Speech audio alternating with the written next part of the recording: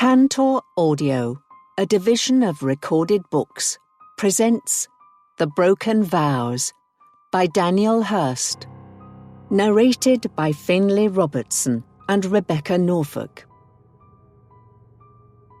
Prologue. My wedding day consisted of the usual things one would expect on such an occasion. There were beautiful bouquets of flowers everywhere, whether they were in the hands of bridesmaids or sitting in vases in the centre of the tables. There were smart suits and stylish dresses and plenty of champagne and canapés too.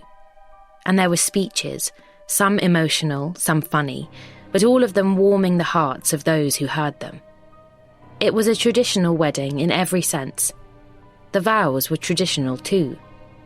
My husband and I had considered writing our own vows for the big day, imprinting our personality on the proceedings instead of just saying the same things that everybody says when they stand in front of their family and friends and pledge their commitment to each other. But in the end, we decided we were going to stick to tradition and recited the vows that most people in society know and understand. For better, for worse, for richer, for poorer, in sickness and in health. Those vows are very simple, and so they should be. They say everything that a loving couple need them to say. I know I was committed to honouring them, and believed the man standing opposite me at the altar was committed to doing the same. But I was wrong. The man I married that day has broken each and every one of those vows. That's why I could never forgive him. It's also why I had to have my revenge. Chapter 1. Alison. I fiddle with the wedding ring on my left hand as I wait to be called into my appointment, and as I do, I think about all the different emotions that can cause me to touch this expensive piece of jewellery. Sometimes it's pride that causes me to handle it, usually when I'm showing it off to a friend or work colleague who compliments me on it and wants to get a closer look. Sometimes it's happiness that sees me touching it, the feeling of it on my fingers reminding me of the man who loved me enough to give it to me. And sometimes it's from a place of disbelief that causes me to want to feel it as if I still can't quite believe that I am married and that somebody cares about me more than anybody else in the world. But today, it's a different feeling that is making me fiddle with the 1-carat diamond on the fourth finger of my left hand. It's nerves. I've noticed myself doing it more and more recently, ever since I discovered the lump in my breast while getting ready for bed one night. For some reason, I can't stop playing with my damn wedding ring. Maybe it's because it's a reminder of what I will lose if my diagnosis turns out to be a bad one. I'll lose the man who gave me this ring. I'll lose the chance to live a long and happy life, full of love. Realising that fidgeting isn't making me feel any better, I make a conscious decision to let my hands rest in my lap while I focus on the environment around me. This waiting room is clean and clinical, just like every other one I have been in before. The furniture is sparse, just a few chairs lined up in front of a coffee table that is covered in gardening magazines or leaflets on how to talk about mental health. Other than that, there is just a desk opposite me at which a pretty blonde receptionist sits, her manicured fingers tapping the keyboard of her computer, as she presumably does whatever a receptionist in a place like this has to do. She doesn't look nervous like I do, though. Instead, she looks bored, like she is going through the motions simply because it is a means to an end, knowing that when the clock strikes 5, she will be out of here and one day closer to payday again. It's hardly an enviable existence, yet I find myself jealous of her. That's because I wish I was bored and simply counting down the hours until I could go and do something more fun. That would be much more pleasurable than how I have felt for the last couple of weeks. Instead of a life of tedium mixed in with random bursts of spontaneity and excitement, I have been enduring a living hell, consumed by fear and the constant sense of dread that comes when your mortality is put under threat. All I can think about is what if the results of the biopsy reveal that I have cancer? What will that mean? Am I going to die and leave my husband as a widow? As a 40-year-old woman, I can't help but feel like this is unfair. I'm too young to have my life put into doubt. I should be excitedly planning for the next 40 years, years which should see me get to accomplish all sorts of wonderful things both in my personal and professional life. I want to continue climbing the ladder in the corporate world, where I am currently holding the position of finance manager at a large media marketing company. I want to travel and see all the parts of the planet that I haven't been able to experience yet, including South America, which has always interested me but has remained out of my reach thus far.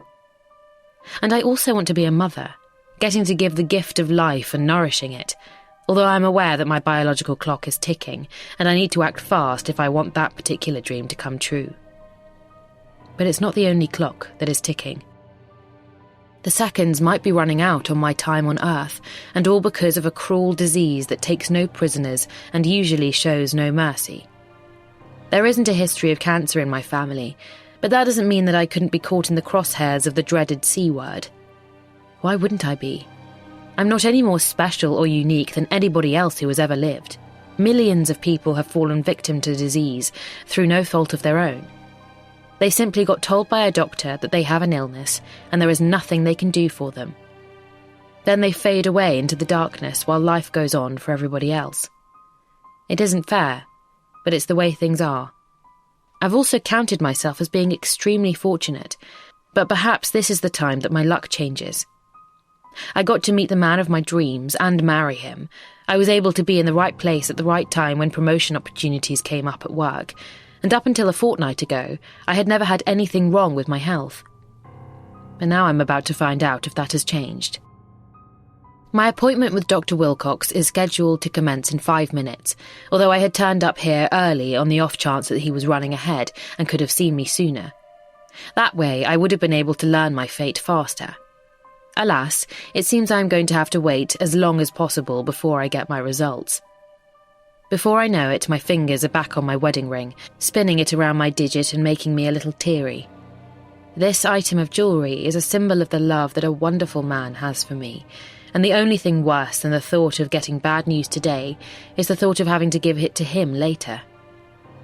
My partner's name is Graham, or Gorgeous Graham, as a few of my friends jokingly referred to him as, and as well as being good-looking, he is an ambitious, hard-working and gentleman who I am lucky to have in my life. But he isn't here with me now, and I'm starting to regret not telling him about this appointment here today. If I had done, I have no doubts that he would have left his office across town and joined me in this waiting room, where he would have held my hand and told me that everything was going to be okay. I know his presence would have had a calming effect on me, but it was the thought of causing him to worry that has led me to keeping my troubles a secret, for another day at least. So far, Graham has no idea about the lump, nor the fact that I visited the hospital and had a minor procedure to have it examined. I have never kept a single secret from my partner during our 4-year relationship, but that streak has been broken now, all because I don't want to make him suffer through all the stress that I have been battling for the last few weeks. With a bit of luck, my results will be negative, and this will just be my little secret, allowing me to go back to my normal routine and returning to my role as the loving, happy and honest wife. But if not, I'm going to have little choice but to break the news to Graham. I'll have to tell him that his healthy wife is now sick. Just like me, he will see his future plans go up in smoke. Years of potential parenthood and travelling replaced instead by trips to the hospital and long nights nursing me through my sickness. I have no doubt that he will support me if it is bad news today. After all, it's what we both signed up for when we took the plunge and got married. We have committed to being there for each other no matter what. It doesn't matter if one of us loses our jobs or loses our health or simply loses our way. It is the requirement of the other person to be there, to stand by and support them. With Graham by my side, I often thought I could accomplish anything. Now, as the door to the doctor's office opens, I hope I was right. This might be the precursor to the biggest battle of my life. I might need all the help I can get to survive it. Chapter 2. Graham. I pick up the wedding ring from the bedside table and slide it back onto the finger it belongs on, as I hear the shower turn on in the bathroom. I think about joining my companion in there, but then decide that we've had enough fun for one afternoon, so I remain on the bed instead. It sure is comfortable here, but then I'd expect nothing less in a hotel room that costs £200 a night. The crazy thing is that we're not even staying here for the night. Instead, our total time in this room will amount to a little less than 2 hours by the time we leave in around 30 minutes. That's because I need to get home to my wife, and my acquaintance in the shower needs to get home to her life too. If it seems rather silly to waste good money on an expensive hotel for such a short space of time, then I'd have to agree, but I don't make the rules. I just do whatever I can to keep this exciting and illicit affair going. And if that means pandering to my partner's request and booking a lavish room for our rendezvous, then so be it. Besides, it's not as if I'm the one who has to pay for it. She covers the costs, and all I'm expected to do is get out of work early and make it to this room with energy and enthusiasm. So far, I've managed it every time. As the shower continues to run, I go in search of the remote control for the flat-screen TV that is mounted to the wall opposite the bed in here. It takes me a while to locate it, but I eventually spot it lying on the carpet beside the armchair on which I threw my suit jacket when I arrived earlier. Getting up off the bed, I reach down and scoop up the remote before turning on the TV and returning to my comfortable position. Head on pillow, legs stretched out and not a single thing on my body, except the ring I just put back on. The lady in the shower always makes me take off the ring before we engage in our sordid shenanigans, mainly because she says she doesn't want to be reminded of my wife. That's fair enough, I suppose. But my wedding ring is now safely back on my finger, which is one less thing to worry about. There was a time when I left my ring on the bedside table after one of these secretive hotel liaisons, which caused my wife, Alison, plenty of concern as she thought I'd either removed it on purpose or lost it while at work. In the end, I told her that I had showered at the office after a lunchtime jog and forgotten to put it back on, and she bought it because she knows I always remove my ring before showering. Speaking of showering, I hear the water in the bathroom suddenly cut out, and I prepare myself for the vision of beauty that is about to enter the bedroom in a few minutes. I can't wait to see Jasmine. That's her name, although it's not, really. I don't call her by her real name when we are together, and she doesn't call me by mine. It's just one of the many ways we have made this exciting affair even more exciting. I call her Jasmine, and there's a good reason for that. When we first started this relationship, she asked me what names I found sexy. I struggled to come up with an answer until I remembered that I used to have a crush on Princess Jasmine as a child. Yes, the heroine from Aladdin. Therefore, Jasmine became the name I called her by. Her name for me is Hugh, and I had assumed at first that she had chosen it because of a crush she had on the famous English actor who had starred in Love Actually, amongst many other films. But I was wrong. It was a different Hugh. She is more of a Wolverine kind of girl. The nicknames are just one of the many silly games we play to spice things up between ourselves, but I don't need any extra help in feeling all hot and bothered right now. That's because I'm imagining Jasmine entering the room in a moment's time. I wonder if she will come out of the bathroom with the towel wrapped around her. I'm hoping not.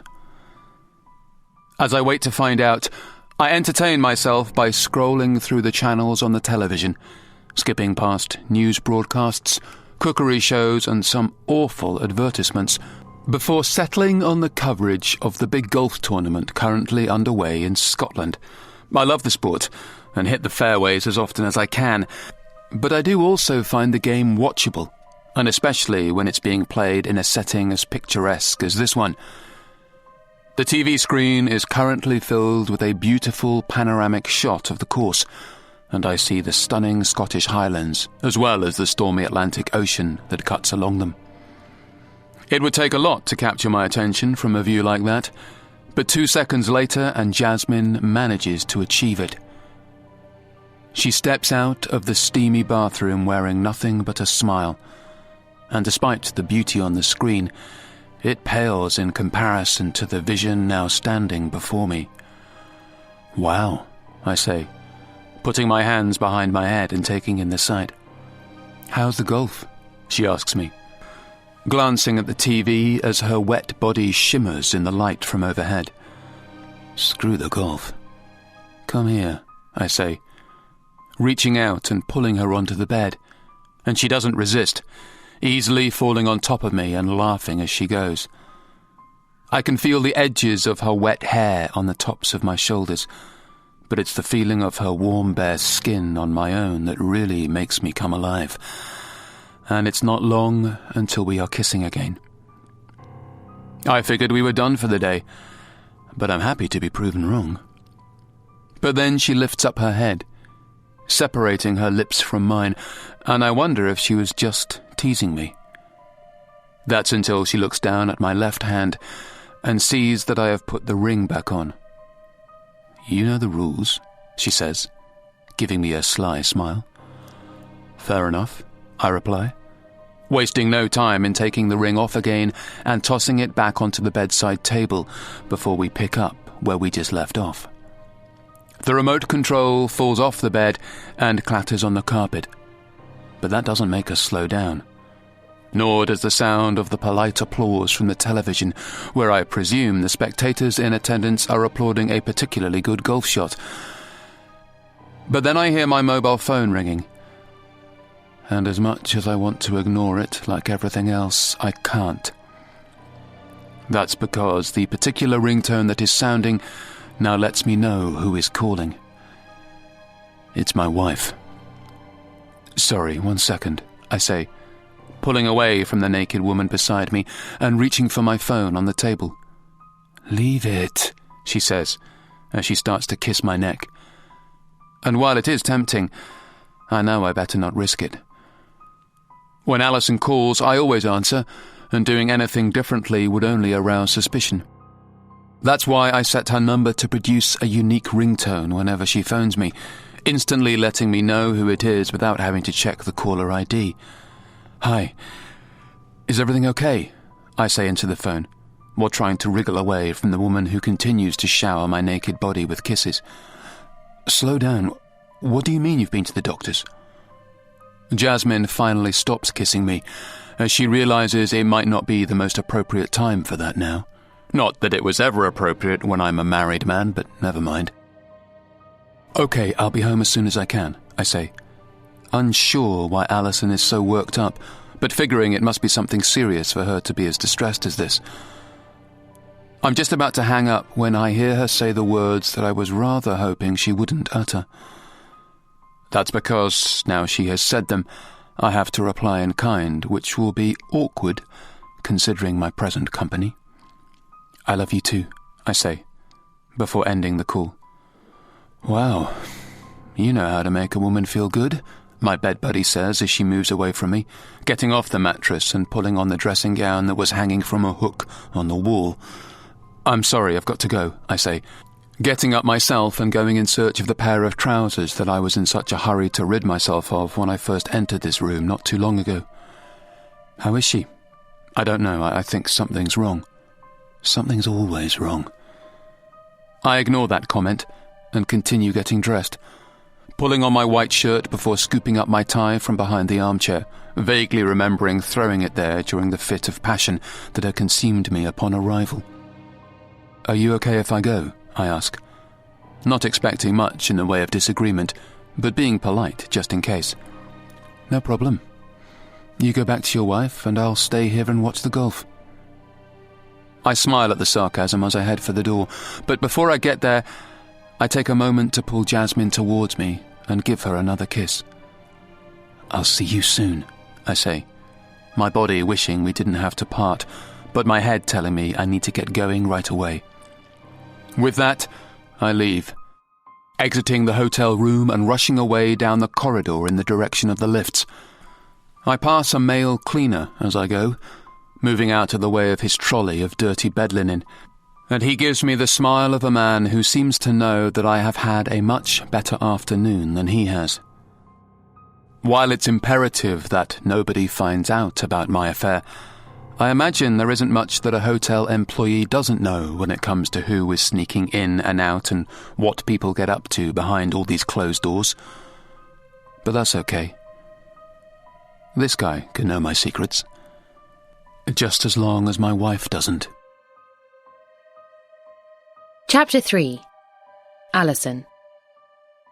I make another check on the street outside my window in the hope that I will see my husband's car pulling onto the drive. But there is still no sign of him, and that means that I'm still unable to share the problem that is currently threatening to overwhelm me and reduce me to a quivering mess. As I feared, the news from the doctor was not good. The tests revealed that the lump in my breast is malignant, and now I'm going to have to undergo surgery before potentially starting what is sure to be several grueling rounds of chemotherapy. Just like that, all my plans for this year, and indeed the years to follow it, went up in smoke. Never mind thinking about having a baby, or even about where to go on holiday this summer. Right now, all my energy and focus has to go into giving myself the best chance to survive this. There is no doubt about it. I'm fighting for my life, and everything else has to take a back seat to that. But that doesn't mean I have to go through this alone. As well as the support that Dr. Wilcox has offered me, I also have my family and friends who I am sure will rally around me once I tell them the sad news. But the person whom I am going to depend on the most over these next few difficult months will undoubtedly be my husband, and he is the first person I am going to break the news to. But a topic this serious means it's best to do it face to face, and unfortunately, I can't do that yet because he isn't home.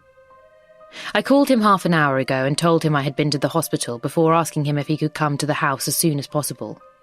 I knew he would have been at work, but I also know that his job is fairly flexible and the kind of office where people can work from home on occasion instead of being chained to their desk between the hours of 9 to 5. I also knew he would say yes to my request. 1, because I'm sure he could tell how worried I sounded, but 2, because he always does whatever I ask him to. That doesn't mean he is weak-willed or lacks the courage to stand up to me. It's simply because we made an agreement very early in our relationship that we wouldn't be like all the other couples we knew. They all started off much like us, young and in love, and thinking that nothing could ever go wrong in their perfect relationship. But of course, life has a nasty habit of surprising people, and we saw several of our friends and colleagues go through bitter divorces or stay in unhappy relationships. But we didn't want that, which is why we set some firm ground rules before we entered into legal matrimony. The first rule is that both of us have to pick up the phone whenever the other person is calling.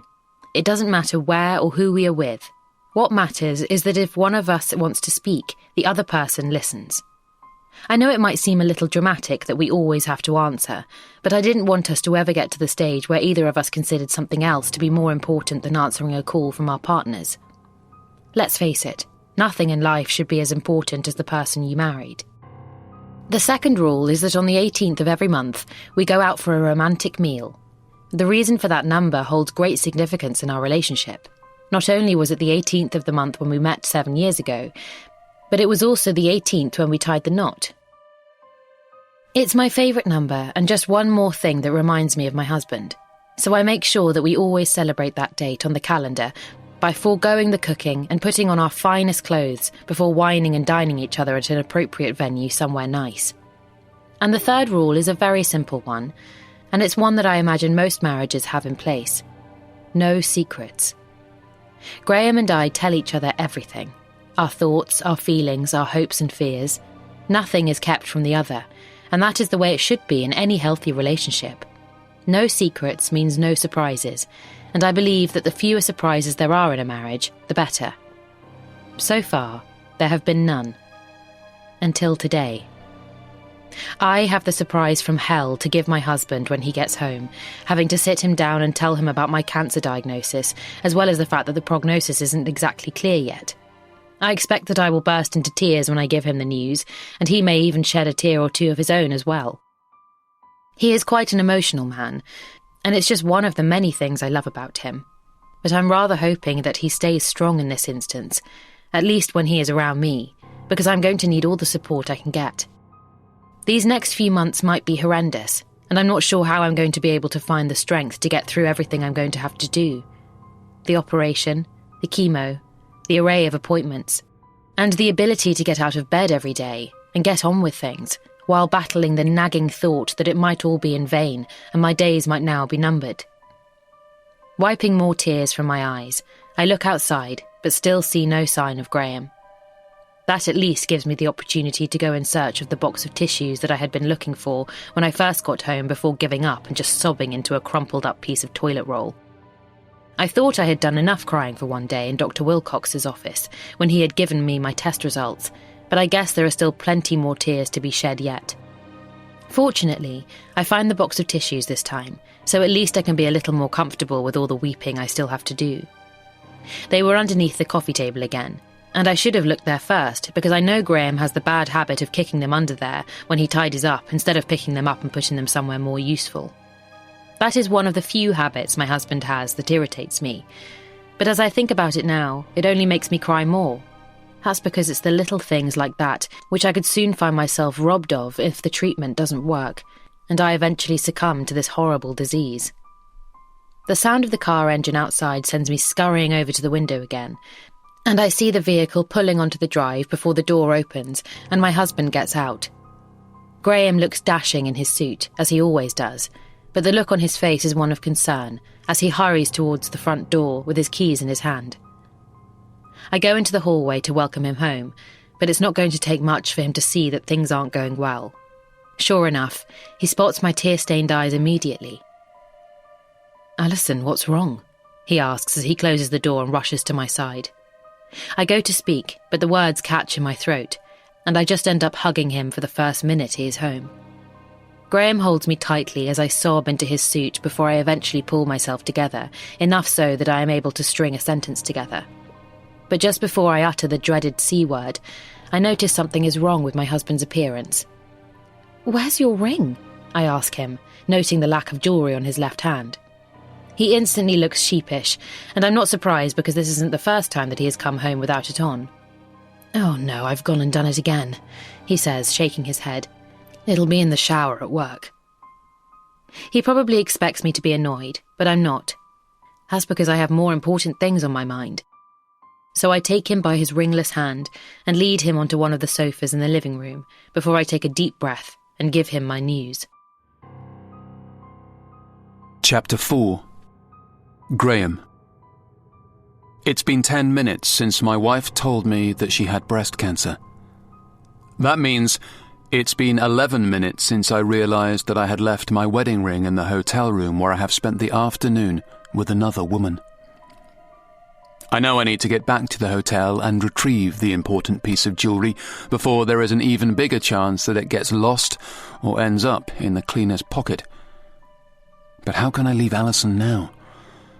She is still crying into my shoulder and telling me how scared she is, so I hardly think that this is the right time for me to tell her that I need to go out again. Instead, I'm going to have to sit here and deal with this situation. On the plus side, that means I won't be driving anywhere for a while, which would surely be an unwise thing to do given my current state of mind. Of course, I'm shocked at the news that my wife is ill. I had no idea she had developed symptoms of any disease, never mind one as brutal as this. But that's not the only feeling I'm experiencing at this time. I'm also confused. And that's because I'm in love with another woman, meaning that as much as I care about Alison and want her to get better, there is someone I care about even more. And there is one other feeling I have, although it's one that does me no credit. I'm feeling annoyed. That's because I was planning on leaving Alison this weekend. But how am I supposed to do that now when she is like this? "It's going to be okay," I tell her, stroking her hair as she continues to weep into my increasingly damp suit. "How do you know that?" she asks me. And I have no answer for her, mainly because I know that it's not the truth. While her chances of survival from her illness might be high, the chances of the two of us staying together are not. I know that because I've already given my word to my other woman that I am going to separate from Alison and start a new life with her. It may not be cancer she has to worry about. It could be dying of a broken heart. I'm sorry, Alison says, lifting her head up from my shoulder and wiping her eyes. Don't be silly. You have nothing to apologize for. I think I need to go and have a lie down. That's a good idea. We stand up, and I help guide her towards the stairs before she gives me a kiss and tells me to come and check on her in an hour or so. I wait until I hear our bedroom door close upstairs before I take my mobile phone out of my pocket and make a call. Good afternoon, the Sandalwood Hotel. How can I help you? The female voice at the other end of the line belongs to the pleasant woman who greeted me as I walked through the lobby of the hotel earlier today on my way up to the hotel room for my secretive date. She's a pretty receptionist, much nicer than the burly man who sometimes stands there, but right now I don't care what she looks like. I just need her to help me. Hi, I'm sorry to bother you, but I was in one of your rooms this afternoon, number 217, and it seems that I have gone and left my wedding ring on the bedside table. Oh, okay, sir. I hope we can find it for you, the receptionist says. Can I take your name? The room was booked under Jasmine Jackman. Yes, she took Hugh's surname as well. Is that your wife? I pause because not only does the question catch me off guard, but I obviously can't answer it honestly. Yeah, I mumble back, hoping that's all I'll be expected to say on the matter. I can hear the sound of fingers on a keyboard down the phone before the receptionist speaks again. According to this, she hasn't checked out yet. Have you tried calling her?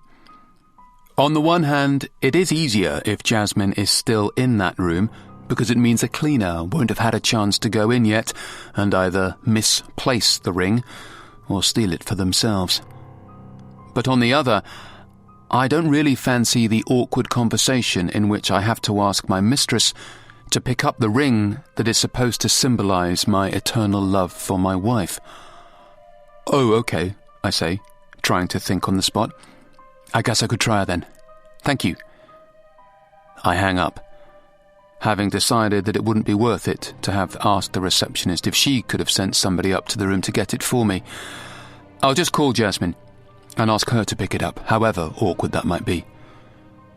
Dialing her number, I hold the phone to my ear as I look out of the window onto the quiet street. I'm not often home at this time of day, so I don't usually get to see all these houses when there are no cars in the driveways or kids playing in the gardens. I'm not sure I like seeing it either. It's eerily quiet out there. Missing me already? Unlike the last female voice to answer the phone, which was oozing in professionalism, this one is much cheekier and informal. Hey, sorry, are you still in the room? Yep. I'm currently lying on the bed snacking on complimentary crisps. Why? I know it's not going to be pretty, so I just go ahead and get it over with. I think I left my ring on the bedside table. Can you check? I grimace as I wait for the reaction from the other end of the line, and, sure enough, it isn't pretty when it comes. Oh yeah, it's here. It was nice of you to leave it for me to look at. Is there any chance you could pick it up, and I could meet you somewhere to get it back? You want me to look after your wedding ring for you, even though you know I can't stand the sight of it because it reminds me of her? I grit my teeth before answering. Yeah, sorry. I've got a better idea, she says, as I watch a delivery van park up outside a neighbour's house, and an overweight driver gets out clutching a parcel. How about you come back here and get it yourself, and we can have a little fun when you do? I roll my eyes as I watch the driver making his way up the driveway, and while I wish I could go back to that hotel room, I know it isn't going to happen. Not when Alison is upstairs in such an emotional state.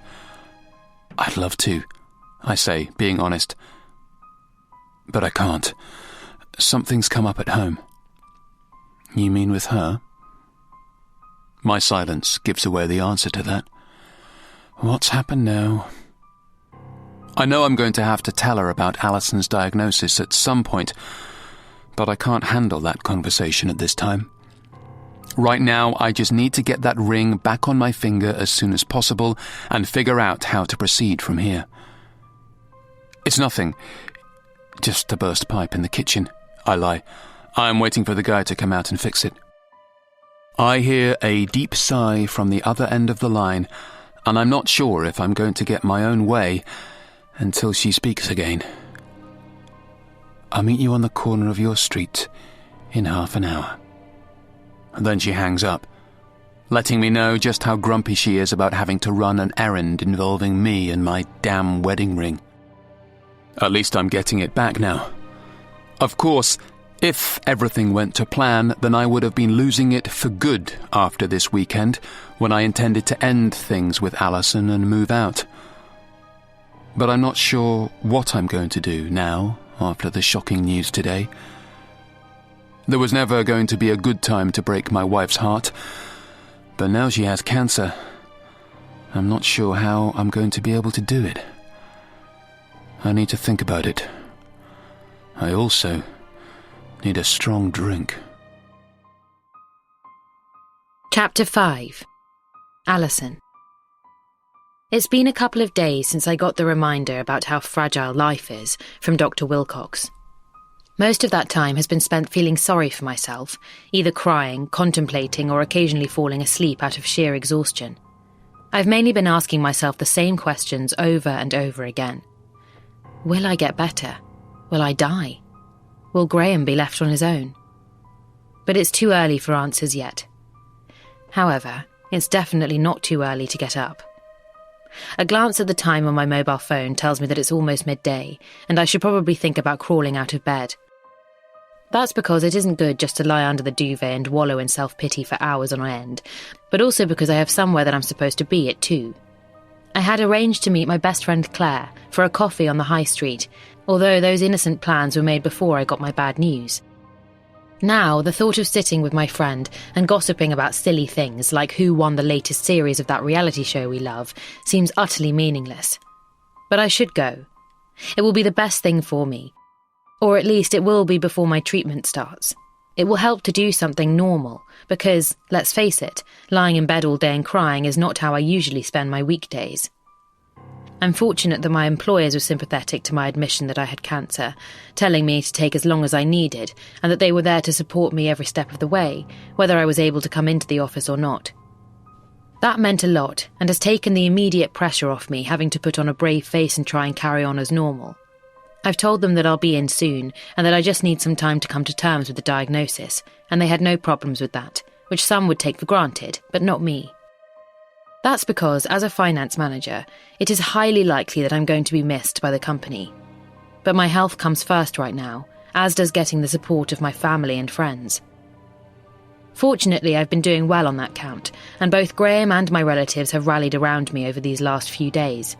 But I still haven't told any of my friends yet about the battle I have ahead of me, though today is the day I change that. I will message several of them on our group chats later and break the news, but first, I want to tell Claire face to face. She is my oldest friend, and I can't tell her something like this over a text message. We need a good old coffee and a catch-up.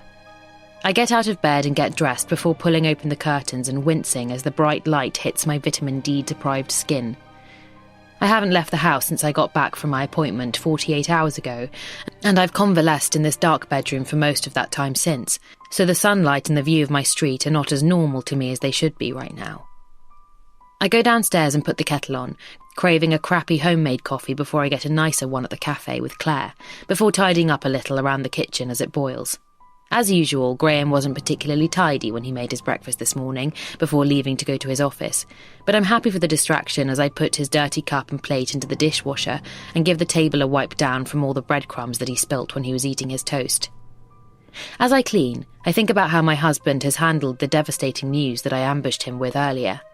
As predicted, he has been a rock of support for me, holding me when I cry, comforting me with words of wisdom, as well as making sure to keep me going whenever I needed more tissues, or just someone to vent my fears to. but I can also sense the worry he carries within himself now. He is clearly troubled, although he is keeping quiet about everything he is thinking, which I guess is just another one of his ways of making me feel better. Unlike me, he hasn't been verbalising every single thought that runs through his head, no doubt not wanting to make me more worried than I already am. But the fact that I can see how worried he is only makes me more nervous, which is a vicious cycle, but one I'm probably going to have to get used to. But today is not a day for worries. I'm going to be positive from now on, and try and seek out the good in this awful situation. While nobody wants to get bad news about their health, one thing it does do is provide clarity of the things that are really important. That means that while normally I would be rushing around in the office at this time of day, asking my colleagues for their reports or signing off a bunch of invoices, I am instead taking my time and appreciating simpler things in life. Like the beautiful view out of my kitchen window as I stand here and wait for the kettle to finish boiling. We really do have a lovely garden, but I don't get to spend half as much time as I would like to in it. But that's going to change now. I'm going to get out in it much more, even if it is a chilly day. I should enjoy the fruits of all my hard work, like this house and the garden, instead of having my mind on the next deadline at work or the battle of the commute to and from the office. I'm also appreciative of my husband now, more so than ever. Even though I work hard at my marriage and pride myself on it being as strong as it possibly can, there is no doubt that the events of the last 2 days have strengthened it even more.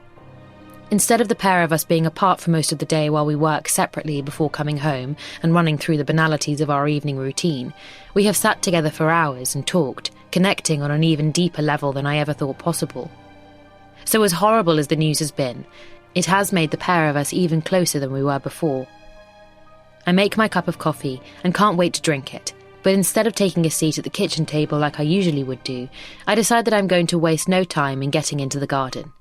Unlocking the back door, I step outside and onto the patio, getting my first hit of fresh air in a while.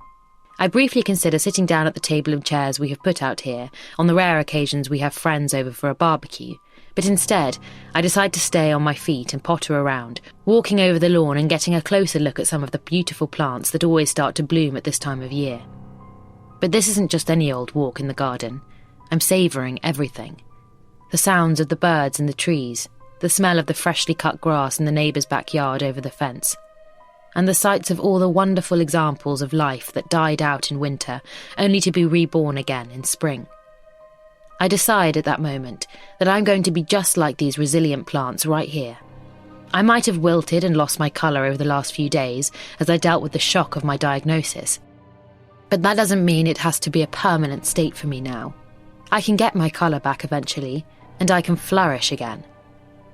I can be reborn, and who knows, maybe this diagnosis could even end up being the best thing that has ever happened to me. Chapter 6. Graham. Why does this always happen to me?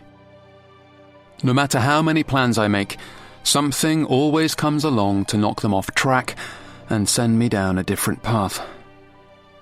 It's been a regular theme in my life, and now it has happened again. Alison's cancer diagnosis has come just a few days before I was planning to leave her, when I was going to admit to her that I had fallen out of love and that I wanted the marriage to come to an end. While that would have been a very difficult conversation to have, it would have ultimately freed me up to be with the woman I do want to be with now, and we could have moved away to start the new life we have planned together. But now, this. Getting up from my desk, I walk over to my office door and close it fully before taking out my phone and preparing to have yet another awkward interaction with Jasmine. It's only been a couple of days since I had to ask her to pick up my wedding ring for me, and her mood was decidedly frosty when she handed it to me on my street corner an hour later. But I have a feeling this conversation is going to be even worse than that. That's because I'm about to tell her that I can't leave Alison yet. The phone rings 4 times without an answer, and I start to enjoy the thought that maybe she won't pick up this time, and I can delay this uncomfortable situation for another few hours at least. But then I hear the voice at the other end. Damn. Jasmine picked up. "Hey, it's only me," I say, trying to keep my voice light before I drop the heavy bomb on her in a moment. "Hey, you. What are you doing?" "Just working. The usual." "Same. I'm bored, but I can't wait for the weekend." I wince because I know exactly what she means. She can't wait because that is supposed to be the time when I turn up at her flat with my bags and tell her that I have left Alison for good. From there, we would have enjoyed cohabiting in her humble abode for a few months while my divorce was processed, before going on the lookout for a place we could buy together, somewhere much bigger, and somewhere outside of town where I wouldn't have to worry about bumping into Alison while out shopping. It was such a good plan. It was all set to happen very soon. And then fate threw a curveball at me out of nowhere. "Yeah, I need to talk to you about that," I begin, pacing over the carpet in my office as I try to release some of the nervous energy that is building up inside me. "Don't even say it," Jasmine replies. And the sudden change in her tone tells me she has already been anticipating another problem with me leaving my wife. To be fair, I can't blame her. This wouldn't be the first time I have told her we need to delay things, although all those previous occasions were based on the fact that I was making excuses and still felt too nervous to do it. But now, it's genuinely not about me. It's about Alison. I can't do this to her so soon after the news she has had. "I'm sorry, but I'm not going to be able to move in with you this weekend." I stop pacing and hold my breath. How will she take this? Then the line goes dead. She hung up on me. I guess I got my answer. Shaking my head, I attempt to call her back twice, but the fact that I can't get her to pick up means it's probably best that I just leave it for now, so I do, putting my phone down on my desk and slumping into my office chair. I knew Jasmine wasn't going to take it well, but I had at least hoped that she would have given me the time to explain my decision. As disappointed as she might be, I'm sure she would have had the compassion to understand why I couldn't leave my wife in the week that she discovered she had a life-threatening illness. Jasmine might be cold-hearted enough to carry out an affair like I can, but we're not evil. We do still have hearts, and we are still capable of thinking about other people's feelings.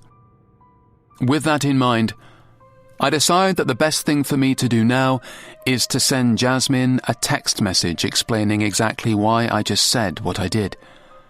I'll tell her about Alison's diagnosis, which will surely garner some sympathy and understanding, before clarifying that I do still intend to leave my wife, just at a more considerate time. I pick up my phone and type out the message, although the fact that I reread it and retype it several times shows how unconfident I am about this working. But after a few minutes of faffing about, I bite the bullet and press send before quickly putting my phone down and not looking at it again like a nervous teenager hoping to get a text back from their crush. Deciding that it might be a good idea to take my mind off things by getting on with the actual job I'm being paid to sit here and do, I enter my password on my computer screen and get back to work. Life as a data analyst isn't exactly eventful, and as I pore over several spreadsheets that all require me to make sense of an array of numbers, I wonder if my tedious job is one of the reasons why I sought out excitement and risk in my personal life. Having an affair is many things, including wrong, distasteful, and cruel. But it is also adventurous, and can lead to all sorts of fun scenarios that brighten up what would otherwise be a fairly dull life. I wonder if I would have sought the thrill of another woman's company if I had been something more exciting or fulfilling, like a musician, an author, or even a chef. I do like to cook, after all, and a busy kitchen on a Saturday night would certainly be a more stimulating environment than a data analyst's office on a Thursday morning. But maybe it's just yet another one of the many excuses I have given myself to explain why I have broken my wedding vows and betrayed the woman I am supposed to cherish. Truthfully, I don't think there is just one reason why I cheated. In reality, there are several, and they all contributed in varying degrees, culminating in this mess that I find myself in today. All I can do is accept what I have done in the past and work hard on improving my future. Right now, that means figuring out the best way to keep both Alison and Jasmine happy. But the unsettling feeling in my stomach warns me that there is another storm brewing on the horizon. It's a problem that I have so far tried to avoid thinking about too much, but one that came to me in the early hours of the morning just after Alison had told me about her diagnosis. The pair of us had been sitting in bed together, tired but unable to sleep, and I was comforting my wife as she progressed through various stages of grief, fear, and acceptance. It was then that I realized that I still cared deeply for her, and couldn't bear to see her in such a distressed state. It was also the time I realized that I wasn't entirely convinced that I wanted to leave her. That thought was a shocking one for me, mainly because I have spent the last few months thinking about nothing but leaving. My affair with Jasmine began over a year ago, and in all that time, I've spent most of it thinking about the new woman in my life, instead of the old one. But the reality check from the doctor that Alison might not be around forever has given me pause for thought. And now the idea of not having her in my life at all is an unsettling one. Do I still love her? On some level, I must do, yes. But is it enough to backtrack on what I have started to build with Jasmine? I don't know. But one thing is for sure. I better decide soon. It's hard enough keeping one woman happy, let alone two. Chapter 7. Alison. The cafe is surprisingly busy for a weekday afternoon as I make my way inside and spot Claire sitting at the table by the toilets. I imagine it's the fact that this place is almost full that has led her to choosing the seats all the way over there, because there isn't exactly much choice to sit anywhere else. I give her a wave as I move around the other tables, dodging baby strollers, super-caffeinated mothers, and old people who are frittering away their pensions on overpriced coffees and buns. Finally, I make it to my friend, and I'm about to give her our customary hug when she stops me and frowns. "Are you okay?" Maybe it's the bluntness of the question that catches me off guard and causes me to cry. Or maybe it's because I'm slightly overwhelmed by suddenly being in such a busy venue where everybody else in here is more concerned with things like sugar, sandwiches, or silly gossip, while I have death on my mind. Whatever it is, I find myself bursting into tears. "Oh my gosh, Alison, what's wrong?" I allow my friend to guide me into one of the chairs at our table before picking up a napkin and dabbing at my eyes, as if that will somehow cover up the raw emotion that just poured out of me. "Oh, Claire, I'm sorry. I've just had the worst news." Before my emotions can get the better of me again, I quickly run through what has happened recently. The lump, the results, the diagnosis, the uncertainty. I also note the varying degrees of shock on my best friend's face as she processes it all. "I'm so sorry. I had no idea you had been worried about something like this," she says, reaching out and giving my hand a tight squeeze. "I hadn't told anyone until I got my results, not even Graham." Claire looks a little surprised by that admission, so I decide to quickly explain it. "I guess I was just hoping that the test would come back clear, and I wouldn't have to worry anybody about it." "But we're here to support you," Claire says, still holding my hand and making me feel better already. "I wish you'd told me sooner. I feel so foolish now. There I've been, texting you about silly things I've seen on TV, while you've been going through this." I laugh. Claire has been texting me lots of silly things she's seen on TV recently, although she has been doing it for years. We've been best friends for 4 years now, ever since we met in the staff room of the company that I'm currently still working at. We bonded as colleagues before rapidly progressing into friends outside of the office, and even when she left for another job, we kept in touch and have continued to see each other almost every week since. Mid-30s might seem like a funny time for a woman to make a new best friend, but it wasn't as if I was unpopular before meeting Claire. I did have friends, and I still have many of them now. It was just that I had never met someone whom I connected with before on such a strong level. We didn't just have things in common at the time we met, like a career in finance, loving partners and a thirst for a strong beverage every Friday afternoon when the clock struck 5. We also seemed to have a deeper connection when it came to the types of conversations we would have. Nothing has ever been off limits between us, both good and bad, and we always tell each other everything about our personal lives without shame or the worry of embarrassment. That's why I feel a little guilty now for not letting Claire in on what I have been going through recently. I should have told her sooner, just like I should have told Graham. A problem shared is a problem halved, as they say. But I've done it now, and I do feel better for it. I've also stopped crying again, which is a bonus. Claire has left the table to grab us a couple of coffees and a piece of cake, and I use the time she is away wisely, drying my eyes, blowing my nose, and generally pulling myself back together. By the time she returns, I am much more composed and ready to make this as normal a coffee catch-up as possible without it descending into a tsunami of tears again. And I know just the way to do it. So, tell me about how you have killed Andy this week, I say before taking a sip of the lovely coffee that makes my homemade stuff taste like dishwater. 2 words, Claire says, a mischievous grin spreading across her pretty face. Hedge clippers. Ouch, I reply, grimacing as I imagine her ex-husband coming face to face with those snapping blades. Oh yeah, he really suffered this week. Let's just say I chopped off a lot more than just his fingers. I burst out laughing, and not just because of the humorous comment. It's also because Claire kept such a straight face as she said it. She really is witty and has a knack for comic timing. She's much funnier than me, as well as better looking, although thankfully she doesn't acknowledge either of those things or let them dictate the kind of person she is. Poor Andy, I say, but I still think that's not as bad as the meat cleaver. Yeah, that was a good one.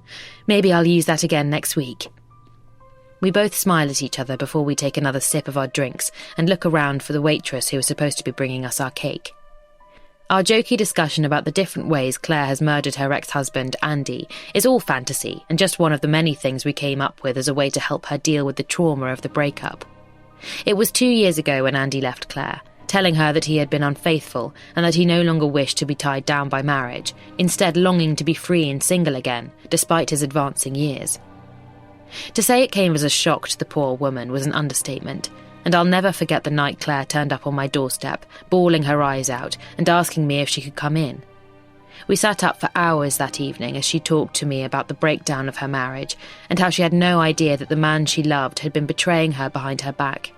Even though we had consumed a bottle of wine during that difficult conversation, it had been a sobering time and one that made me realise how lucky I was to have Graham. I couldn't imagine what it must have felt like to have the man you love stab you in the heart and walk out of the door never to return. And I hated the fact that my best friend had to go through that horrible experience. But since then, Claire has slowly but surely regained her confidence, and now we can laugh about her failed marriage and fantasise about all the ways she would kill that foolish ex-husband of hers. As the waitress finally delivers the cake to our table and I hungrily eye up the sweet treat, I have another reason for feeling optimistic, and it's not just to do with food. It's also because being with Claire and witnessing her progression from devastated wife to flourishing singleton again has shown me that things can get better, and something good can eventually come from something bad. I hope that will be the case with my cancer diagnosis, and I hope that one day I will be able to sit here with my friend and joke about it, jesting about some of the treatment I had or how I used to look when all my hair fell out. It seems impossible to laugh at it now. But it also seemed that way for Claire when she first found out her husband was leaving. Yet here she is, happy again, and it proves to me that I could get to that same place one day soon too. Damn, I forgot to bring your coat again, I say, suddenly remembering the thing I was supposed to do that had completely slipped my mind. Claire left one of her coats at my house a few weeks ago when she called around for wine. She got so drunk she left without it, and it's been sitting in my spare bedroom ever since. Don't worry about it. The weather's warming up now, so it's not urgent. With that said, we waste little time tucking into the cake, and as we do, I smile to myself because I'm feeling much better now. I also make a vow to myself to maintain a positive mindset from this point on. No more thinking about bad luck, scary symptoms, or death. From now on, I'm focusing on all the best things in life. Family, friendship, laughter, and love. Chapter 8. Graham. I've been trying to focus on work all day, but it hasn't worked. That's because I can't stop thinking about the two women in my life. Alison, a woman of great courage, strength and security, and Jasmine, a woman of great desire, passion and unpredictability. Each of them has qualities that I find attractive and, in some cases, irresistible. But the problem is I can only be with one of them going forward. I've got away with having them both for long enough, but that time has come to an end, and now I have to choose. My wife or my lover, security or unpredictability, Alison or Jasmine. But what chance do I have of making a decision like that when I can't even decide what to make for dinner? I've been standing in the kitchen for the last 20 minutes going between the fridge and the cupboards, trying to figure out what I can cobble together to make a decent meal while Alison rests in bed upstairs. But so far, I have come up with nothing, unless you count ham pasta, which only a student would do. Closing the cupboard door again, I realise how out of my depth I truly am. If I can't make a simple decision like this, then how can I decide which woman to upset this weekend? I know that the clock is ticking on how long I have left to tell Jasmine my intentions. She was clearly annoyed when I spoke to her over the phone earlier today, and she has every right to be. I have promised her the world, and yet here I am, still living with another woman and not committing either way. It's selfish of me to be stringing both of them along like this, although I'm clearly a very selfish person to be able even to get to this point right here.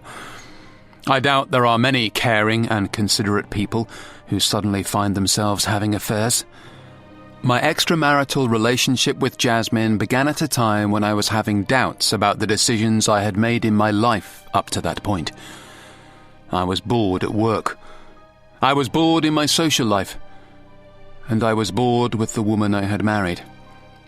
Even though to an outsider I knew it would have looked like I had it all, I couldn't help thinking that I had gone wrong somewhere and made decisions that had led me down a path that only seemed to lead to frustration and a burning desire for more excitement in my life. Of course, I first tried dealing with those emotions like many people in the same boat do. I used vigorous exercise to lose weight and hopefully make me feel better about myself. I took up new hobbies to hopefully reinvigorate my zest for life. And when those things didn't work, I did the only thing left to do, which was start drinking more and more alcohol. 1 glass of wine after work turned into 2 and 3, and Friday and Saturday nights were just an abomination of red wine, whiskey, and anything else I could find lurking at the back of the kitchen cupboards. Like alcohol has a tendency to do, it numbed my emotions for a few hours, only to send me down to even worse depths of despair the next day. I knew I had to curtail my drinking even before Alison started to pass comment on it and asked me to cut down.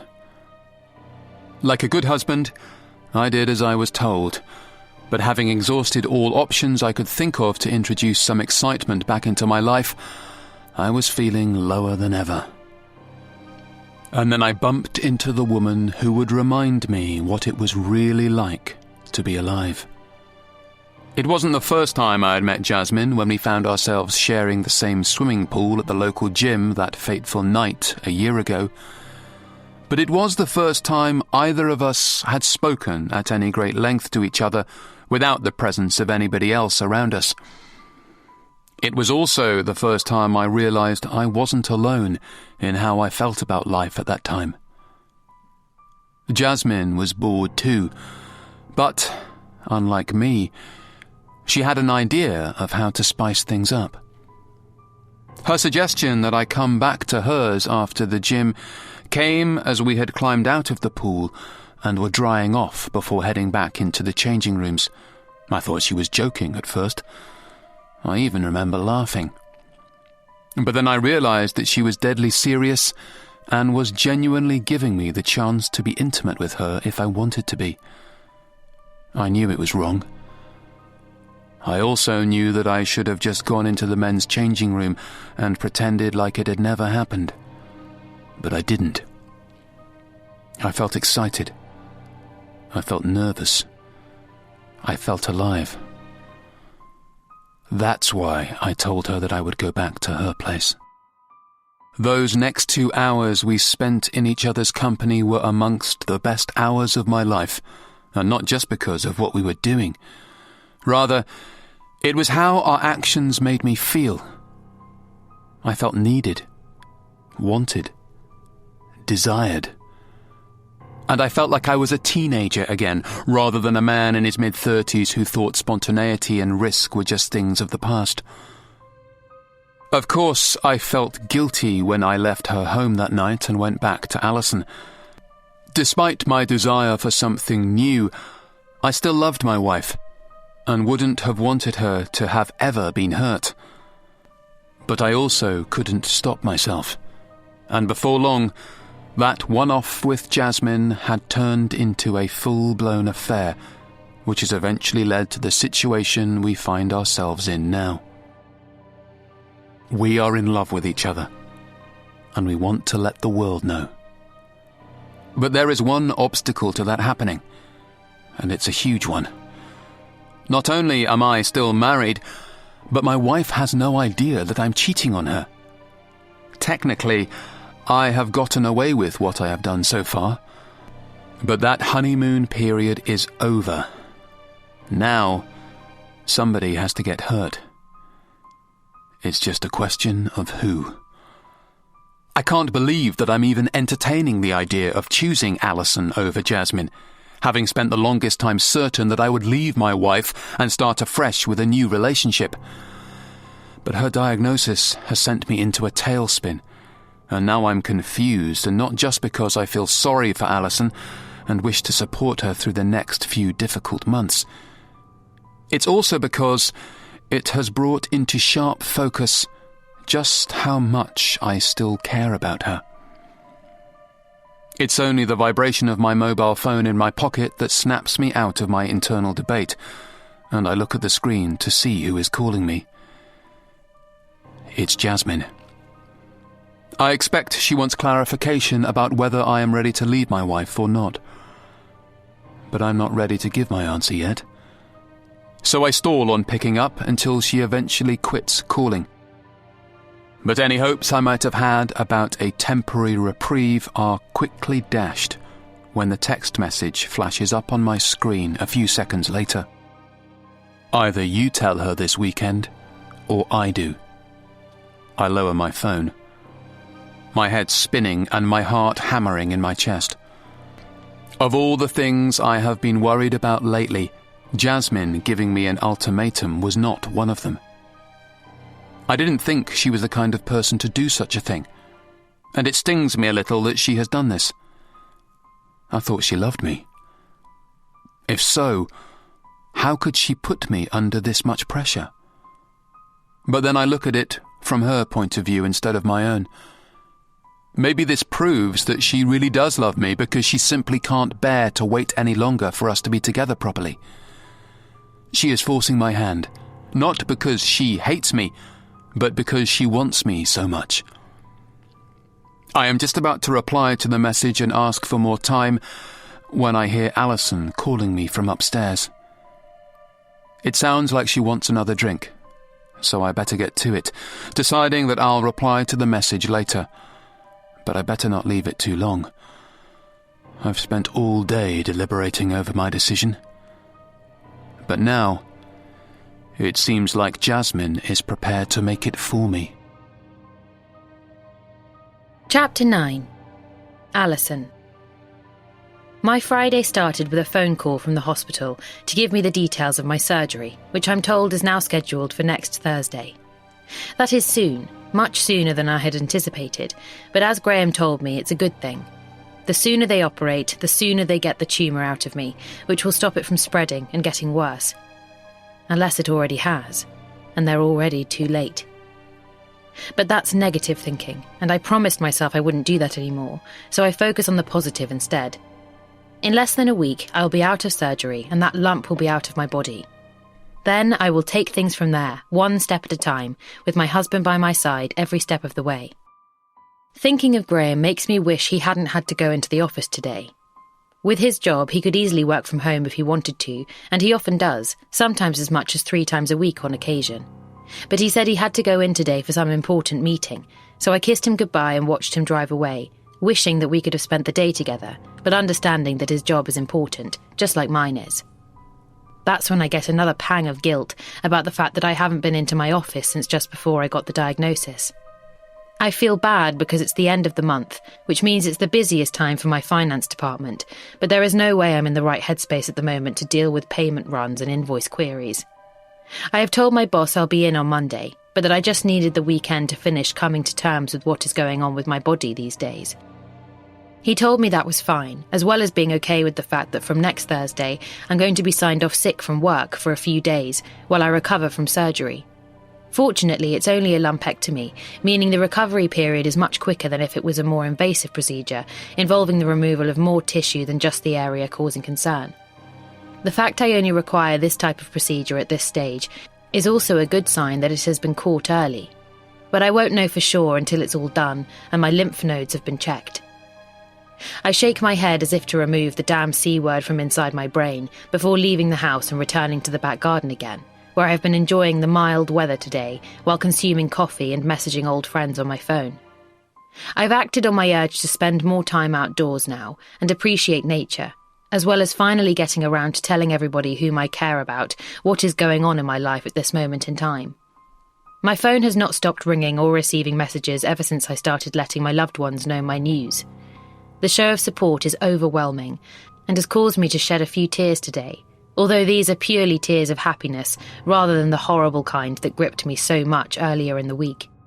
I really am lucky to have so many people who care about me, and it's given me even more strength and determination to fight my illness head-on and emerge from it a healthier and better version of myself.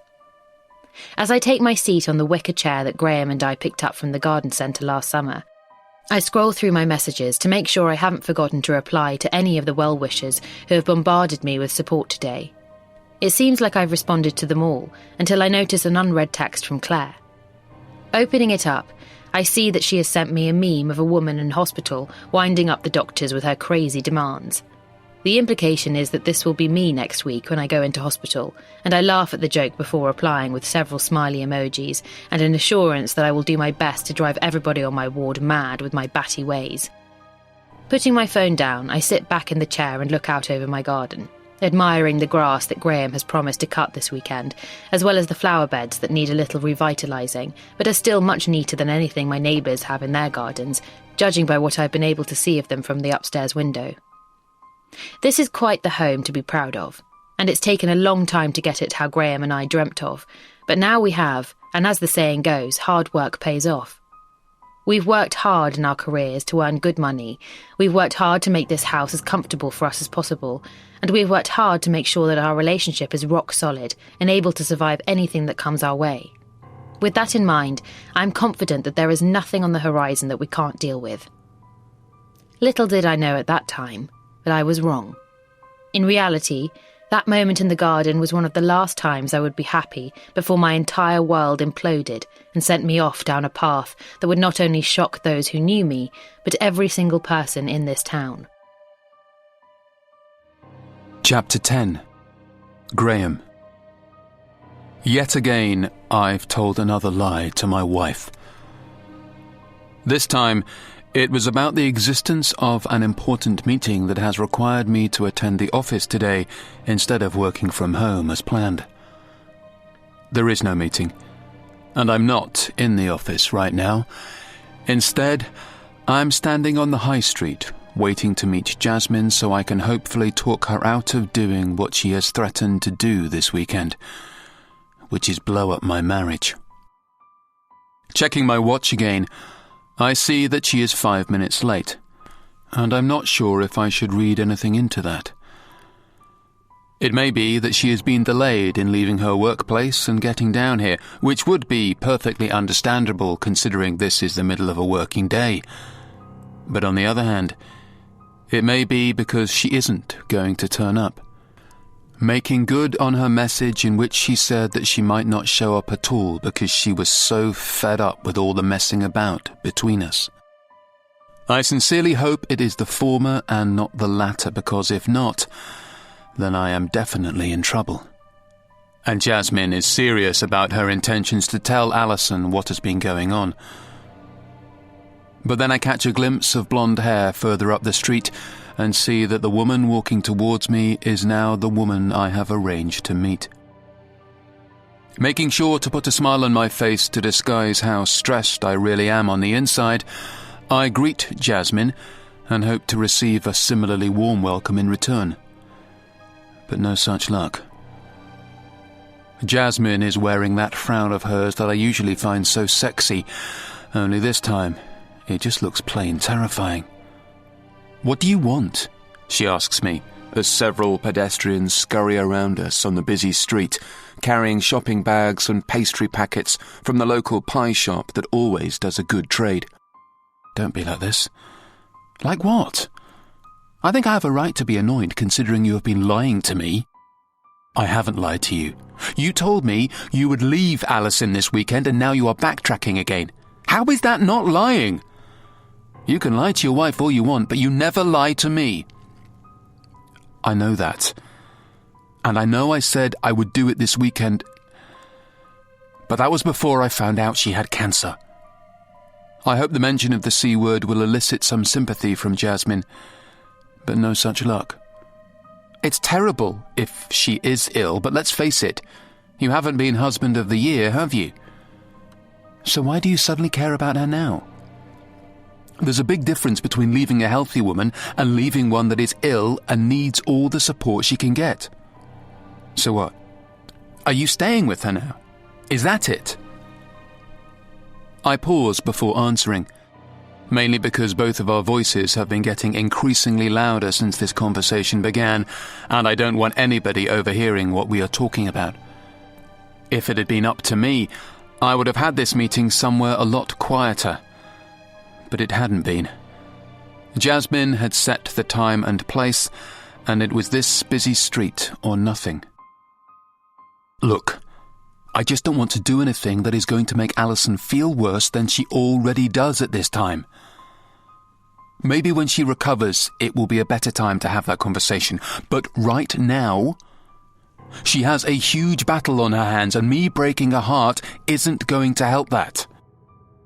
"I knew it. You were never going to leave her. You were just stringing me along so you could have the best of both worlds." "No! That's not what I was doing at all, isn't it? Then how come every time it gets to the moment when you promise me you will leave her, something comes up?"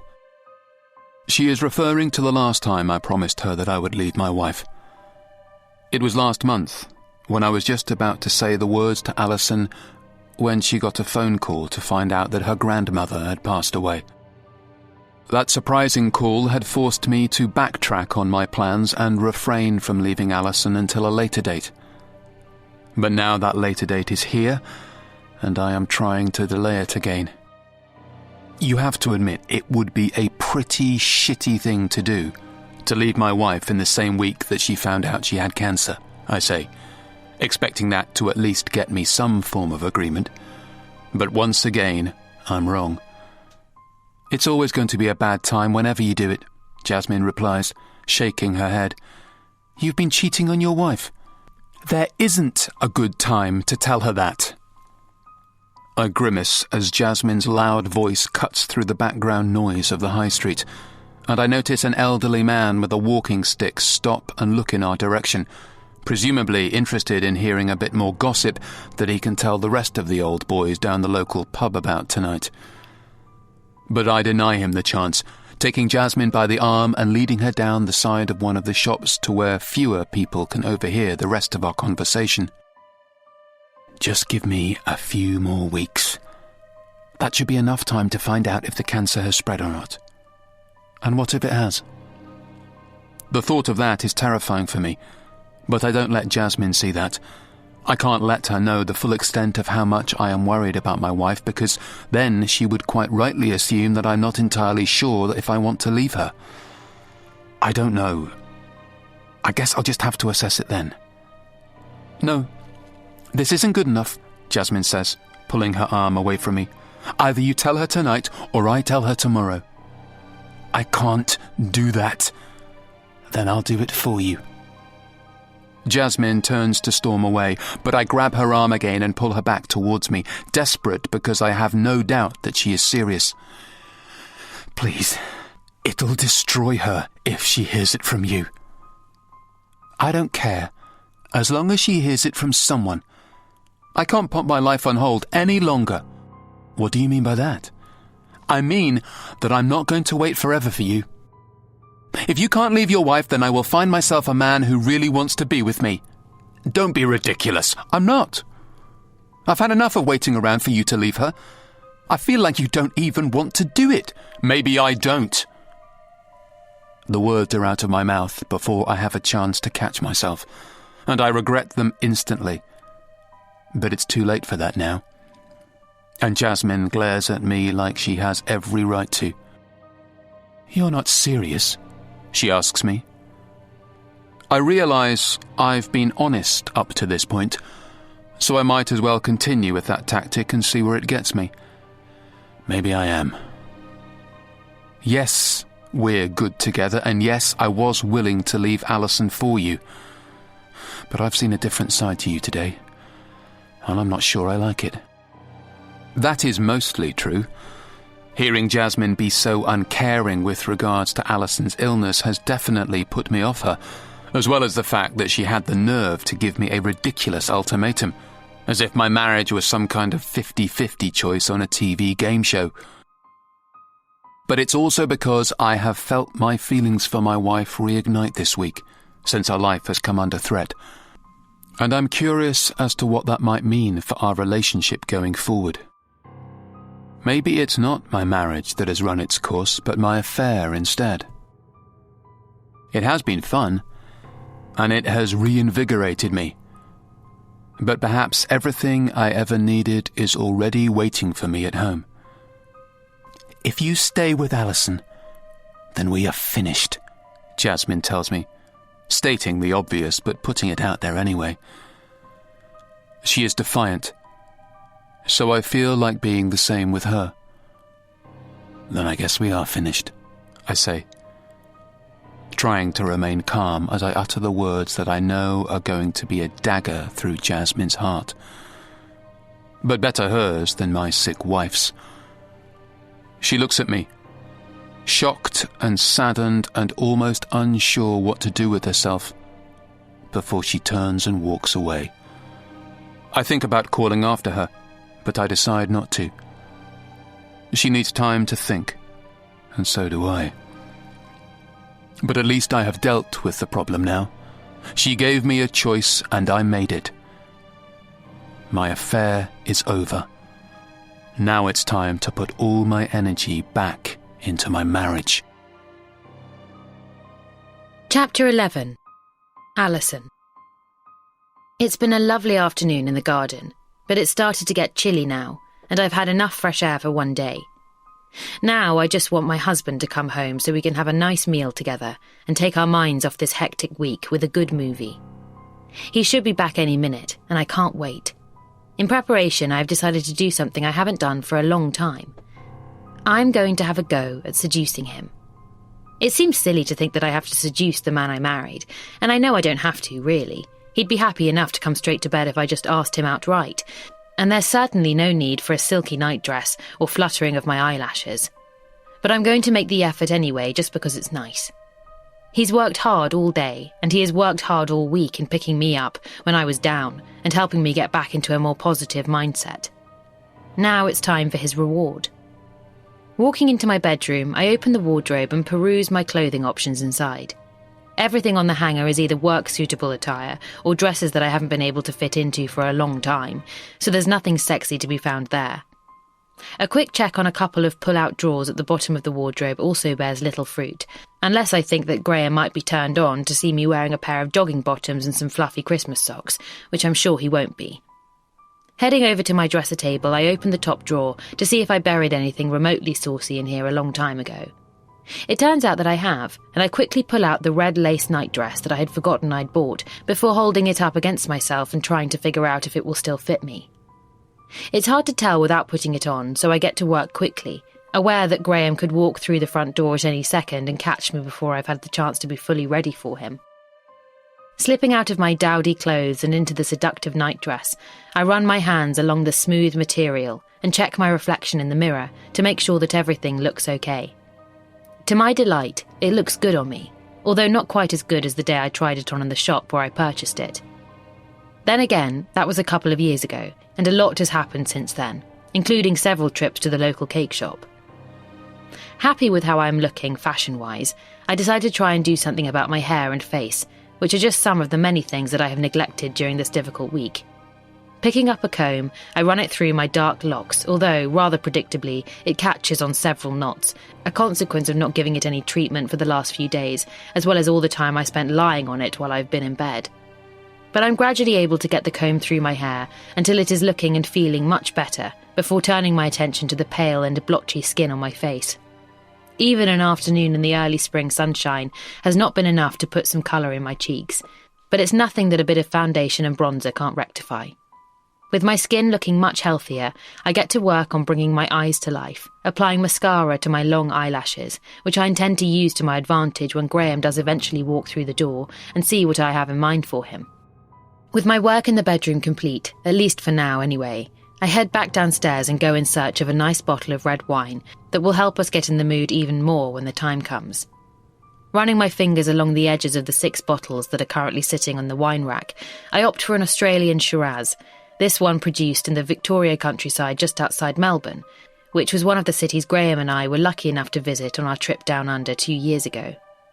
Ever since we got back from there, we have been in love with Aussie wines and make sure to maintain a healthy stock of them via the online retailer we use. I deliberate on holding off on opening the bottle until Graham walks through the door, but decide to have it ready and waiting for him so as not to waste any time. The corkscrew does its job effectively, and I pour 2 healthy measures of wine before picking up my own glass and taking a refreshing sip. I'm not the connoisseur that my husband is, but I do appreciate it more than the average drinker, and I'm able to detect several different tastes as the fine liquid slips down my throat. But drinking alone isn't much fun, so I make another check on the time and wonder what could be keeping Graham. He told me his meeting was due to finish at 4 and that he would be home straight after it, but it's now almost 5 and there's still no sign of him. If I have to guess, I'd say that it has either overran or he has got caught up chatting with one of his colleagues and has been too polite to end the conversation early and tell them that he has to get home to his wife. That's my husband, polite, professional and patient. Unlike me, I'm impatient and growing more impatient by the minute. Another swig of wine helps take the edge off recent events, and the more I drink, the better I feel, not just about the operation next week, but also what I have in store for tonight. I'm going to give my husband quite the show, because who knows when I'm next going to have the energy again. Depending on the results of the surgery and the type of treatment I require, I could be wiped out for months with grueling chemo sessions and all the consequences that come from that. I doubt I'll be feeling sexy if I end up needing a wig or even just a hand getting in and out of bed every night. But for the time being, I am fit and full of energy, and I intend to take advantage of that. I also intend to take full advantage of gorgeous Graham.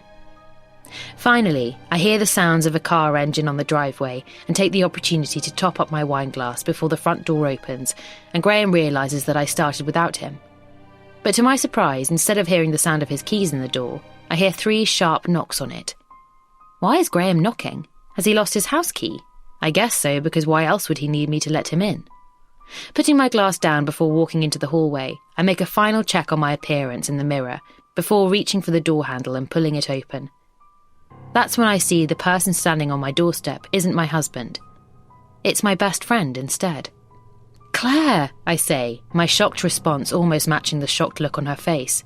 I didn't expect to see her, and she probably didn't expect to see me half naked. Sorry, is this a bad time? She asks, and I laugh, but for some reason she doesn't display the cheeky smile that she usually shows just after she has made a joke. Instead, she looks quite annoyed. No, not at all.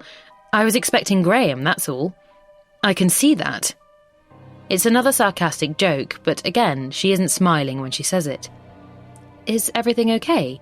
I ask, closing the door slightly so that only my head is on show to the woman on my doorstep.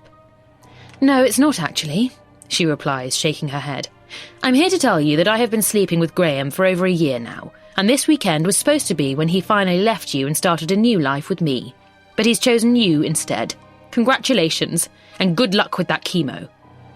With that, Claire turns and walks away down the driveway, leaving me speechless.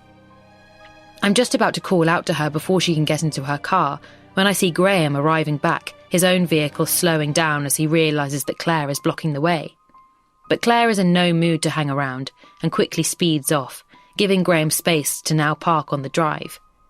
But funnily enough, it doesn't seem like he wants to do that, and he just sits behind his steering wheel, staring through the windscreen at me. I guess he has figured out what Claire has just told me. I guess he knows now that he has been rumbled. Chapter 12. Graham. The look on my wife's face says it all. I can see it as plain as day as I sit here in my car, avoiding parking up on the driveway and getting out. She knows everything. My secrets have been shared, and now my marriage is ruined.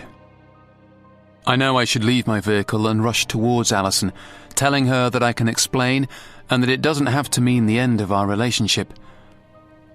But there is another part of me that just wants to stay in the safety of this car, where I am shielded from all the pain, anger, and brutal reality of what my actions have resulted in. I even consider putting my foot on the accelerator pedal and driving off, as if I can just make my escape and leave all of this chaos behind. But I can't do that. As selfish as I have been, that would be an all-time low. Instead, I do the honourable thing and park up on the driveway before turning the engine off and opening my door. I can see Alison is still watching me from the doorway, a blank expression on her face like she is either in shock or is being extremely patient and waiting for me to get nearer before she explodes. There is no doubt this is the last bit of calm before the storm. Alison, listen, Those 3 words are all I manage to get out before she slams the front door. I take a deep breath before entering the house, partly because I need to try and stay calm if I'm going to have any chance of talking my way out of this, but mainly because I'm petrified. I can't believe Jasmine did this, or, to use her real name now because our affair is definitely over, Claire. Not only did I believe that she wouldn't do this to me, I honestly did not think that she would have it in her to stand in front of her best friend and admit what had been going on. Alison and Claire have been close for 4 years and meet up almost every week for long chats over coffee and cake. But, just like my marriage, that relationship has now imploded too. It's a double betrayal for Alison, her husband and her best friend, the 2 people she would have trusted more than anybody else, and I can't even imagine how she is feeling inside. It kills me that she will be so upset now and will never trust me again. And it kills me that Claire has gotten away with being the one to ruin everything. I knew as soon as I saw her car parked outside my house that she was here to blow the lid off the affair. After our disagreement on the high street earlier today, I saw no other reason why she would have been around at my house so soon afterwards, unless it was to spill the beans and reveal the kind of man I really am. I guess I shouldn't have been so honest with Claire and told her that I was choosing to stay with Alison instead. I obviously broke her heart, and she wanted revenge. Now she has got it by breaking Alison's. Putting my key in the door, I hesitate one last time before turning it and going inside, preparing myself for the emotional barrage that is about to come my way. Will there be tears? Or will there be screaming? Will I get a chance to try and get close to my wife, or will I be too busy ducking out of the way of all the things she is throwing at me? It's too early to tell yet, because as I stand in the hallway, I can't see Alison anywhere. Alison? Where are you? I hear nothing, and the silence is excruciating. Closing the front door behind me, I battle the sickly feeling in my stomach and push on into the house, looking for my wife in the living room, dining room and kitchen. But she isn't in any of those rooms. Figuring she must be in the bedroom, I head upstairs, calling out again to her as I go. But to my surprise, the bedroom is also empty, as is the bathroom and the spare room. Where the hell is she? Alison! I call out her name, concerned but no longer just for my own safety. I'm worried about hers. I'm worried that she might have done something stupid. I'm just about to leave the spare bedroom and head downstairs when I take a look out of the window. And that's when I see her. She is lying on her back on the grass in the back garden, completely still, with her eyes closed. What has she done to herself? I race down the stairs and into the kitchen, pulling the back door open and running across the patio towards the body on the lawn. Alison! I call out, hoping that my arrival will be enough to stir her from whatever state of unconsciousness she must have fallen into. But she doesn't move. And as I finally reach her, I brace myself for the first look at any possible injuries she may have inflicted upon herself in her state of distress. But I see nothing. No blood. No cuts on her wrist or any item lying on the grass beside her that she might have been able to use to cause herself harm. So why isn't she moving? And why are her eyes closed? Alison, I say, shaking her shoulder and hoping that gets a response from her. If not, I wonder if she has taken some pills and knocked herself out. If so, she needs to be taken to a hospital now. But then she opens her eyes, and I see that she is all right. She is more than all right, in fact. She is smiling. And now she is laughing. What are you doing? I ask her, assuming she must be in shock if this is her reaction to the news that I was cheating on her with her best friend. I'm just lying on the grass. Why don't you join me? She replies, as if this is a perfectly normal thing to ask. Come on. Let me help you up, I say, trying to get my hands underneath her body so I can lift her off the ground. But she pushes me away and sinks down deeper into the grass. I want to stay here. I like it here.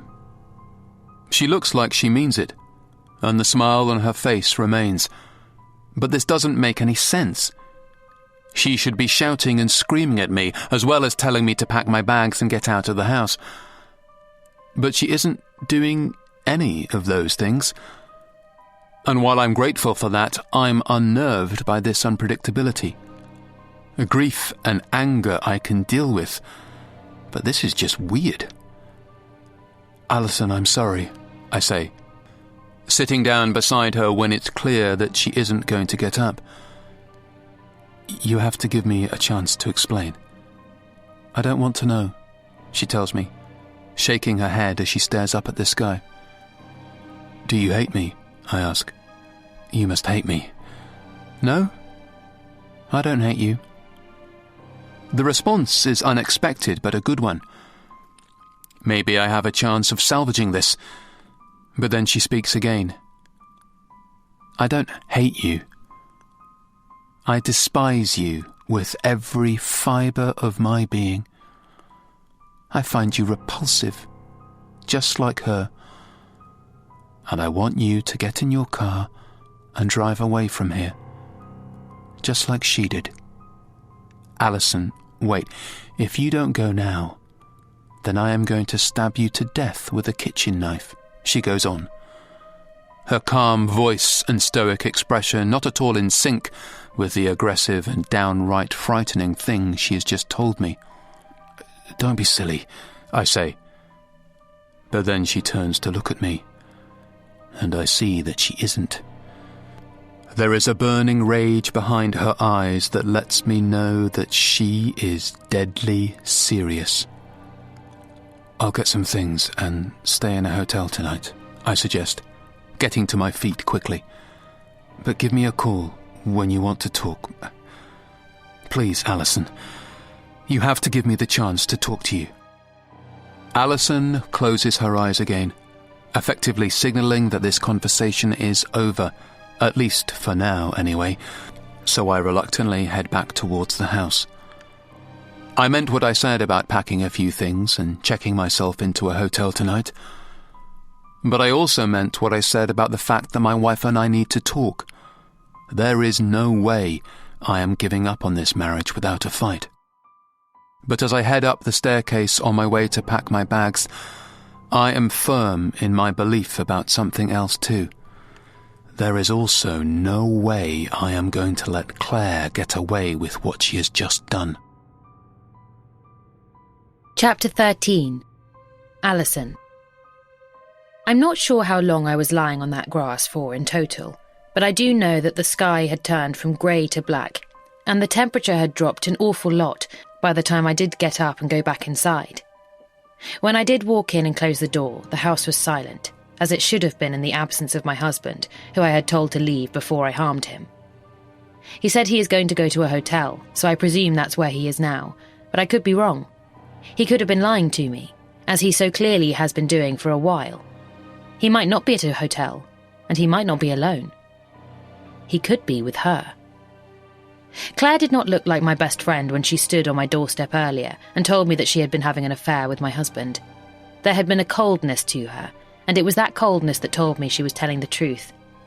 That's why I didn't ask her for any more details before she walked away up the drive and got back into her car, and it was also why I didn't question Graham when he walked in a few moments later. Instead, I just went and lay down on the grass in the garden, which would have made little sense to my husband when he came out and found me there, but I felt he deserved to feel confused. That's because I was confused too. I was confused as to how I could ever have thought that either of those people were worthy of my affection. Claire's betrayal is in breach of an unwritten rule, which is that you do not sleep with your friend's partner. But Graham's is so much worse, shattering the vows that we both said to each other in that church before making a mockery of the certificate that we signed, which was supposed to prove to the world just how much we loved each other. I've lost 2 people who were close to me in one day, but I've also lost so much more. I've lost my identity as a wife and as someone who is capable of being loved by another man. What does this leave me as? A sick, unlovable loser. I don't want to know the answer to that, so I ignore it and instead try to figure out where I am going to go from here. I have a lot of uncertainty ahead of me in regard to both my illness and now my personal relationships. But there is one thing I am already certain on, and I doubt my conviction for it is going to waver any time in the near future. I am certain that I am going to get revenge. Graham and Claire are going to pay for what they did to me. They deserve to, and they will. But what form my revenge will take has not come to me yet. I'll have to sleep on it, and sleep on it I will. I'm sure that by the time I wake up tomorrow morning, a plan will have formed in my mind, and it will be one that will result in the demise of my husband and my best friend. I'm not overreacting now or having my judgment clouded by emotion. That's not what is happening here at all. What is happening is that I know exactly what needs to be done, and that is total and absolute revenge on the 2 people who have stabbed me in both the back and the heart. I look forward to seeing both of their faces when they realise that their biggest mistake wasn't in betraying me, but rather in their belief that they could get away with it. I'm not sure why Claire decided to tell me about the affair, but one thing is clear. She thinks there will be no consequences for her other than the end of our friendship. She obviously expects Graham to bear the brunt of my anger and retribution, and probably believes her involvement in my life is now at an end. But she couldn't be more wrong. She has no idea who she messed with and what is coming to her. As for my husband, I'm sure his head is filled with all sorts of worries that revolve around things like divorce or the fear of being alone. He will be afraid that his one night in a hotel will turn into many more as he is forced to move out of our marital home and set up a new life for himself at an age when he probably thought he was settled down. He'll also be wondering if divorce proceedings are on the horizon and how much that is going to cost him, no doubt fearful of lawyers swooping in and making him give up half of everything he has worked hard to accumulate over the years. But just like Claire, he has no idea what he should be really worried about. Divorce would be a walk in the park for him, if I was to take him down that path, at least compared to what I really want to do to him, which is destroy him in every single possible way. By the time I'm done with him, he'll be begging to give me everything he has just so I stop. But I won't listen. I'll never listen to that man again. The challenge I have now isn't mending my broken heart or even staring cancer in the face and beating it.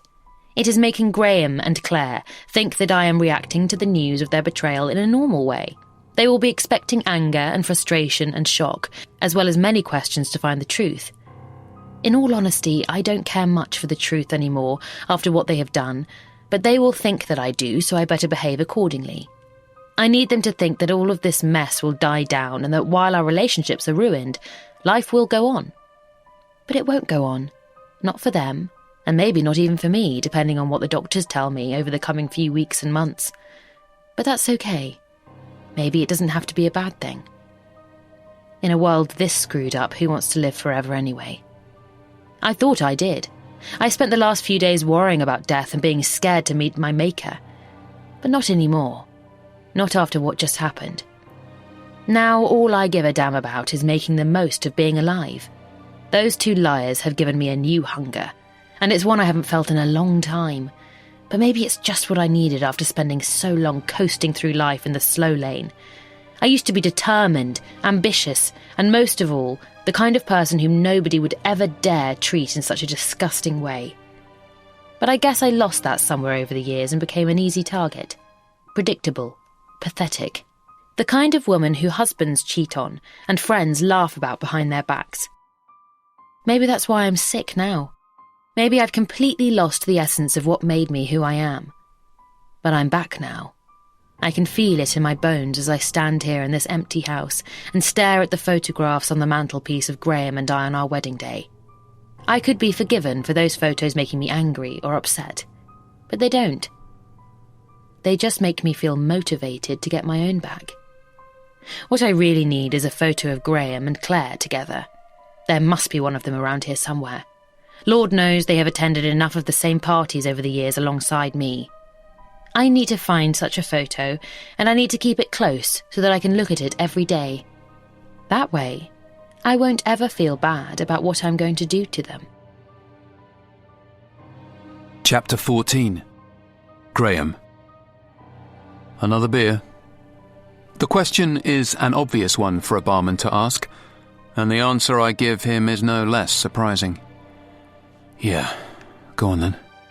As I watch the uniformed hotel employee pick up an empty pint glass and put it underneath the beer tap, I wonder just how many more I should allow myself before I finally decide to call it a night.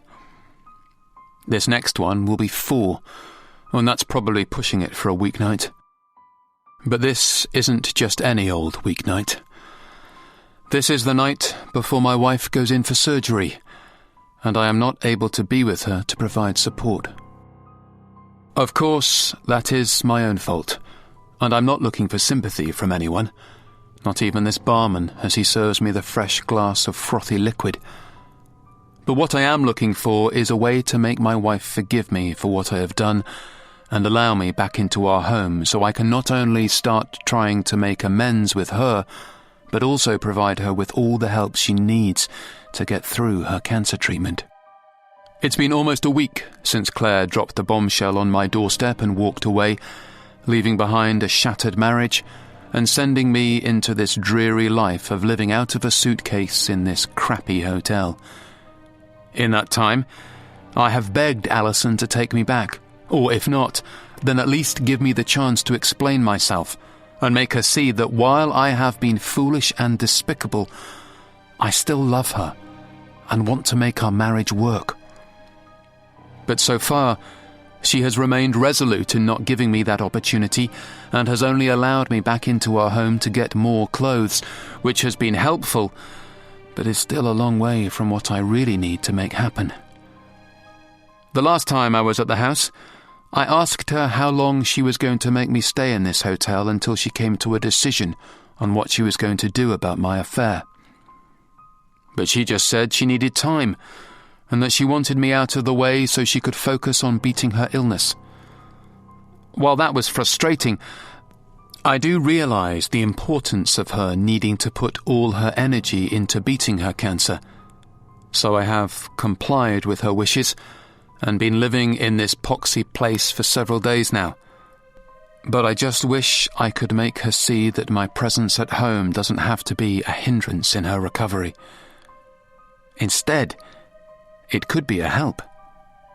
Honestly, I suppose I should be thankful that she hasn't already mentioned the D word to me. So far, divorce hasn't been brought up, and I'm hoping it never will be. This has to mean something, I guess. Hopefully, it means that she isn't considering it, and just needs time to get her head around the shock of what happened. If that's the case, then I'll give her all the time she needs, even if it means having to drink more of this overpriced beer in this overpriced hotel. Anything to keep my marriage together. It's funny how it wasn't long ago that I actively wanted my marriage to be over and was willing to leave it all behind for Claire. Sitting here now, it seems like madness that I ever considered that to be the best thing for me. I guess I really was caught up in how exciting the affair was.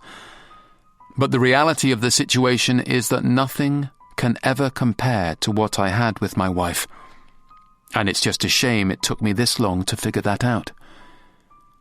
If only I hadn't taken her for granted, and if only I hadn't jumped at that first chance to have a little fun on the side, then I definitely would not be sitting here now.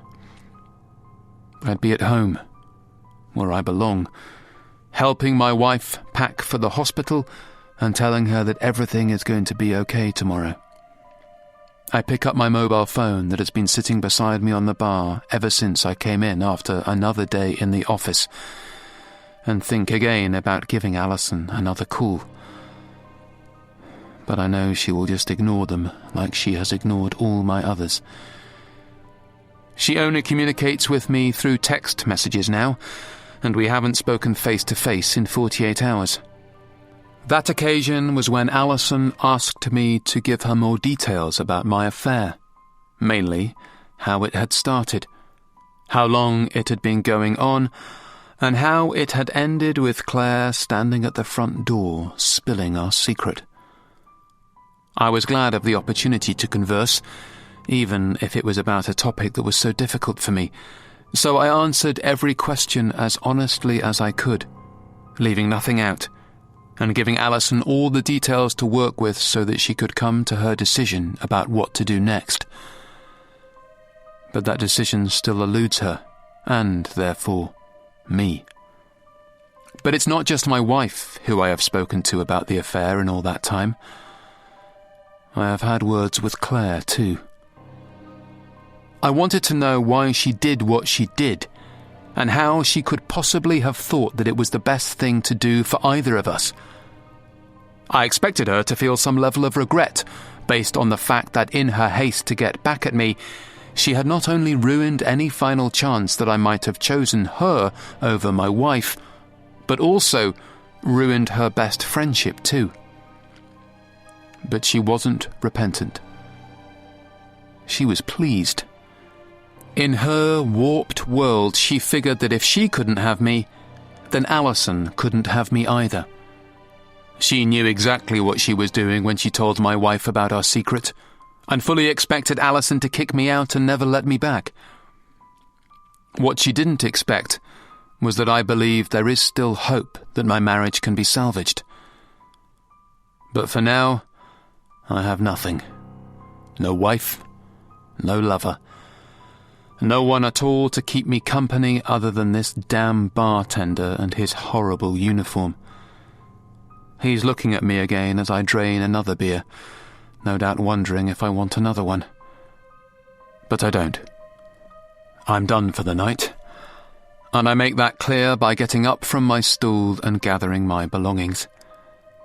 It's the first time I've stood up since I sat down, and I'm much more unsteady on my feet than I was when I arrived. But the alcohol has taken the edge off my bad mood and should help me fall asleep much quicker when my head finally hits the pillow. As I walk out of the bar that is filled with lonely businessmen, all presumably in town just for one night, I hope that it won't be long until I am making my way back to my own bed, and not the crappy one I am basically renting upstairs in this place. I wonder how long it will be until I can lie beside my wife and listen to her breathing as she falls asleep. And I wonder how long it will be until I get to hold her in my arms again and tell her that I love her. One thing is for sure. If I do get that chance, then I am going to make the most of it. I'm never going to hurt my wife again. I'm going to spend the rest of our lives making things right. Chapter 15. Alison. How long do you think the rest of your life will be? Years, surely. Multiple decades if you are lucky. I always used to think the same thing. I thought I had forever. The cancer diagnosis reminded me that I shouldn't take that for granted, but I still like to believe that I would recover and get over it. But I guess I was wrong. The doctor has just told me so. 6 months, I ask him, repeating back the 2 words he has just said to me as I sit here in his office and look at the sorry expression on his face. Maybe 12. We'll do everything we can with the treatment options available to us. I'm not sure if the potential of an extra 6 months is supposed to make me feel any better, but if so, it hasn't worked. I thought I had years, plural. But it seems the best-case scenario is a single year. Not only is that way less time than I thought, but it also means everything I wanted to do in my life now has to be condensed into the next few months, and even so, I'll never be able to get through all of it. Travel, charity work, revenge. My desire to punish Graham and Claire for what they have done to me has not diminished, but I am going to have to act on it sooner rather than later if I want them to get their comeuppance. That's because my cancer has spread. It's not just in my breasts, it's everywhere. The surgery removed the lump, but the check on my lymph nodes showed that it was too late to catch it all. What I had hoped was going to be a grueling few months of treatment before returning to a long life of health and wellness has suddenly been condensed down into a very short life filled with that same grueling treatment, only this time it won't make one bit of difference. Dr. Wilcox has just said as much. He can only prolong my life, not save it. I'm screwed, betrayed by my body, staring death in the face. And worst of all, I don't even have my husband or my best friend to turn to. I understand that this is very upsetting. Is there anyone that you would like me to call? Dr. Wilcox asks, probably expecting me to give Graham's name. But I don't. I just shake my head. Are you sure? My receptionist can give them a ring right now. It's no problem. No, I snap back, and the man opposite me flinches a little, clearly surprised by my sudden burst of emotion. I think about apologising, but then realise that I have nothing to be sorry for. I didn't ask for this deadly disease, just like I didn't ask for 2 people I trusted to embark on a sordid affair together. So why should I say sorry to anyone for anything? Saying nothing at all, I get up from my chair and head for the door, ignoring the worried words of Dr. Wilcox as I go. I also ignore his receptionist as I hurry past her desk, not stopping to answer her queries about future appointments or the need to sign some paperwork. Bursting through the front door, it feels good to be back in the fresh air, and I breathe in lungfuls of the stuff as I continue on down the street towards where I park my car. As I go, I wonder which estimate on how long I have left will be right. 6 months or 12. But by the time I reach my car, I realise that it doesn't really matter. Either way, this time next year, I won't be alive. I won't be able to walk down this street or any other one. I won't be able to drive this car or sit in a passenger seat while somebody else drives for me. And I won't be able to talk to anybody, or smile, or kiss them, or do anything that human beings like to do to express their feelings. I'll be in the ground. Just bones and dust. Just another statistic. I hope Dr. Wilcox is wrong about my prognosis, but he is right about one thing. I should call somebody. This is way too much for me to deal with on my own. Getting behind the wheel and closing the door, I decide to take out my phone and do just that, dialing the number of the person who deserves to hear this first. As it rings, I wonder if they'll pick up, but to my surprise they do. "Hi Claire," I say. "Is this a good time?" The confused hesitation from the other end of the line is nothing less than I expected, so I press on. "It's just that you were kind enough to give me some news when you told me about what you had been doing with my husband, so I thought I'd return the favour. Here's my news. I'm dying. I've got less than a year. How does that make you feel?" "Are you serious?" "Deadly." "Oh my gosh, Alison, that's awful. I'm so sorry." I pretend like her words mean something to me even though they don't, before saying what I really called her to say. "I just thought you should know. I hope you feel guilty about what you have done to me, and if you didn't, then maybe you will now." "Is that why you called me? To make me feel bad?" "No, I called you to let you know that I'm going to be gone soon, so Graham is going to be available again. I'm not sure if you still want him, but if you do, then you don't have to worry about me anymore." There's silence from the other end of the line, and I expect it's because Claire is trying to figure out why I am offering her my husband. "Are you still there?" I ask, filling the quiet void. "Yeah, I just don't know what to say. I thought you hated me." "Of course I hate you. You're a backstabbing bitch. But I'm dying, so I don't have time for petty emotions like that anymore. I also don't have time for my husband either. But the thing is, he won't leave me alone because he thinks there is a chance he can get back with me. Maybe he really loves me, or maybe it's because he thinks he'll have no one if he doesn't have me. But if you were to let him know that you were still around, perhaps he would stop pestering me and leave me to die in peace." "You want me to start seeing your husband again?" "I don't think it would do any harm at this point if you wanted to, yes. But he chose you. That's why I did what I did. I was angry at him." "I get that, but what's done is done. We can't change the past, but we can change our future. So how about it?" "I don't know, this is weird." "It is, isn't it? So that's why I'm going to go. You won't be hearing from me again. But think about what I said. If you still have feelings for my husband, then you are free to do something about it. I don't care anymore. I have bigger things to worry about." With that, I hang up the phone and toss it onto the seat beside me, before starting the engine and setting off in the direction of home. I turn on the radio as I go and purposefully go in search of a happy song to cheer myself up. All I want to do is cry and feel sorry for myself. But I know that won't help me accomplish any of the things that I need to do before my time on this earth is over. I need to stay active, happy, and focused. Cancer might be the thing that the world believes is going to kill me, but I could always make it look like something else instead. Chapter 16. Graham. I still haven't given up on my marriage. Even now, as I pack away my sleeping bag and hide away under my desk after the conclusion of my third night in a row of sleeping in my office at work. Yes, it's been 3 weeks since my wife found out about my affair, and she still hasn't let me know if she is willing to give me another chance. But I'm holding out hope.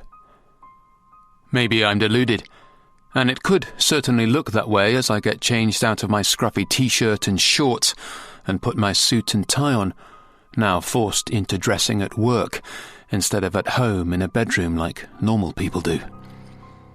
The hotel started getting a little too expensive after so long there, as well as a little too familiar. You know you've been staying there too long when the cleaners start asking you about your day, and the barman already have your favourite drink ready before you've even sat down. After checking myself out, I tried again with Alison to see if there was any chance that she would allow me back home, telling her that I was willing to sleep in the spare bedroom or even on the couch, as long as it meant that I got to be nearer to her so we could talk. But she said no. So here I am, slumming it in the office and praying that none of my colleagues find out what I'm doing in case I get a warning from HR or just several sympathetic looks in the staff room. Fastening up the buttons on my crumpled white shirt, I check my reflection by using the selfie mode on my phone's camera and realise that I look even worse than I feel.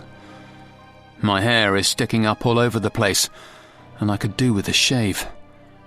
A quick sniff under my armpit also lets me know that I could do with a shower. This is stupid. I can't go on living like this. I know that I did wrong and accept that I should be punished for that. But there's a difference between feeling like I've lost something and having to live like a tramp. The time has come for me to force Alison into a decision, even if it turns out to be one that I don't agree with.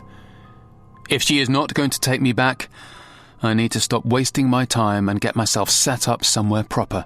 I'm done with hotels, and even though it's only been a few nights, I'm definitely done with sleeping at work. Turning off the camera on my phone so I no longer have to look at my dishevelled appearance, I find Alison's number and give her a call. It's 7:30, so I expect her to be awake because she's always been a morning person, although I'm not sure what state she will be in on this particular day. She might be getting ready for work, or she might be recuperating at home, depending on how her treatment is going.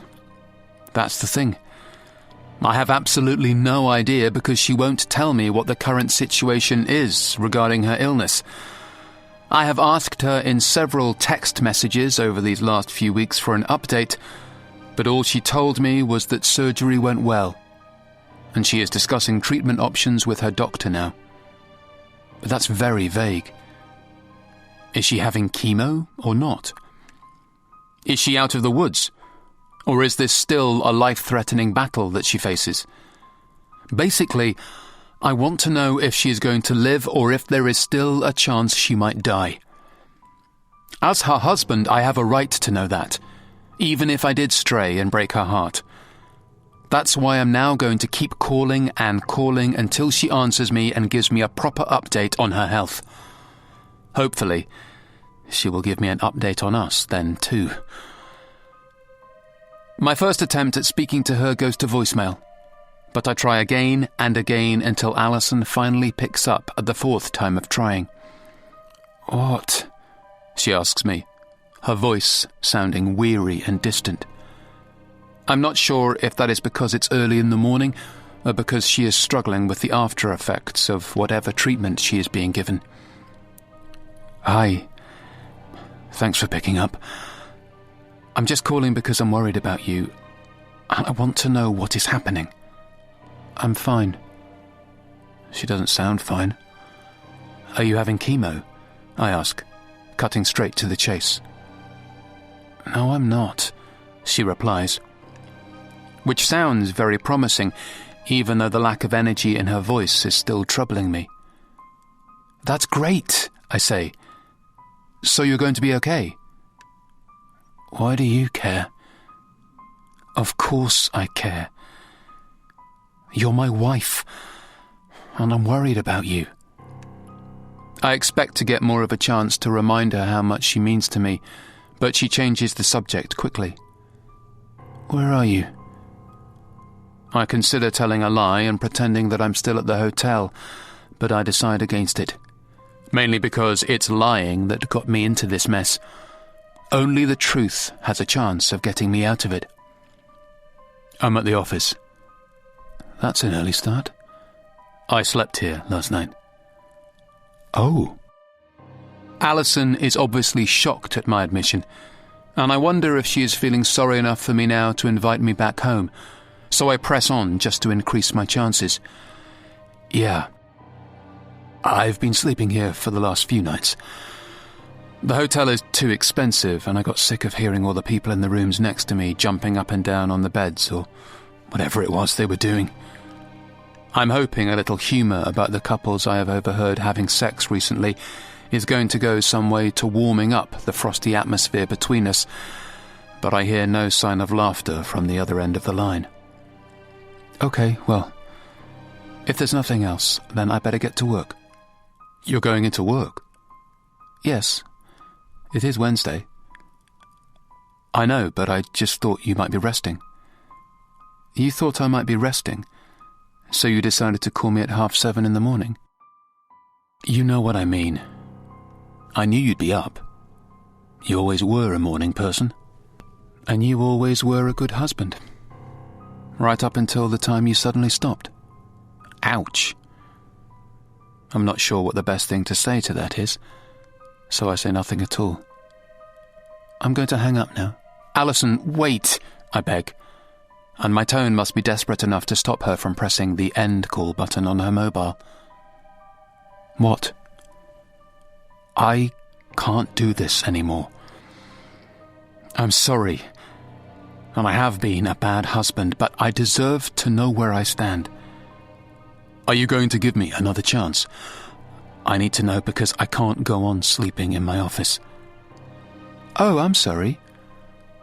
I didn't realize you were waiting for an update from me, Alison says. But I already know this isn't going to end well because she has that lilt to her voice that she always used to get when she was annoyed with me.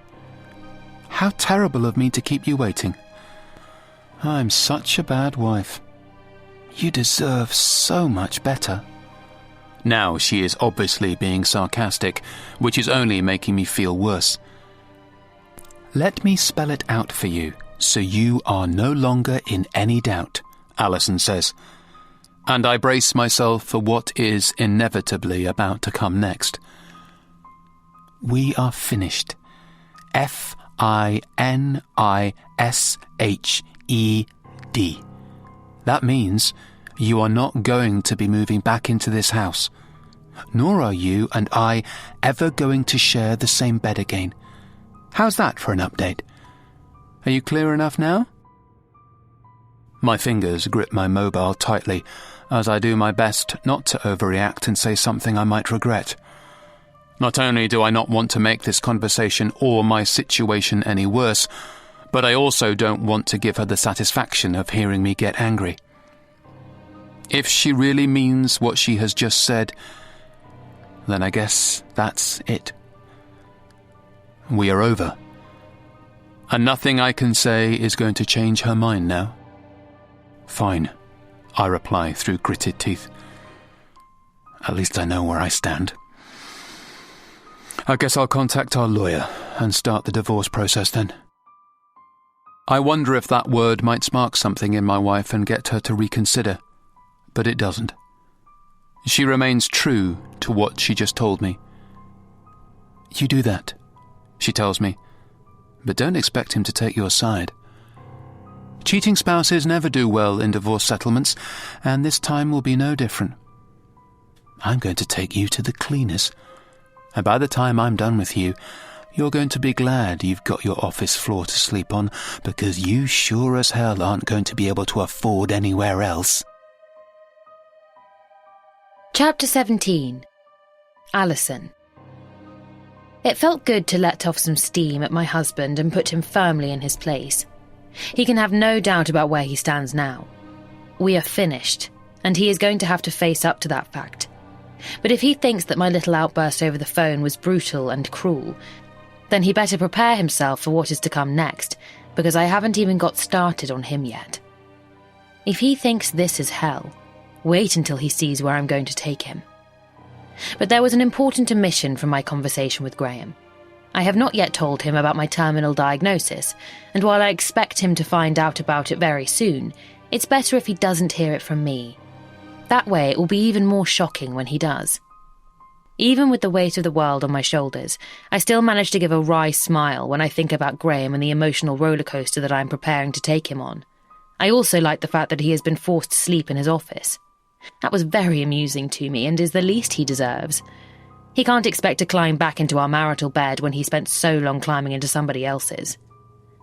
I could stand there for longer and think about my husband's shuffling in a sleeping bag under his desk, but I don't have time because I see the man walking down the street whom I've been waiting for. He's wearing a sharp suit, and I catch a glimpse of an expensive watch on his wrist, which reinforces how well he must be doing these days. Then again, I already knew that because I'd done a little digging online before today. I know that this man is now head of corporate strategy at an investment company with offices all over the world, And while I have no idea what that kind of job entails, I'm guessing it pays very well. That could be why he has a big grin on his face as he makes his way towards his expensive car, or maybe it's because he is setting up another hot date with one of his many women as he texts on his phone. Either way, I'm about to give him something else to smile about. Leaving my hiding place on the street corner, I walk out across the pavement and into full view of the man coming towards me, and I've timed it well enough so that I'm able to catch him before he climbs behind the wheel of his vehicle. "Andy! I thought it was you!"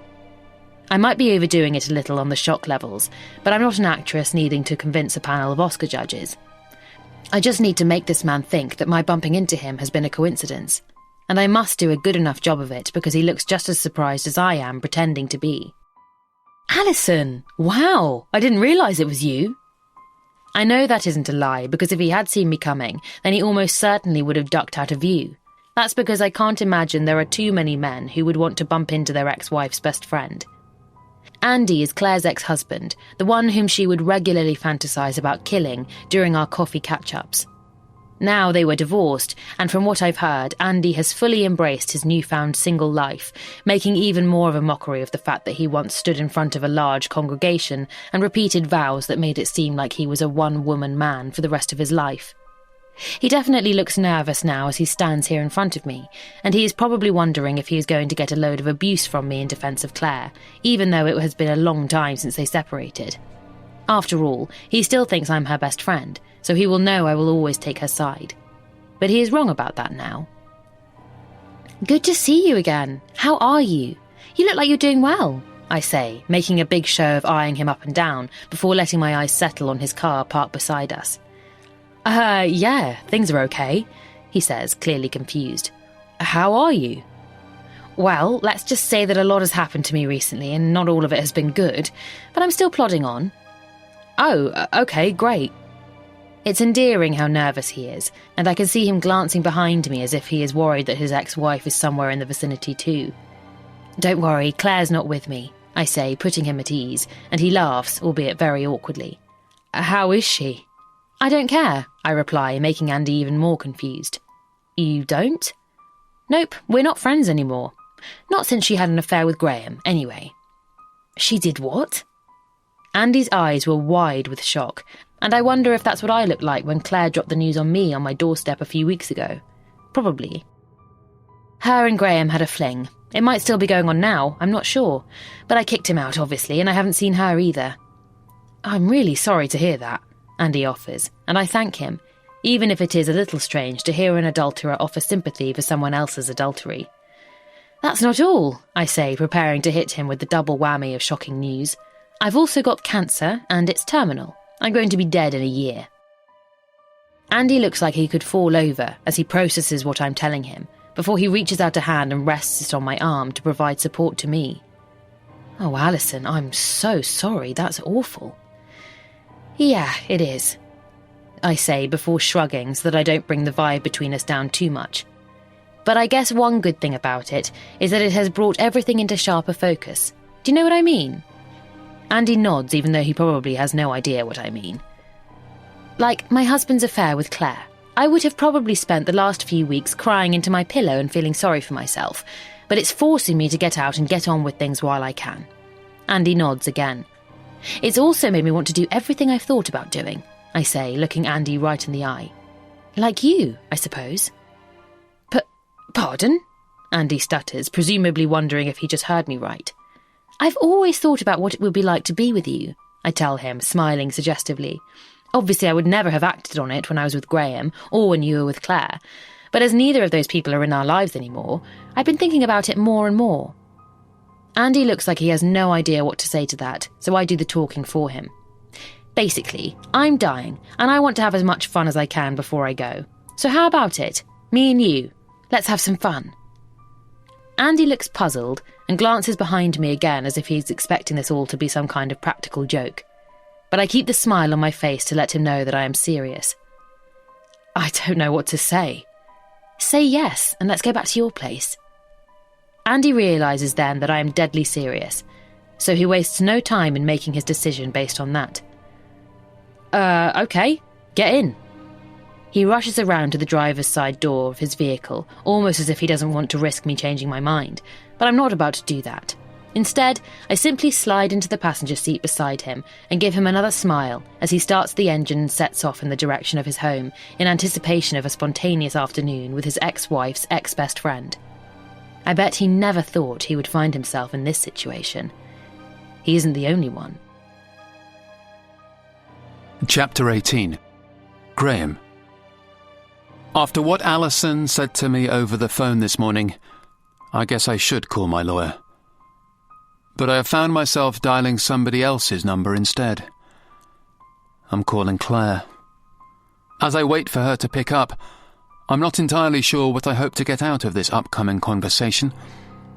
But the fact that I have decided to call her after learning that my marriage is definitely over should tell me that my intentions aren't exactly honourable.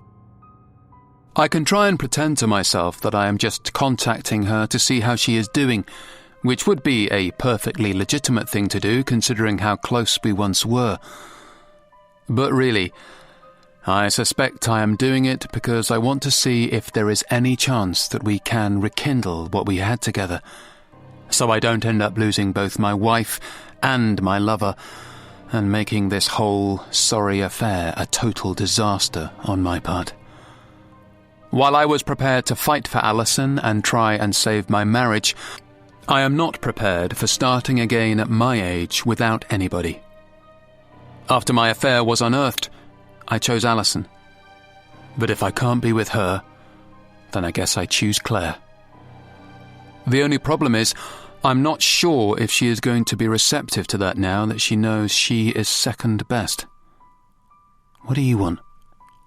Claire's greeting over the phone is as warm and welcoming as one might expect to get when they have been treated terribly, and it's the least that I deserve. Claire, hi. I'm just calling to say sorry and make sure you are okay.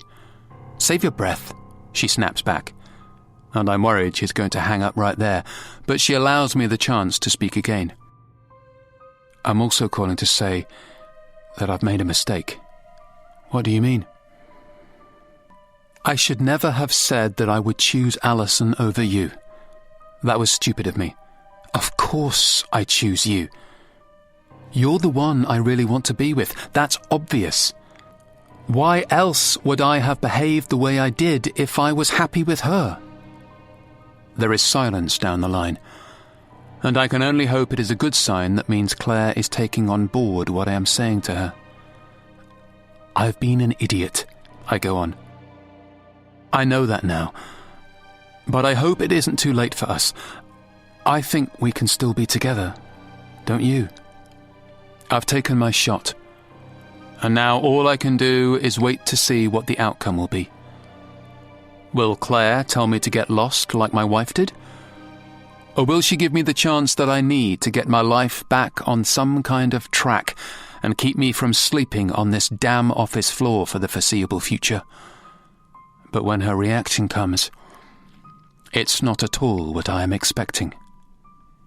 You're despicable, she says to me, the venom in her voice startling me and being far worse than anything I might have expected to hear from her after my pitch to save our relationship. Excuse me? You heard me. You're despicable. Disgusting. I don't even know what I ever saw in you. Then the line goes dead, abruptly ending the call before I have a chance to find out what has got Claire so riled. I stare at my phone in disbelief. I knew it wasn't going to be easy to get Claire back on side after I ditched her for Alison, but I did not expect that reaction.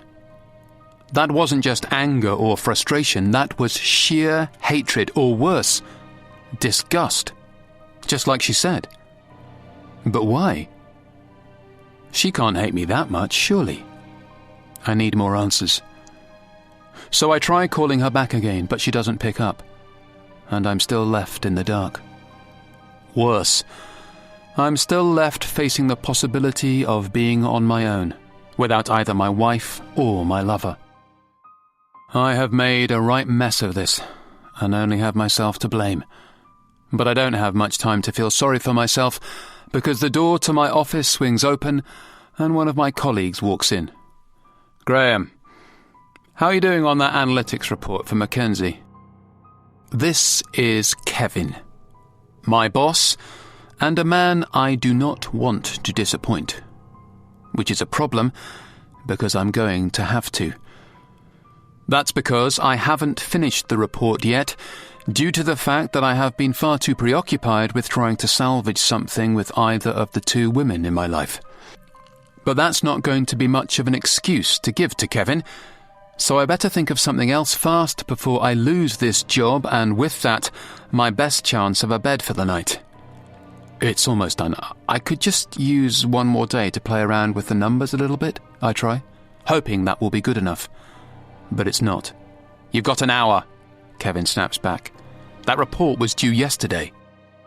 With that, he turns and walks out of the office, no doubt on his way to see somebody else about something they haven't delivered to him in time. But at least he has given me a chance, and while an hour isn't enough, it's better than nothing. I can work with that. And it should mean I won't be getting fired today, which is one less problem to have to think about. As I put my phone down and get to work on my computer, I do my best to forget all about my hectic personal life and instead focus on my professional one. If I can't get things right with women, at least I can do my best to get things right here with several men, all of whom will be waiting for this report so they can sit in an extremely stuffy boardroom and pore over it while making all sorts of projections and conclusions. But I'm barely 10 minutes into my work when my phone rings again. And even though I should just leave it because I really need to get this report finished, I can't help but pick up when I see the caller ID. It's Claire. Maybe she has calmed down and is calling back to apologize to me. I guess she has realized that she might have overreacted, and maybe she has even had time to reconsider the fact that she doesn't have to be alone either. She can take me back, and all of this nonsense can be over. With that optimistic thought in mind, I answer the phone quickly. "Hi. I just wanted to say that you really are the lowest of the low." "What?" "It's funny. I used to feel sorry for you and hate your wife for making you unhappy. But now it's her I feel bad for, and myself. Both of us did not deserve to be with a man as selfish as you." "Calm down." "No, I will not calm down. I'm fuming. And I bet Alison is too. You've lied to both of us, and now you are jumping from one ship to another simply because it's what's best for you, without giving a damn about either of our feelings." "Did you just call me back to have another go at me? Because if so, then I don't want to hear it. I just thought I'd let you know that I was missing you. But if you're going to be like this, then I wish I hadn't bothered." "Oh, I bet you wish you hadn't bothered now you know that I know about Alison's diagnosis too. This has nothing to do with her cancer. Stop lying." "It's why you were calling me, isn't it? You chose a sick person and now you regret it. So you're going with me simply because I'm the healthy one. That's disgraceful."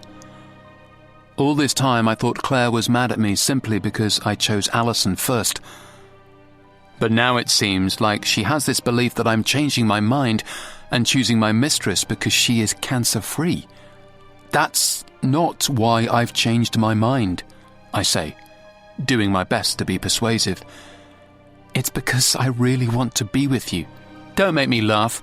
You just don't want to be by yourself. Now your wife is dying, you suddenly want me. What a shock. I hate you!" "Alison isn't dying," I say. "She's having treatment, but she is going to be okay." There's a pause down the line, and I'm not sure why, but I wonder if I have managed to say something that might help me. But then Claire speaks again. "Now you're not just being selfish. You're being delusional." "Why?" "Alison is dying. She told me so." "Why would she do that?" "I don't know, but she did."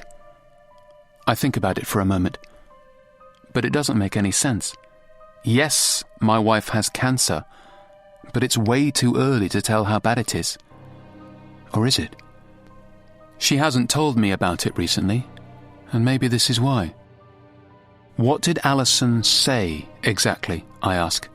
Don't play dumb with me, Claire hisses back. I'm not. She told me she has less than a year to live. She obviously wanted to make me feel even more guilty about things. But that's why you called me today, isn't it? You found out there is no chance Alison survives this, so you have backtracked on your decision and want me instead. That's not at all what has happened here. But I'm not bothered about defending myself.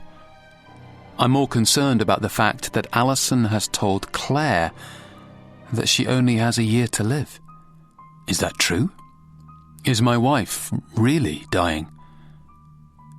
If so, why the hell hasn't she told me? Chapter 19. Alison. I had thought it would be awkward to kiss a man who wasn't my husband after so many years of faithful wedlock on my part. Maybe it would have been if things had been normal, and I'd have time for silly things like doubt, guilt, and being self-conscious. But things are definitely not normal, and now I have a maximum of 12 months to live. I certainly don't have time for things like that. The only thing I do have time for these days is action. Firm, decisive action. And that's exactly what has just happened. Andy and I took action. Plenty of it. I'm still lying in his bed beside him as we recover from all that action, breathless and beaming as if we know we have just done something we shouldn't have, but boy did it feel good. I imagine Andy is feeling rather happy with himself, getting to add another notch to his busy bedpost, and his ex-wife's best friend, no less, while I suspect he thinks I am just as happy having now got revenge on both Graham and Claire, mentally at least. But he would be wrong. I haven't got my revenge yet. The sex was merely a precursor for what is to really come. I looked towards the curtains that Andy pulled closed just seconds before we fell into bed together, and I see no evidence of sunlight peeping through them anymore. It's dark out there now, which is good. But I can't lie here all night. The clock is ticking down on my life, and I feel like I can almost hear the second hands going by in my head with every precious little moment that I waste doing nothing. Can I use your shower? I ask the naked Andy as he continues to lie on his back beside me. Sure. You want company in there? I smile because I was wondering if he would make that suggestion. Give me 5 minutes, then come and join me, I tell him, and the wide grin on his face lets me know what he thinks about that idea. Pulling back the duvet, I feel the heat quickly escape my body, and I waste little time on hopping out of the bed and scooping up a few of my things, including my handbag, before I go into the bathroom and close the door. Making sure to leave it unlocked, I put my handbag on the marble sink and take a look at my reflection in the mirror. I'm hardly looking my best right now after rolling around in a bed for the last hour, but I don't look bad either. I certainly don't look like I'm dying, which is both a good thing and a bad thing. It's good because hopefully it will be a while before I start to lose a lot of weight and gradually look more drawn and haggard as my body fights a losing battle. But it's also slightly annoying because it seems so ridiculous that I have been told I only have a year to live, when on the surface it appears like I am in full health. But there's no time for feeling sorry for myself. There will come a day when I get to contemplate all of this and possibly lament how unfair everything has been. But not today. Today, I have to keep a brave face on. With that in mind, I refocus and turn around to the shower, noting how large and most likely expensive it is. It's not just Andy's suit, watch and car that proves he is doing well since Claire threw him out after he cheated. His new home proves it too. Andy now lives in a large detached house in an affluent suburb of this town, and the interior is very stylishly decorated, although I expect he just paid somebody to do it all for him, rather than spending time fussing over fabrics and countertops himself. It does seem rather a waste for him to have this whole place to himself without a wife to share it with, but then I know he has never been short of female company, so I'm sure he manages just fine. And to think that Graham and I used to go on double dates with him and Claire, sitting together in restaurants and talking about things that couples do. We've all come a long way since then. Technically, every single one of us has cheated on the others. Andy cheated on Claire, her and Graham cheated on me, And now I have cheated on Graham because I'm still legally married to him, even if we are now estranged. What a wild bunch we are. The famous four. But we'll be the infamous four by the time I'm finished. Reaching out for the handle that I assume controls the shower, I turn it on and a strong jet of water bursts out from the head, hitting the tray and running away quickly down the plug hole. I make sure to make a loud point of sliding the shower door open and closed before stepping back and watching the glass door steam up as the hot water continues to pour. Then I return to my handbag and quickly locate the item I placed in there before I met Andy this afternoon. Taking it out, I crawl underneath the marble countertop that holds the sink, making sure that I will be out of the view of the homeowner when he comes in here in a moment's time.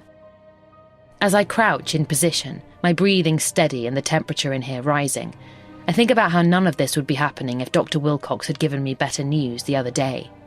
If I wasn't dying, then I wouldn't be in this house now, lurking with intent, preparing to do something that wouldn't look out of place in a television show about dangerous people.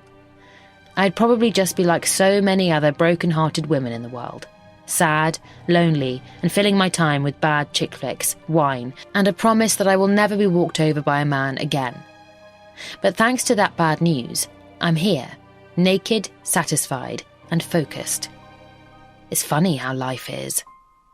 The sound of the door handle turning causes me to remain still as I prepare for Andy to enter the steamy bathroom. "Wow, it's hot in here," he says as he walks in and closes the door behind him. I can only see his bare feet and ankles from my hiding place, but I assume that the rest of him is just as exposed right now. I have a feeling it's going to get even hotter. I cringe at his lame joke as I watch his feet walk over to the shower door, and now it's almost time. "Ready or not, here I come," he calls before opening the door and stepping inside the spacious and steamy shower. But before he has a chance to realise that I'm not in there waiting for him, I leave my hiding place and rush forward, the knife in my hand raised above my head. Andy must have either seen that the shower was empty or sensed me approaching from behind, because he turns around and looks right at me. But it's too late for him to stop what I'm about to do. I plunge the knife into the side of his neck, seeing the wide whites of his eyes as the deadly weapon punctures his skin and draws an ungodly amount of blood. Figuring that one blow might not be enough, I stab the knife into his naked body another 4 times before he eventually slips and falls to the shower floor, the clean water mixing in with the dirty blood as it all washes away quickly down the plug hole. He reaches out for the slippery wall beside him to presumably try and get back to his feet before I can rain any more blows down upon him, but he finds no purchase there and slips further under the jet of hot water. I consider stabbing him again just to make sure, but then I notice that his eyes are closed and his body is motionless. Watching him for a few moments, I see no further signs of life. The water still runs over him and his blood still runs away, but he is no longer moving. I've done it. I've killed Andy. Now I just need to get away with it. Step 1 of that plan involves me getting clean, so I close the shower door behind me and make sure to wash myself, scrubbing and rinsing until I am as clean as can be. Then I remove the shower head from its holder and run it all over Andy's lifeless body, washing away any of my hairs that may have fallen onto it during our time together. When I'm convinced that he is clean enough, barring the bloody stab wounds that are still leaking, of course, I turn the shower off and step out, reaching for a towel on the heated rack and drying off quickly.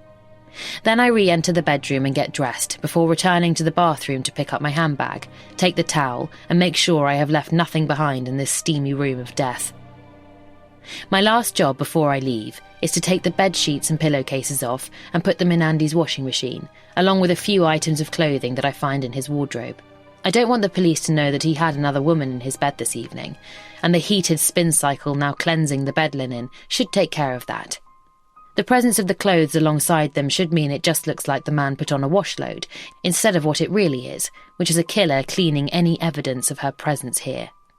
As I leave the washing machine to work its magic, I head for the door, happy now that this place looks exactly how I want it to when the police eventually come in here. A tidy house, as it should be. Clean items in the washing machine as if it was just a normal night of chores. And the dead body in the shower, looking like an intruder came in and caught the homeowner when he least expected it, before stabbing him to death. The police will conclude that he never stood a chance, and they would be right. But he's not the only one who didn't have a chance. The person I'm going to frame for his murder doesn't have one either. Chapter 20. Graham. I know I shouldn't have snuck into the house without Alison being here, but technically, this is still my home, and I am paying half the mortgage, so I have a right to use my key and walk inside. Of course, it would have been much easier if Alison had just answered the door when I knocked on it upon my arrival 10 minutes ago, but she isn't home, so I had no choice but to come inside. I need to speak to her, and I am not leaving here until I do. But where is she? It's gone 8, and there is no sign of her. I doubt she has been going into work, considering the bad news she has just got, and even if she has, she would never normally stay there this late. I wonder if she is at the hospital, having some treatment or just another meeting with her doctor. That will be my next place to check. But I'd rather I didn't have to go hunting for her all over town. I'd rather she was here, so we can have this conversation in the privacy of our own home. I try her mobile again, but it's still turned off. So I sit down on the sofa and turn the TV on. For a second, it almost feels as if everything is normal, and I am just a husband sitting at home relaxing while waiting for his wife to join him. If only. Instead, I feel like an intruder because I know Alison wants me out and would go mad if she found me here, but I'm determined to talk to her and find out if what Claire said to me earlier is true.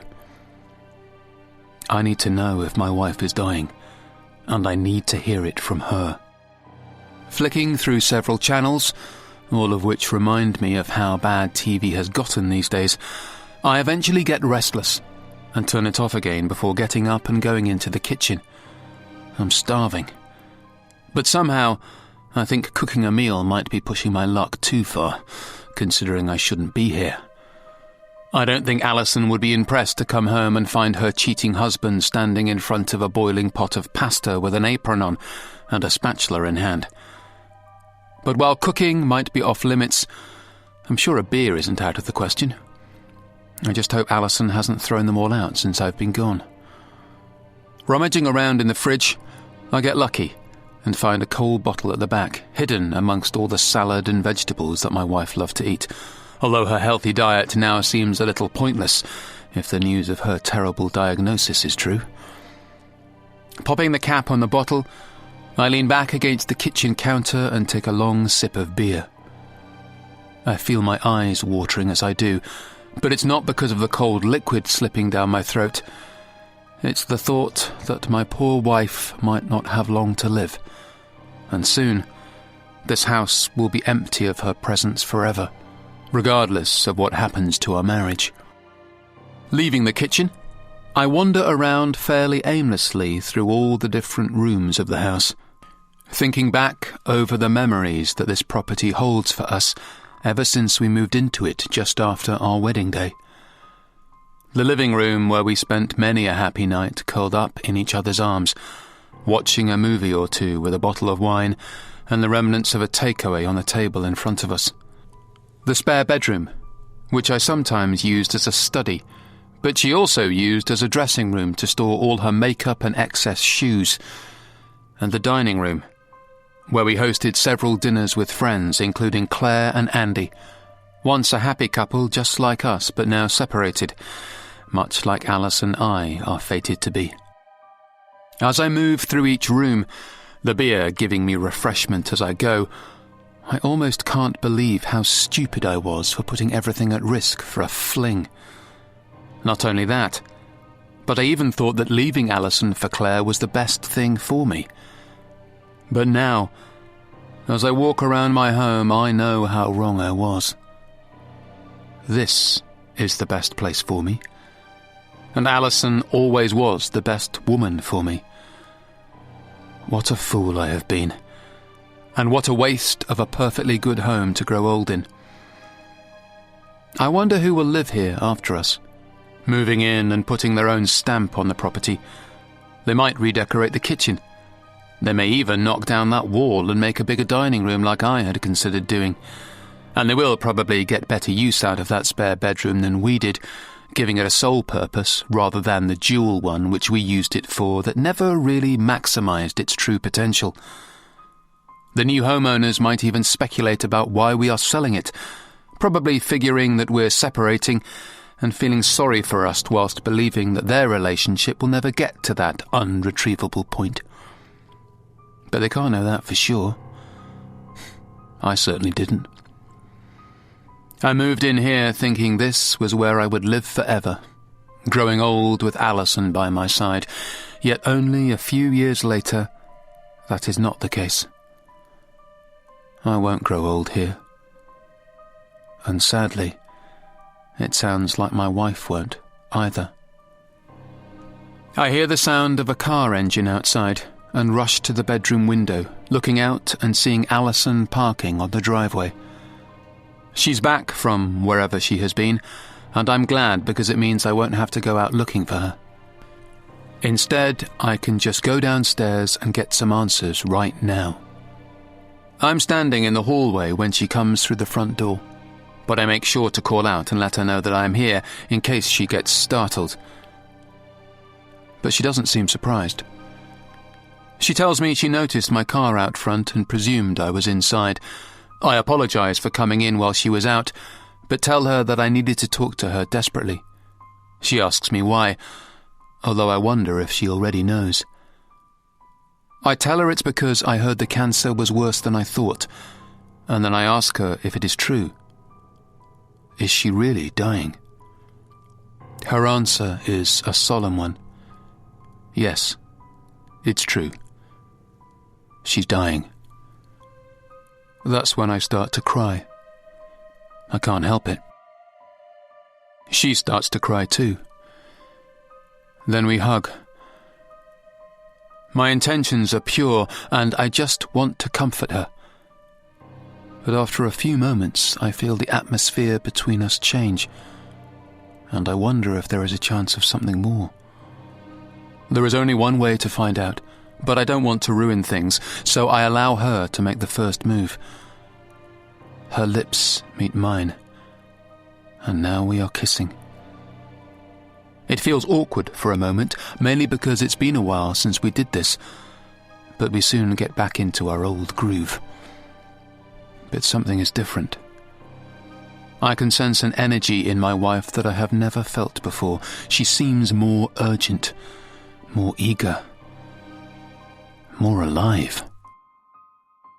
I get confirmation of that when she declines my suggestion of going upstairs, and instead leads me into the kitchen, where she proceeds to clear the table and let me know that this is where we are to do our making up tonight.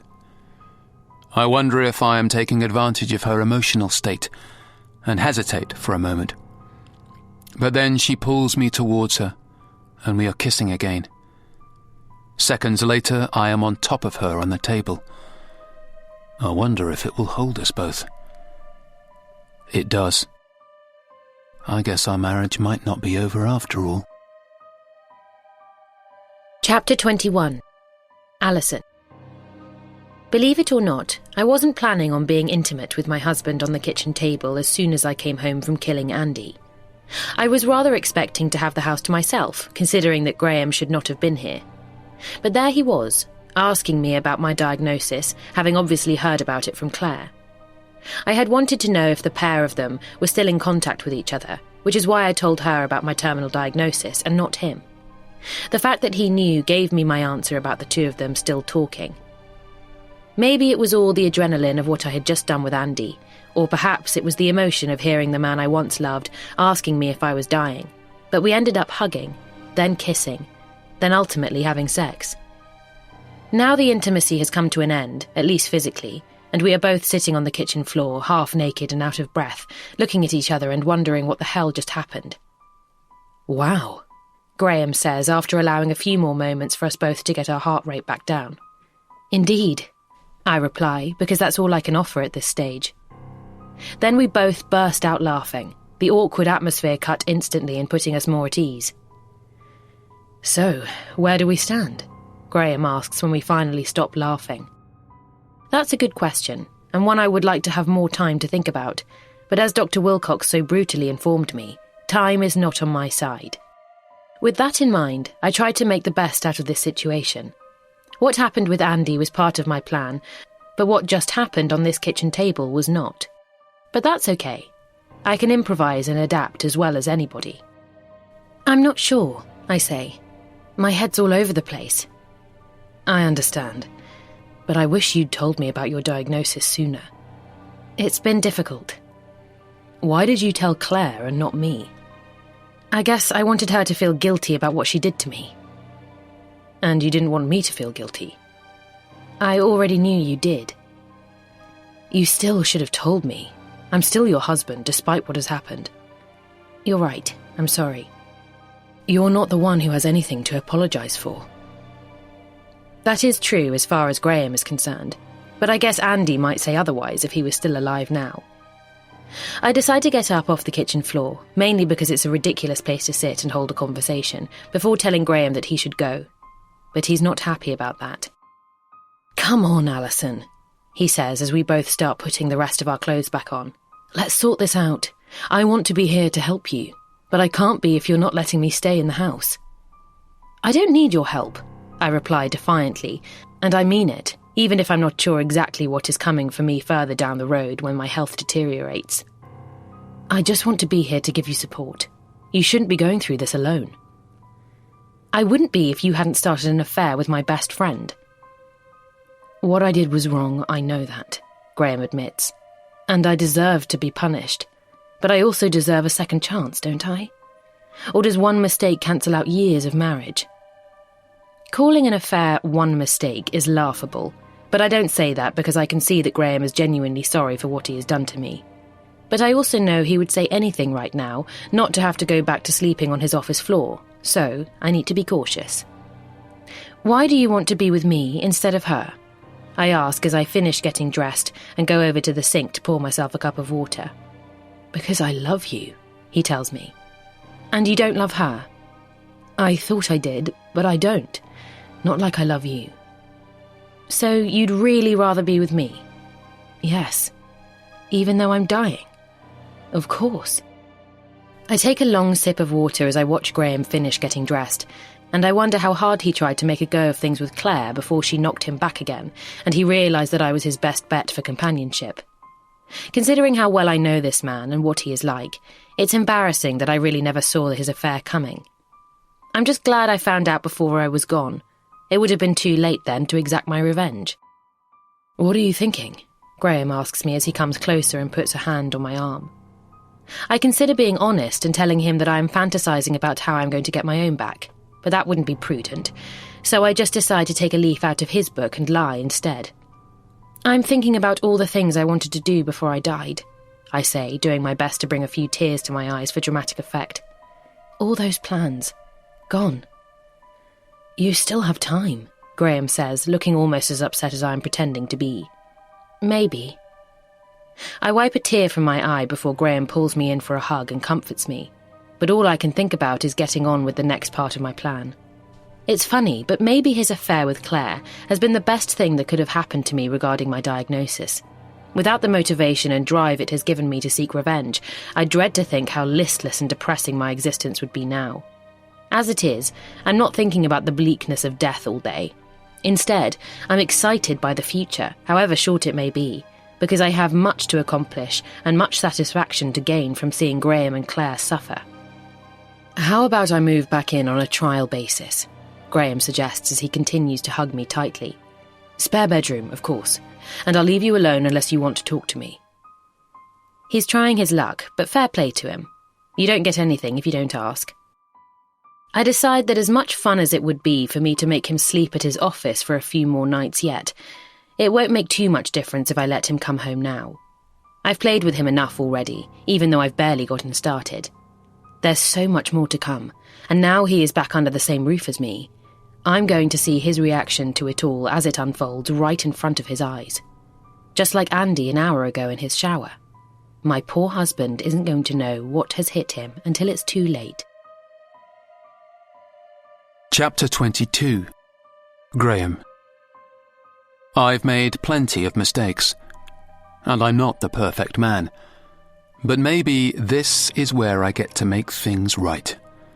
Now I'm allowed back home again. I can be the one to care for Alison and guide her through her illness, giving her all the strength that she needs before she eventually loses her battle and slips away. Maybe that doesn't make up for breaking her heart, but I can't change the past. All I can do now is focus on the future, which is why I will go and see what I can do to help in a moment, just as soon as I have finished unpacking my things into the spare bedroom. Yesterday was quite the roller coaster, starting with me waking up in my office, then finding out about Alison's diagnosis from Claire, before it ended in Alice and I making love on the kitchen table, and her agreeing to let me come back home. That's quite a 24 hours to wrap my head around, but thankfully, today has been quieter, and apart from packing up my sleeping bag and bringing it back here, there have been no dramas to report. It's a relief to be back home now and have a proper bed to sleep on, even if I will still be sleeping alone for the foreseeable future.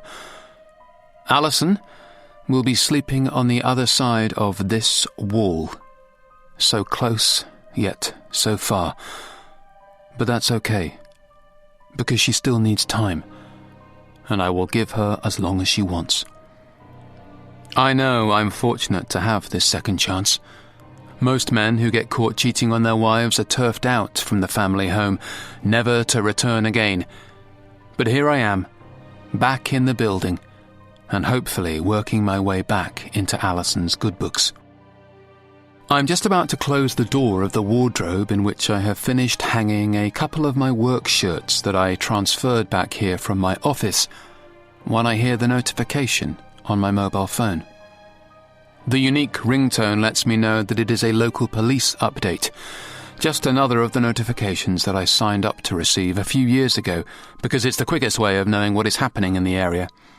I signed up for them mainly to get any traffic updates, so I wouldn't get caught in any traffic jams on the way into work or on the way home. But they also send me updates about criminal investigations and any other items deemed newsworthy. I don't always bother to read them, but I could use a distraction today, so I walk over to my phone and pick it up before taking a seat on the bed and opening the app. That's when I see a headline that I have never seen in this part of the world before. Local man found murdered in own home. I click the link to the main article, intrigued and shocked in equal measure. This is a small town, and while there are plenty of things wrong with it, one of them is not our serious crime rate. I don't ever recall somebody being murdered around here, which is why I'm interested in finding out exactly what has happened.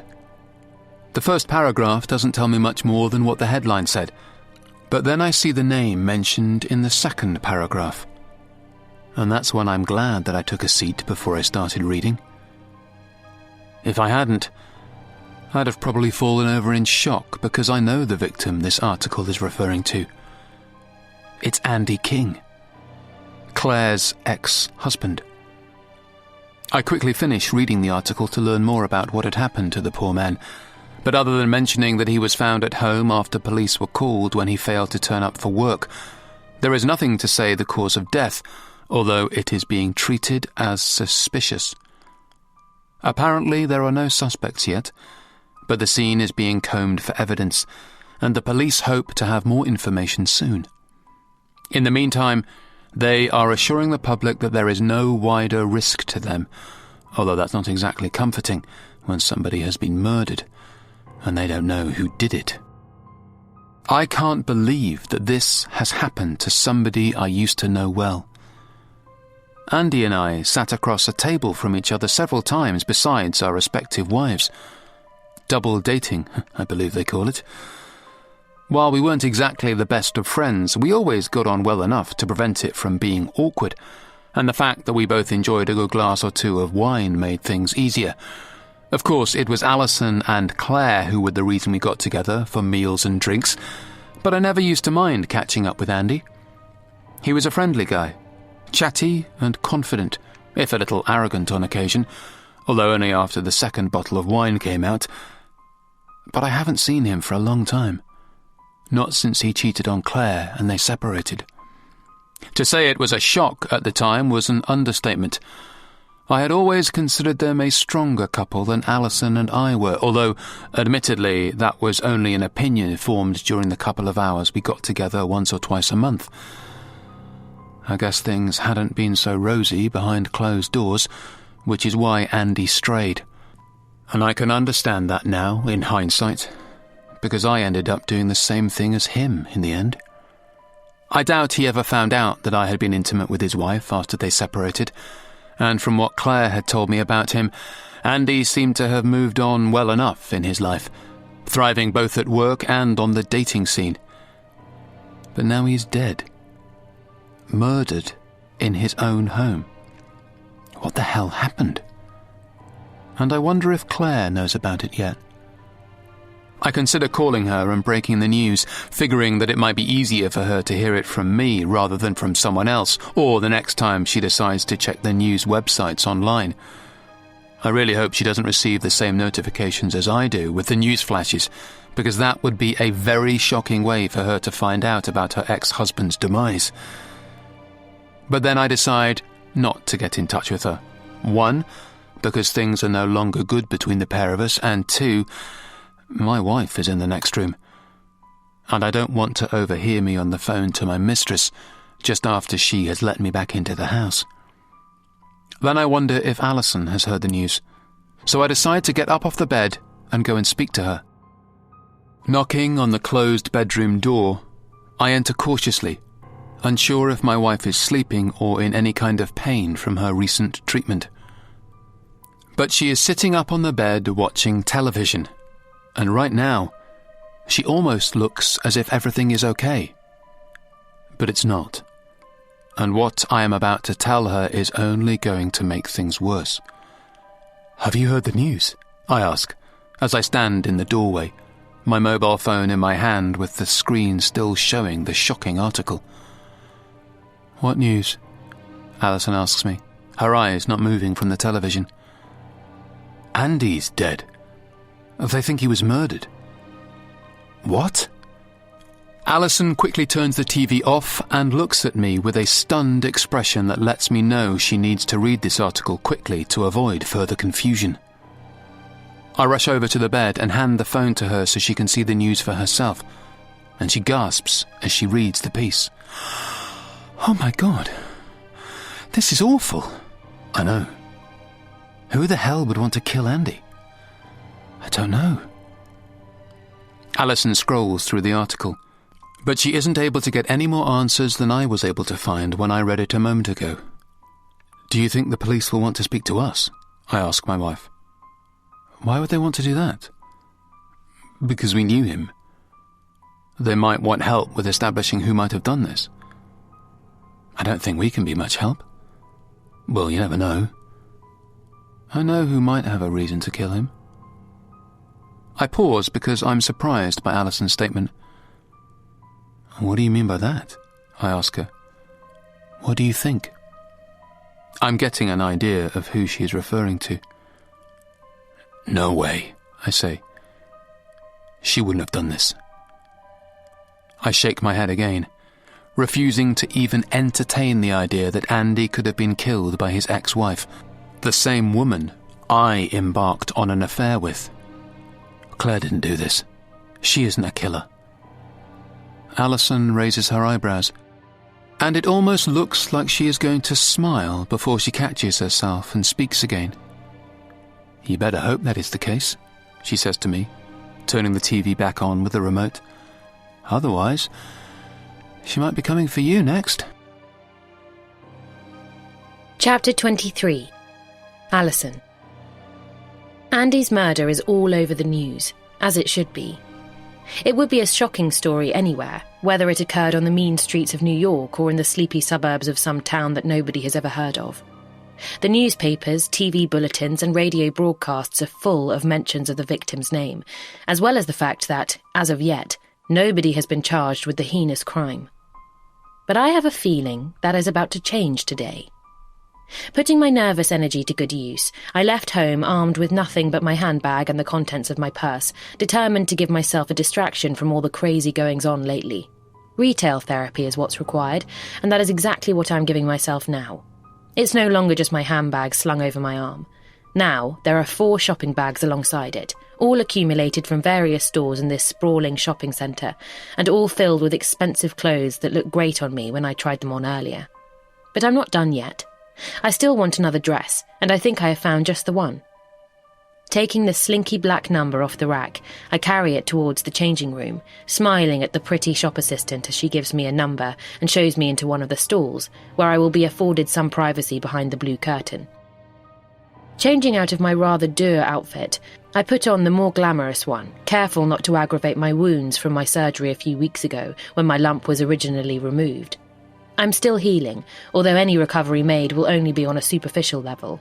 Below the surface, things continue to get worse, and I will never be fully healed again. But that is why I'm here now, buying clothes I can barely afford. Impending death has a funny way of making things like sensible spending seem totally pointless. Who cares what shopping bill I run up today? I'm not going to be around long enough to have to worry about it, that's for sure. Smoothing down the dress on my hips, I examine my reflection in the mirror and feel pleased with my find. This is a stunning piece, no doubt about it, and it's certainly worthy of its hefty price tag. I expect most women who have frequented this shop recently have balked when they saw the £1,000 price tag attached to this dress, but I'm not most women. I'm a woman whose days are numbered, which means I have nothing to lose, least of all money.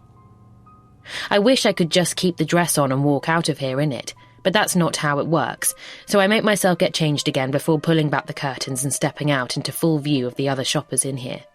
The store assistant holds out her hand for my number again, but also for the dress, probably presuming that I was only trying it on for fun, and that there was no way I will actually be able to afford to buy it.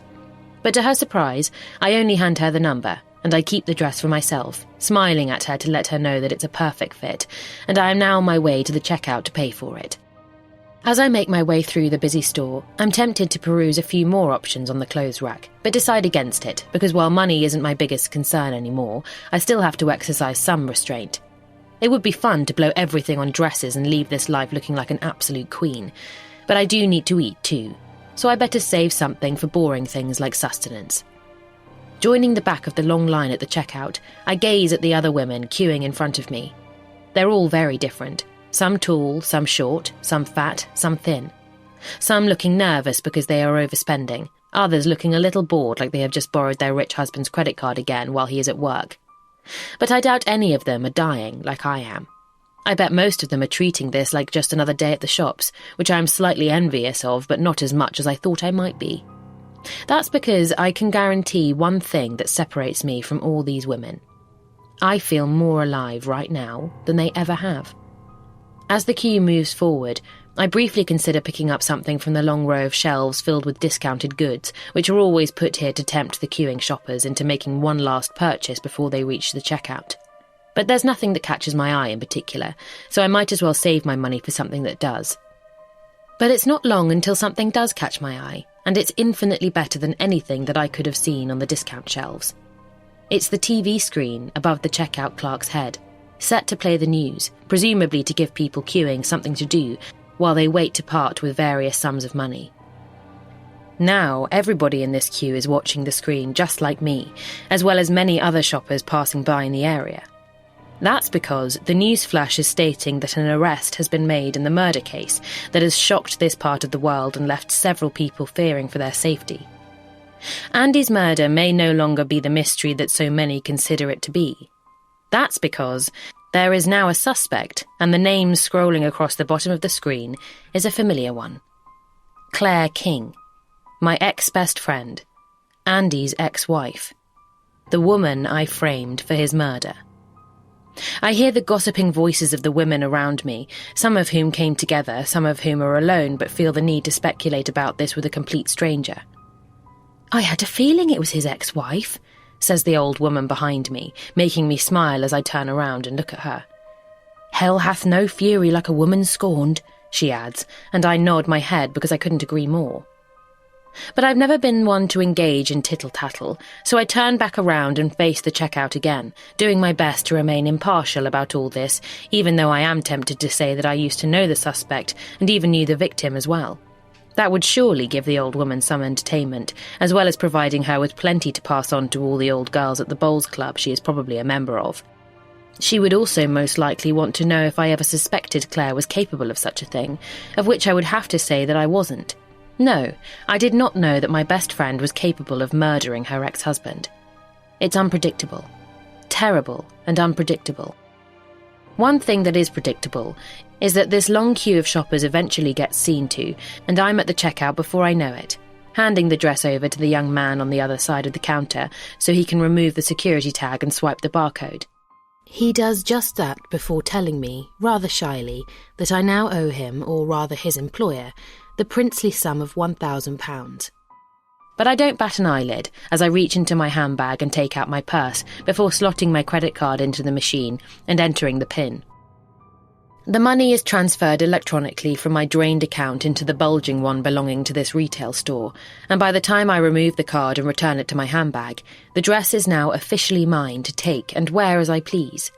That is a good feeling, and I thank the man who made it all possible as I received the shopping bag from him and turn to leave the checkout so that he can get on with serving the rest of the shoppers waiting behind me. But before I leave the store, I turn back for one last look at the TV screen, and that's when I see her being taken from her house in handcuffs while surrounded by several police officers. Some savvy journalist had obviously managed to get to the scene in time to witness the arrest and has now sold footage of that dramatic moment to the highest bidder, giving me and the rest of the people in this town the opportunity to witness it for ourselves now. I'm glad of that too, because how else would I have had the pleasure of seeing Claire being loaded into the back of a police car with a stunned expression on her face? The poor woman will have no idea why she has been arrested for Andy's murder, but she will do soon enough. With her connection to the deceased, and more importantly, her motive for murder, the police are going to have plenty to talk to her about. But it will be the several strands of blonde hair that were discovered in the shower beside the dead body that will interest them the most. Those strands belonged to her and were placed there by me, after I took them from the coat she left at my house, placing her at the scene now and in the immediate vicinity of where the shocking crime took place. That coat has now been disposed of. If only she hadn't left it at mine. Claire may laugh off the suspicions that she could have done something as violent as this, as well as plead her innocence, but the police won't be laughing, and eventually Claire will stop and take things seriously. Only then will she realise that she is going to go down for a long time. By the time she gets out of prison, I will be dead. But she won't be too far off the end of her life herself by then either. Chapter 24. Graham. There are plenty of ways you can get a shock. Sticking your finger in a plug socket, putting a knife into a toaster when it's turned on, or simply feeling the static from the seat when you get into the car. But these days, you can get just as much of a shock from turning on the television and watching the news. That's what I just got. A shock. And a bloody big one at that. Apparently, Claire King is now the prime suspect in the murder of her ex-husband, Andy. Claire, the woman I embarked on an affair with, the woman I thought I loved once, and the woman who did her best to blow up my marriage after I spurned her and chose my wife instead. At the time, I thought I'd been unlucky that Claire had decided to tell Alison everything. But watching the news now, maybe I was wrong. Maybe I should consider myself lucky, because things could clearly have been much worse. Claire could have got revenge on me in a much more brutal way, just like she did to poor Andy. I might be lucky to be alive. But that concept is based on these news reports being true, and I'm not sure they are. Could Claire really have killed Andy? While it might seem like she had the motive after he cheated on her and gave her little option but to divorce him, I'm not sure that means she would have felt the need to go and butcher him to death in his new home. That just doesn't seem like something Claire could do, because while she is many things, I seriously doubt she is a killer. Then again, who knows? She could be a complete psycho, and the police wouldn't have taken her in unless they had real evidence to put alongside the motive. There is no doubt that this is crazy news, and it's the kind that requires urgent alcohol intake to help process. That's why I find myself taking a cold beer from the fridge before returning to the TV and watching to see if there are any more updates on this shocking case. But there are none. Just that endless clip of footage being played over and over again on a loop. The one which shows Claire being taken from her home and into the back of a police car.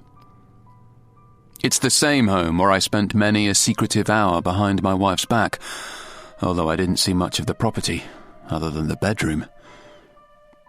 But now that property is famous, being broadcast on TV screens all over town and probably the country, known for being the home of an alleged killer who mercilessly murdered her ex-husband to get revenge on his cheating ways. I wonder if the house will become one of those places where local kids gather after school and gossip about the dangerous woman who used to live there as the property stands empty, struggling to be resold thanks to its connection to a grim past. It might even be the kind of place where strange types make a pilgrimage to and from other parts of the country, weirdly fascinated with the killer and the crime, and wishing to take a photo of the house where the infamous woman once lived. There may even be some budding entrepreneur in the area who tries to cash in on this crazy story and sell some form of merchandise that makes reference to this crime. A tawdry t-shirt, perhaps, that says something tacky about the incident but will no doubt appeal to some of the strange people who lurk in the dark corners of the internet. But I don't care if kids gather outside the house or morbid types get titillated by the crime. What I care about is the truth, and whether or not Claire really did this. If so, I was literally in bed with a killer. If not, she probably has one hell of a battle on her hands to prove her innocence, and may not be lucky enough to do it. I'm not sure which thought is scarier. That I was intimate with a murderer, or that an innocent woman might end up behind bars for the next 25 years. That's probably why I decide not to think too much about either of them, and just concentrate on drinking my beer as fast as I can instead. It's only a couple of minutes later when I hear the key in the lock, and the front door opens. Alison is home from her trip into town. I wonder if she has seen the news. I'm just about to grab the remote and turn the TV off because it might not be the best thing for her to come home and see when she enters the room and catches me before I have the chance. She notices my flustered face before she sees the news, but when she does, she drops her shopping bags in shock and puts her hands over her open mouth. I pick up the remote, still intent on turning it off, but Alison stops me. "Don't," she says, as she steps closer to the screen. "Turn it up." I reluctantly do as I'm told, and listen to the news reporter's voice run through the same spiel that I have heard him run through already before Alison got home. As my wife takes it all in for the first time, I slump onto the sofa and finish my beer, wishing I had more drinks to hand right now because these next few moments are no doubt going to be tricky for me to navigate successfully. Having spent most of the time since I have been back in this house doing my best to get Alison to forget about Claire and our betrayals, now that woman's face is being broadcast into our home, and I imagine the sight of it is doing nothing to help my poor wife forget about what I did with her. I really wish I had been able to turn the TV off before she walked in, because then I could have just asked her how her day was, and hinted about how clean the house is now looking, after I spent all morning going around it with a hoover and a feather duster. But that chance has gone now, and the tidy rooms around her are the last thing on Alison's radar, as she continues to watch her ex-best friend being marched into a police car by several burly officers in uniform who look as if they turned up at Claire's house, ready for a fight. "I think that's enough," I eventually say, when the footage loop begins for the 4th time, and the journalist starts going over the same facts that he just finished reading out. Turning off the TV with the remote, I wonder if I will get any complaint from Alison. But she says nothing, instead joining me on the sofa where she sits in a state of quiet contemplation. I want to say something, but I'm not sure what my next words should be. I'd love to not have to talk about Claire, but it seems like it would be almost laughable to talk about anything else after what we have just watched. Thankfully, it's my wife who ends up speaking first. She used to talk about all the different ways she wanted to kill him. Excuse me? Claire. After the divorce, when we used to meet up, she would talk about how she could kill him. She did. I thought she was just joking. I used to play along with her for fun and to make her feel better. I never thought she would actually act on it. While that is a worrying revelation, I am still harbouring doubts about whether or not Claire is really the person who killed Andy.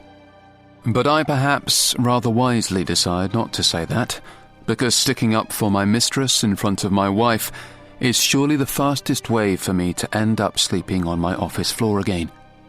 Instead, I just reach out and take Alison's hand, feeling glad when she doesn't pull away. "You couldn't have known she was going to do this," I tell her, doing my best to make her feel better in case she is worrying. Just because she talked about doing it doesn't mean you should have known it was going to happen. I guess. People talk about things like that all the time, I imagine. Killing their bosses, killing annoying celebrities, killing ex-partners. It doesn't mean any of them actually do it. Except Claire did. I hesitate because I'm surprised that Alison has already decided on Claire's guilt. Then again, Claire is her least favourite person in the world right now, probably only just edging out me, so I can't be too shocked that she has taken the side of the police. I decide to say nothing more for fear of aggravating Alison and ending up out of the house. Much better to sit here in silence at home than being thrown out loudly again. We both ended up sitting there for a while, hand in silence, the black television screen in front of us almost teasing us to turn it back on so we could get another look at the murder suspect being taken to the police station. But we didn't turn the TV back on. Neither of us wanted to. We had seen enough, and we had both had enough bad news to last us a lifetime. Chapter 25. Alison. For someone who has become used to people giving her bad news, it's rather pleasant to now be the one who gets to dish it out. That's why I'm almost enjoying this interaction with Dr. Wilcox after I have just finished telling him that I do not wish to receive any further treatment for the disease that continues to spread inside me. "It's my body, I can do what I like," I say as the doctor frowns and eyes me with concern. "That is correct, but you need to realise that with treatment you will have the best part of a year left. But without it, I can't guarantee you will be here in 4 months." It's a sobering statement, but to me, it doesn't mean much because either way, I still end up with the same result: death. Just one choice will delay it, while the other will speed it up. It's hardly what I would consider having options. I've made my mind up. I don't want to spend what time I have left hooked up to a machine or throwing up in a toilet. I want to stay active and healthy for as long as possible, and with all my own hair if I can help it.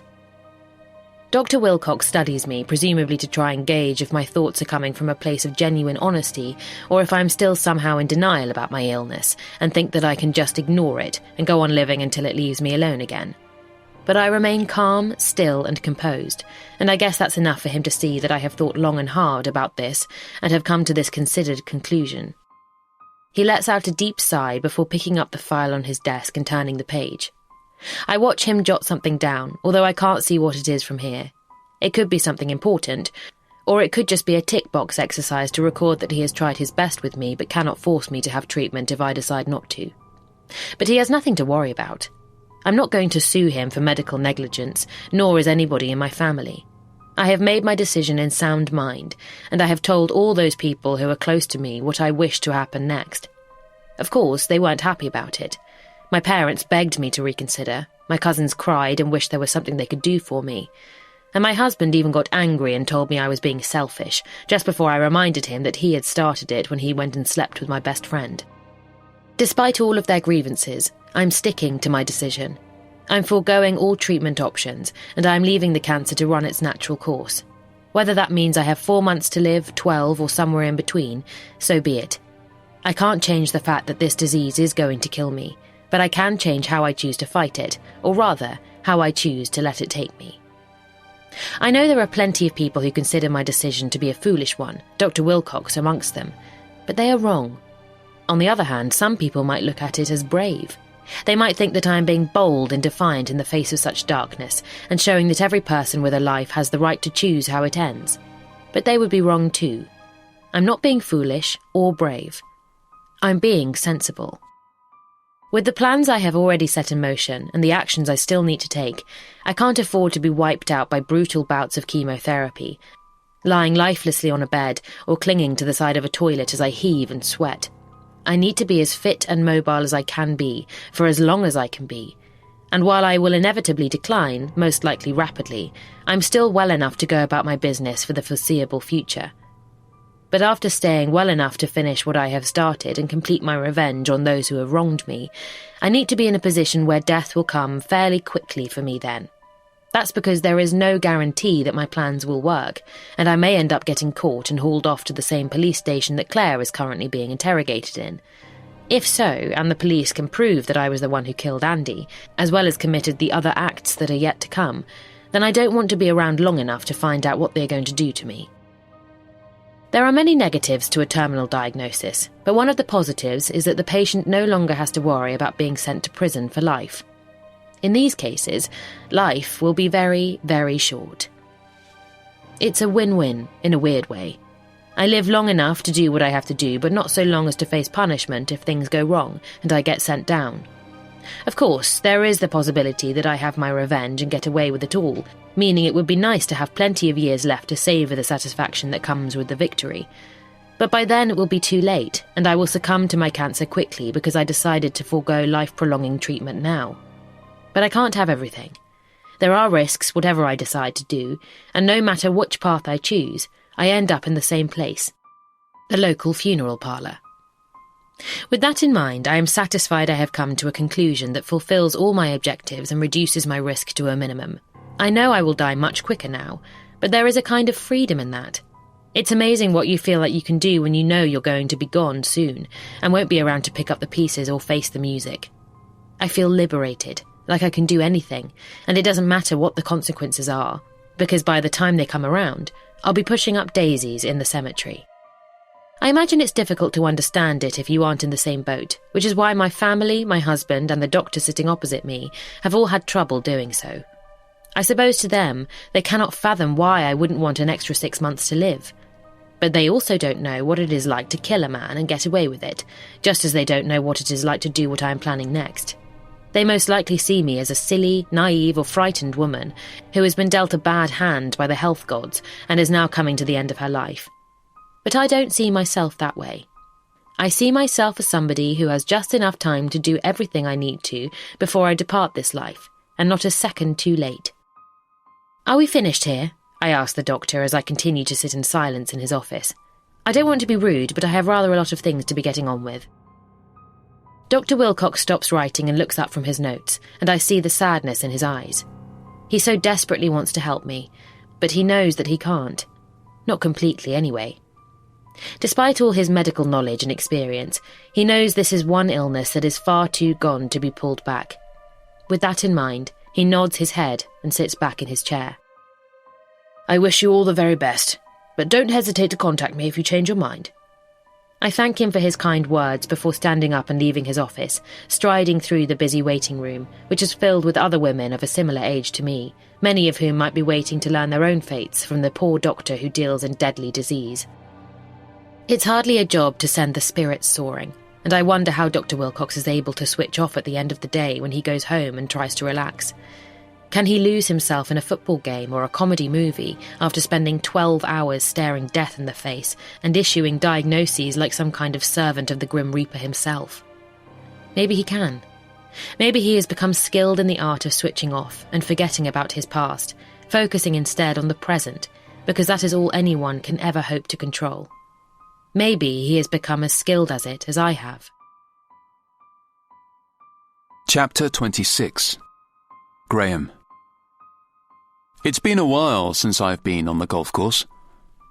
I tended to use this game as a way to clear my head and reduce stress, as well as it being a great way to break from responsibilities at home or in the workplace. But today, I'm not out on the fairways for those things. I'm out here because it's the one place where I won't be bombarded by all the news reports and public gossiping about Claire, and the fact she has now been charged with Andy's murder. Seeing my ex-lover's face in the newspapers or being bandied about in the office kitchen has been difficult, but not just because I used to be so close to her. It's been difficult because I'm still not convinced that she is guilty. Despite what the police say and despite whatever evidence they must have on her that is making them confident enough to take her to trial, I just don't buy it. Claire King is many things, but a killer she is not. Unfortunately, my opinion counts for very little in most places, let alone a court of law, so it doesn't make much difference to her predicament whether I believe her pleas of innocence or not. All that matters now is whether the jury believes her, and that remains to be seen. A trial date has not yet been set, but I have a feeling they will rush it through the courts because of how much attention there is on it in the media. Everybody wants answers, most of all Andy's grieving family, so it won't help anybody to delay it. It certainly won't help Claire as she remains in custody, denied bail, and made to sweat it out behind bars as the town waits to find out if she really is the dangerous killer that the police believe her to be. Fortunately, there is no phone signal out here, nor are there any other people about, which means I can enjoy the next couple of hours free from having to hear, read, or watch the news reports which tell me that the woman I once bedded is a man-killer. Taking the putter from my bag, I step onto the pristine green and eye up the size of the task ahead of me. I need to get this ball in the hole from 10 feet away, while taking into account the slope of the green and the fact that I'm not exactly the best golf player in the world. This will be tricky, but not half as tricky as convincing Alison to let me back into our marital home. As I stand over the ball and prepare to take my shot, I know I should be concentrating on the task at hand, but my mind can't help wandering back to my wife and how she has been behaving recently. She is still refusing all treatment options for her cancer, and while her symptoms haven't worsened yet, the ticking clock that seems to hover over her head seems to be getting louder by the day. I'm not sure how she is able to function with that fate following her around, but she seems to be managing it pretty well.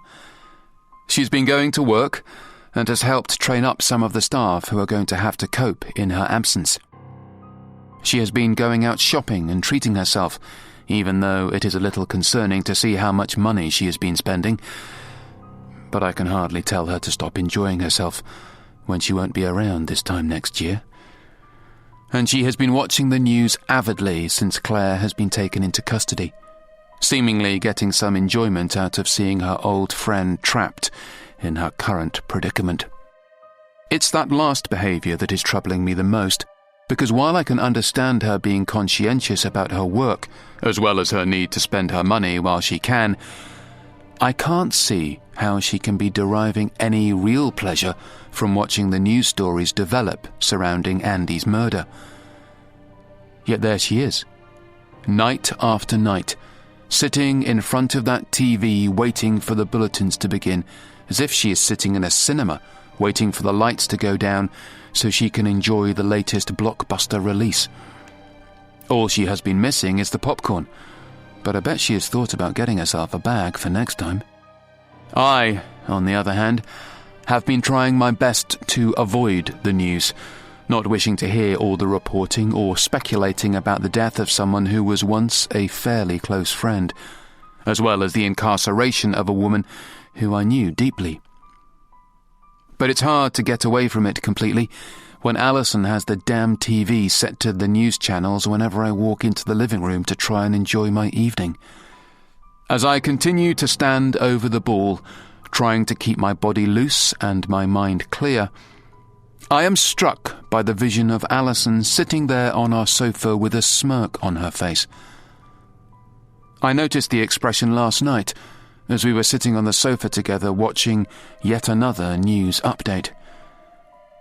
As the criminal expert on screen talked about what kind of sentence Andy's killer could expect to receive, I glanced at Alison out of the corner of my eye, and I noticed her lips were curled into a small smile. She was genuinely enjoying what she was watching and listening to, and I found that disturbing, even if she did have a reason for holding a vendetta against the accused. So what if she hates Claire? That still shouldn't change the fact that Alison should be disgusted and shocked by what has happened to Andy, as well as perhaps a little sceptical that such a slight woman as Claire could commit such a violent act of crime.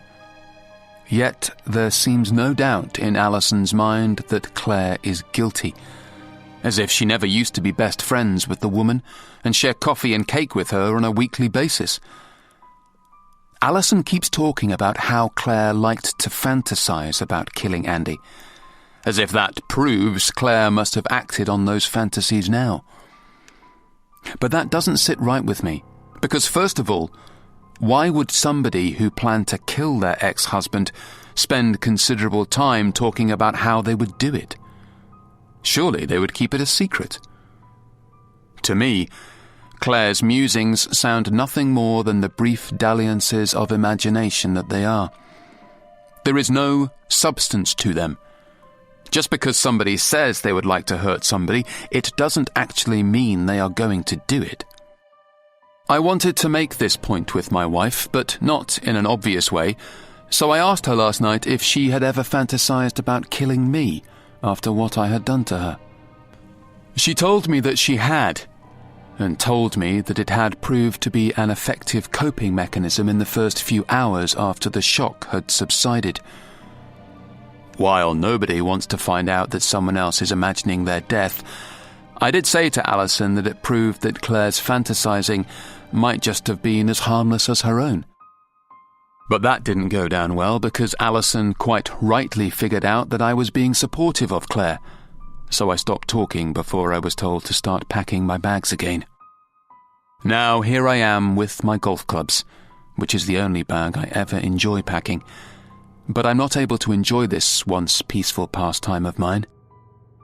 That's because I can't escape the thought that has been nagging at me ever since it first popped into my head in the early hours of this morning.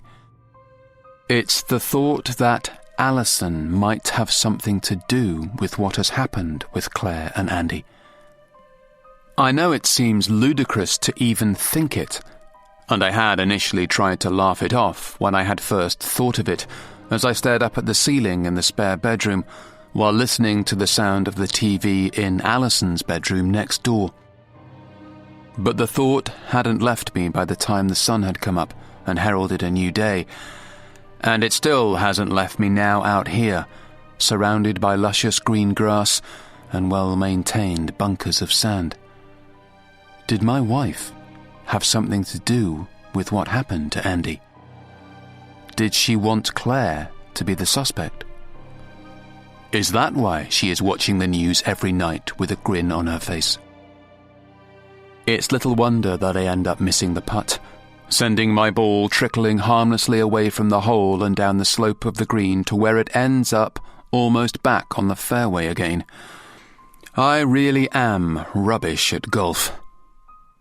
But that isn't bothering me today. What is bothering me is that I am good at one thing. I am good at reading my wife. And right now, I don't like what I am picking up.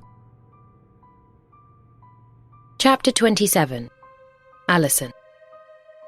It's only April, but it's already been a hell of a year.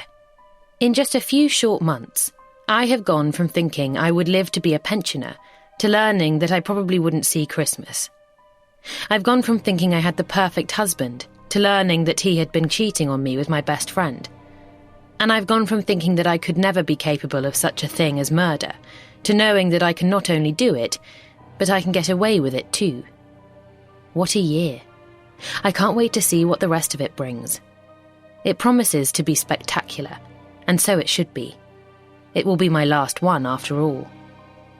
But while there is still much to come, it's not going to be easy, and not just because I have more dangerous acts to commit and get away with. It's because I'm starting to feel weaker by the day, and now I understand why Dr. Wilcox was so disappointed when I told him I wouldn't be taking him up on his treatment options. It's because it's clear that I'm not going to last long without them. Those dresses I treated myself to on my shopping spree not so long ago now hang off me, no longer fitting as well as they did back in those changing rooms. My weight loss is not significant, but substantial enough to let me know that it's not a product of any diet I'm on, but rather to do with the fact that my body is being ravaged internally. I regret not buying the dresses in smaller sizes in anticipation of this happening, because then they wouldn't just be hanging uselessly in my wardrobe now. But never mind. I suppose I could try and find the receipts and take them back, but that would take time, and I have more important things to do. Top of my to-do list today is a big one. I need to return the call from the policeman that phoned me yesterday. For most people, I imagine that finding out they had a voicemail on their phone from an officer of the law would be a worrying thing, but I had rather been hoping it would happen. That's because I needed the police to get in touch with me so I could tell them what I know about Claire and make it seem even more likely that she is the one that stabbed Andy to death in his shower. It was vital that they contacted me first and not the other way around, because if I had gone to them and told them that Claire liked to speculate about how she could kill Andy, Claire might quite rightly have smelled a rat and instructed her lawyers that I could be framing her for this crime. That's why I have waited for them to call me, which I knew they would get around to doing eventually, because as one of her friends and close contacts around the time of Andy's death, at least if her mobile phone was anything to go by, then they would want to ask me a few questions. Nothing too serious, I imagine. Just enough to help them paint the picture of who Claire really is, and, most importantly, what she might have been thinking around the time the murder took place. Was she happy, sad, conflicted, vengeful? Who better to ask than a close friend of the accused? I'm only too happy to help the police with their inquiries. They should be here any minute, and I've just boiled the kettle in anticipation of their arrival. It ends up being more like 10 minutes before I hear the firm knock on the door, but that's fine by me. I'm just grateful they were able to come to me instead of making me go down to the police station and have this conversation there. Not only would that have been a little more daunting for me, but it would have given me less chance to demonstrate how ill I am and how it has affected my home life. That's because I have made sure to leave out plenty of dirty dishes all over the kitchen counters, as well as making the living room as untidy as possible, all of which is supposed to show how little time I have for housework since my shocking diagnosis.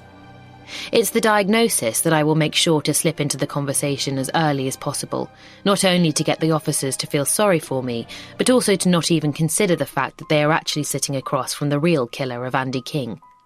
"Hello," I say as I open the front door before wrapping my dressing gown tightly around myself and squinting out into the sunlight, which is not at all bright to me, but I want to pretend like I've been sleeping in a dark room all day. "Good afternoon, Alison Monroe." "That's right. I'm PC Whittaker. This is PC Tennant. We called earlier to speak with you about Claire King." "Of course, come in," I say, stepping back and allowing the uniformed men inside. As I close the front door, I'm glad they have sent me males instead of females, because that will make what I'm about to tell them even easier. That's because a man would be shocked when I say that Claire talked about killing her cheating husband, whereas a woman would sympathise and possibly even relate to it. I don't want to garner sympathy for Claire. I want to garner disgust. After offering the two men tea and pouring them a cup, we take our seats in the messy living room, where I waste no time explaining why the house is in the sorry state it is. I'm so sorry, you'll have to excuse the mess, but I haven't been well enough to keep on top of all the housework lately. I have cancer, you see, and there's not much they can do for me now. Oh, I'm sorry to hear that, PC Whittaker says, looking dreadfully upset, which is very endearing. PC Tennant, on the other hand, just looks awkward, and he says nothing, instead opting to keep his eyes fixed on the basket of washing I strategically placed in the corner earlier. That's okay, it's not your fault, I reply, shaking my head. Just a terrible disease that sadly affects so many people. But would you believe I'm the first person in my family to have cancer? I suppose we've been fortunate in a way, although our luck has run out now. I purposefully brought the sombre mood in the room down even lower before taking a sip of my tea and pretending like I'm sorry for doing so. I apologise. You didn't come here to hear about me and my woes. You want to talk about Claire, is that right? Yes, we were hoping you could tell us about your relationship with her, if that's okay. Of course. Claire and I were good friends. You know, the kind who get together and gossip regularly, putting the world to rights over a slice of cake and a good cup of tea. I see. You say you were good friends?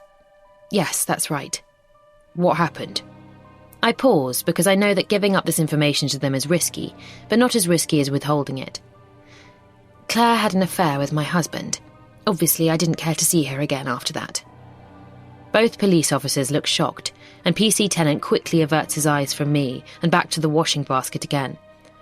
Oh, I'm sorry, PC Whittaker says, and I have now lost count of how many times the polite policeman has apologised to me since he walked through my door 5 minutes ago. That's okay. I've moved past it now. More important things to worry about, I say, making it obvious that I'm referring to my ailing health. When was the affair? PC Whittaker asks.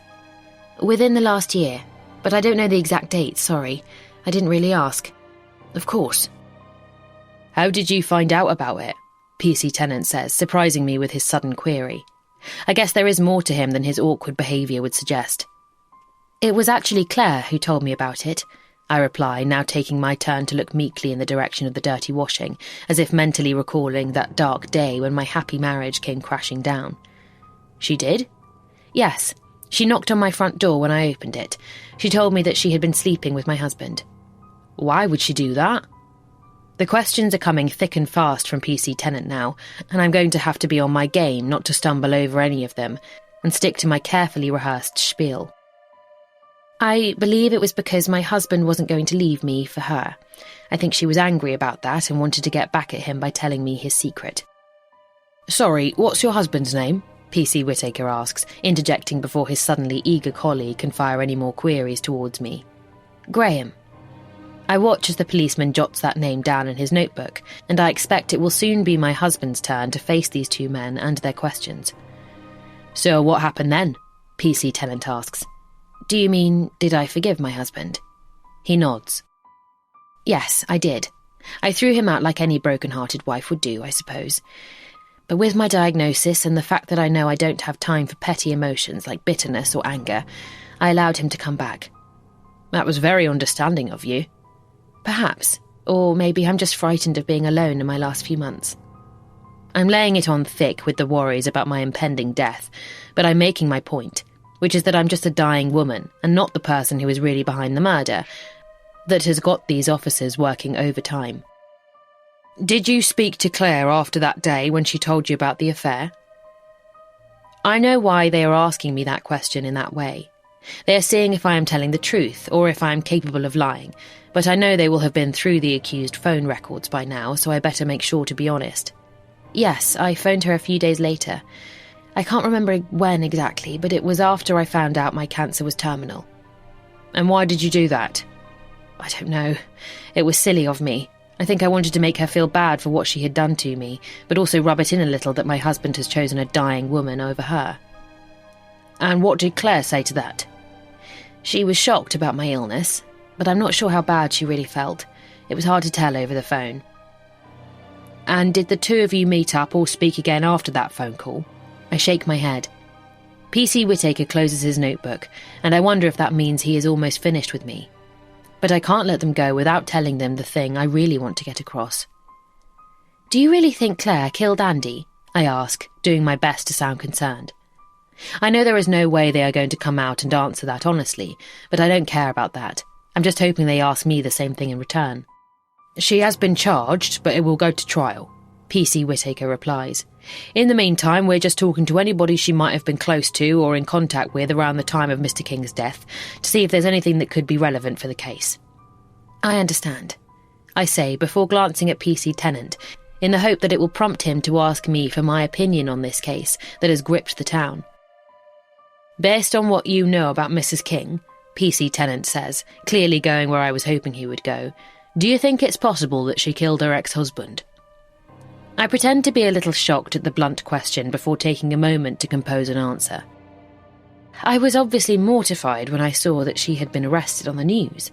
I began, shaking my head and wondering if I'm overplaying it, before deciding that I'm not and carry on. But then I did think back to some of the things she used to say to me when we were friends. The officers glance at each other before PC Whittaker opens his notebook again. And what was that?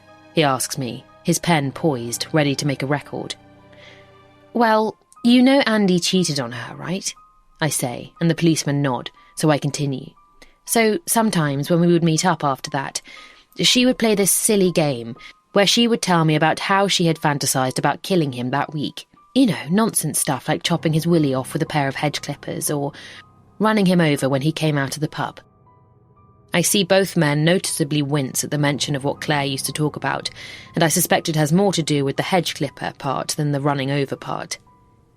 She used to say that, PC Tennant asks when he has stopped fidgeting in his seat and imagining a crazy woman coming to chop his bits off with a garden tool. Yeah, but it was just a little game, really. Just a bit of fun to cheer herself up, I think. I mean, which woman wouldn't fantasise about doing those things to a husband who cheated on her? PC Whittaker writes something in his notepad while PC Tennant stares at me blankly before speaking again. Did you ever get the impression that she might have been serious about killing her ex-husband? He asks me, and PC Whittaker stops writing to look up in time for my answer. Who, Claire? I don't think so, I say before purposefully pretending to have second thoughts.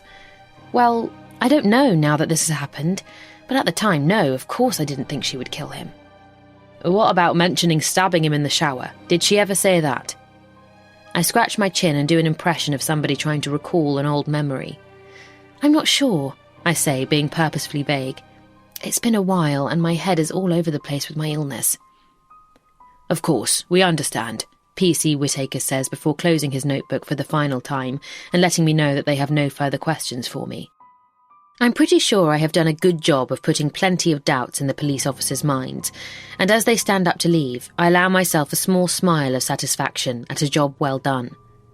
By the time I have closed the door on them and heard their car moving away down the street, I am positively beaming. Chapter 28. Graham. The only bad thing about playing a round of golf is that it has to end. And now this one is over. On the bright side, I'm currently making my way onto the 19th hole, which is the affectionate nickname for the pub that every self-respecting golfer frequents after they have finished on the fairways and earned a little refreshment. Ordering my pint with the lovely young lady behind the bar, I make several quips about the course and the weather, doing what I can to get a smile from her, and she is accommodating enough, although only because she is being paid to stand here and be friendly to the club members. Take us both out of this setting and put us somewhere else, and I doubt a 19-year-old woman like her would be listening to a man like me. As it is, she is employed to stand there and provide a little eye candy for the punters, so I might as well enjoy the interaction with her while I can. It won't be long until I'm going back home to Alison, who wouldn't smile at me these days even if she was being paid to. Receiving the pint of bitter from the barmaid's dainty hands, I thank her and carry it over to one of the tables, deciding not to point out to her that she has made a mess of pouring it and that it shouldn't be as cloudy as this. I don't want her to think I'm an arsehole, after all. As I sink into my chair and take the weight off after an afternoon of hacking my way around the golf course that never seems to get any easier, I take a sip of my drink and watch the barmaid serving one of the other members. It's now his turn to try and get a smile out of her just to make himself feel better, and to be fair, he manages it, even getting a laugh from the young woman, which was more than I could ever hope to achieve. Letting out a deep sigh, I reach into my pocket and take out my phone, turning it on after depriving myself of it for the last few hours while out on the greens. I've been glad of the break from the outside world, but I can't ignore it forever. And as my phone turns on, I notice the usual array of notifications coming through on the screen. Messages from friends. Notifications from the few social media channels I still use these days, and an update about the weather, even though I don't know why I bother getting these, because it's always the same. Grey. Windy. Average. But then I see a notification that I don't get all too often flash up on my screen. It's telling me that I have a voicemail message from a missed call, so I click on it to give it a listen while I enjoy my poorly poured pint. But then I hear who it is from, and I choke on the frothy liquid, causing the barmaid to look in my direction and probably wonder what is wrong with me. I give her a wave to let her know that I am all right, but that's only for show. Internally, I am all at sea. And that's because the voicemail is from a P.C. Whitaker, and he wants me to give him a call back to arrange a time when he can talk to me. Realizing that I have spilt several drops of my drink down my jumper, I brush them off while thinking about why this policeman would want to speak to me. The only thing I can think of is that Claire must have told them that she had been in a relationship with me, and now they want to speak to me because I would have been one of the last few people to be close to the murder suspect before Andy was found dead. Perhaps they just want me to corroborate something she has told them about their relationship, or even just help get an idea of her state of mind over these last few months. But then another thought occurs to me, and it is a troubling one. What if Claire, through sheer desperation, has used me in some kind of alibi which she is hoping will prove her innocence? Is she hoping that the feelings I once had for her still exist somewhere, and that I can now help her get out of this mess? If so, I really wish she had found some way of letting me know, because if she does need me to say something to the police, then it would help if I knew what it was. But then I take another sip of my pint and decide that it can't be it. Claire won't be wanting me to lie for her and give a false alibi that gets her off the hook for Andy's murder. Why would she? She is most likely innocent and doesn't need me to get her out of this. The police probably just want to talk to everybody she was in close contact with recently and see if there were any clues as to what she might have been planning. But there are not. And I will make sure to tell the police that.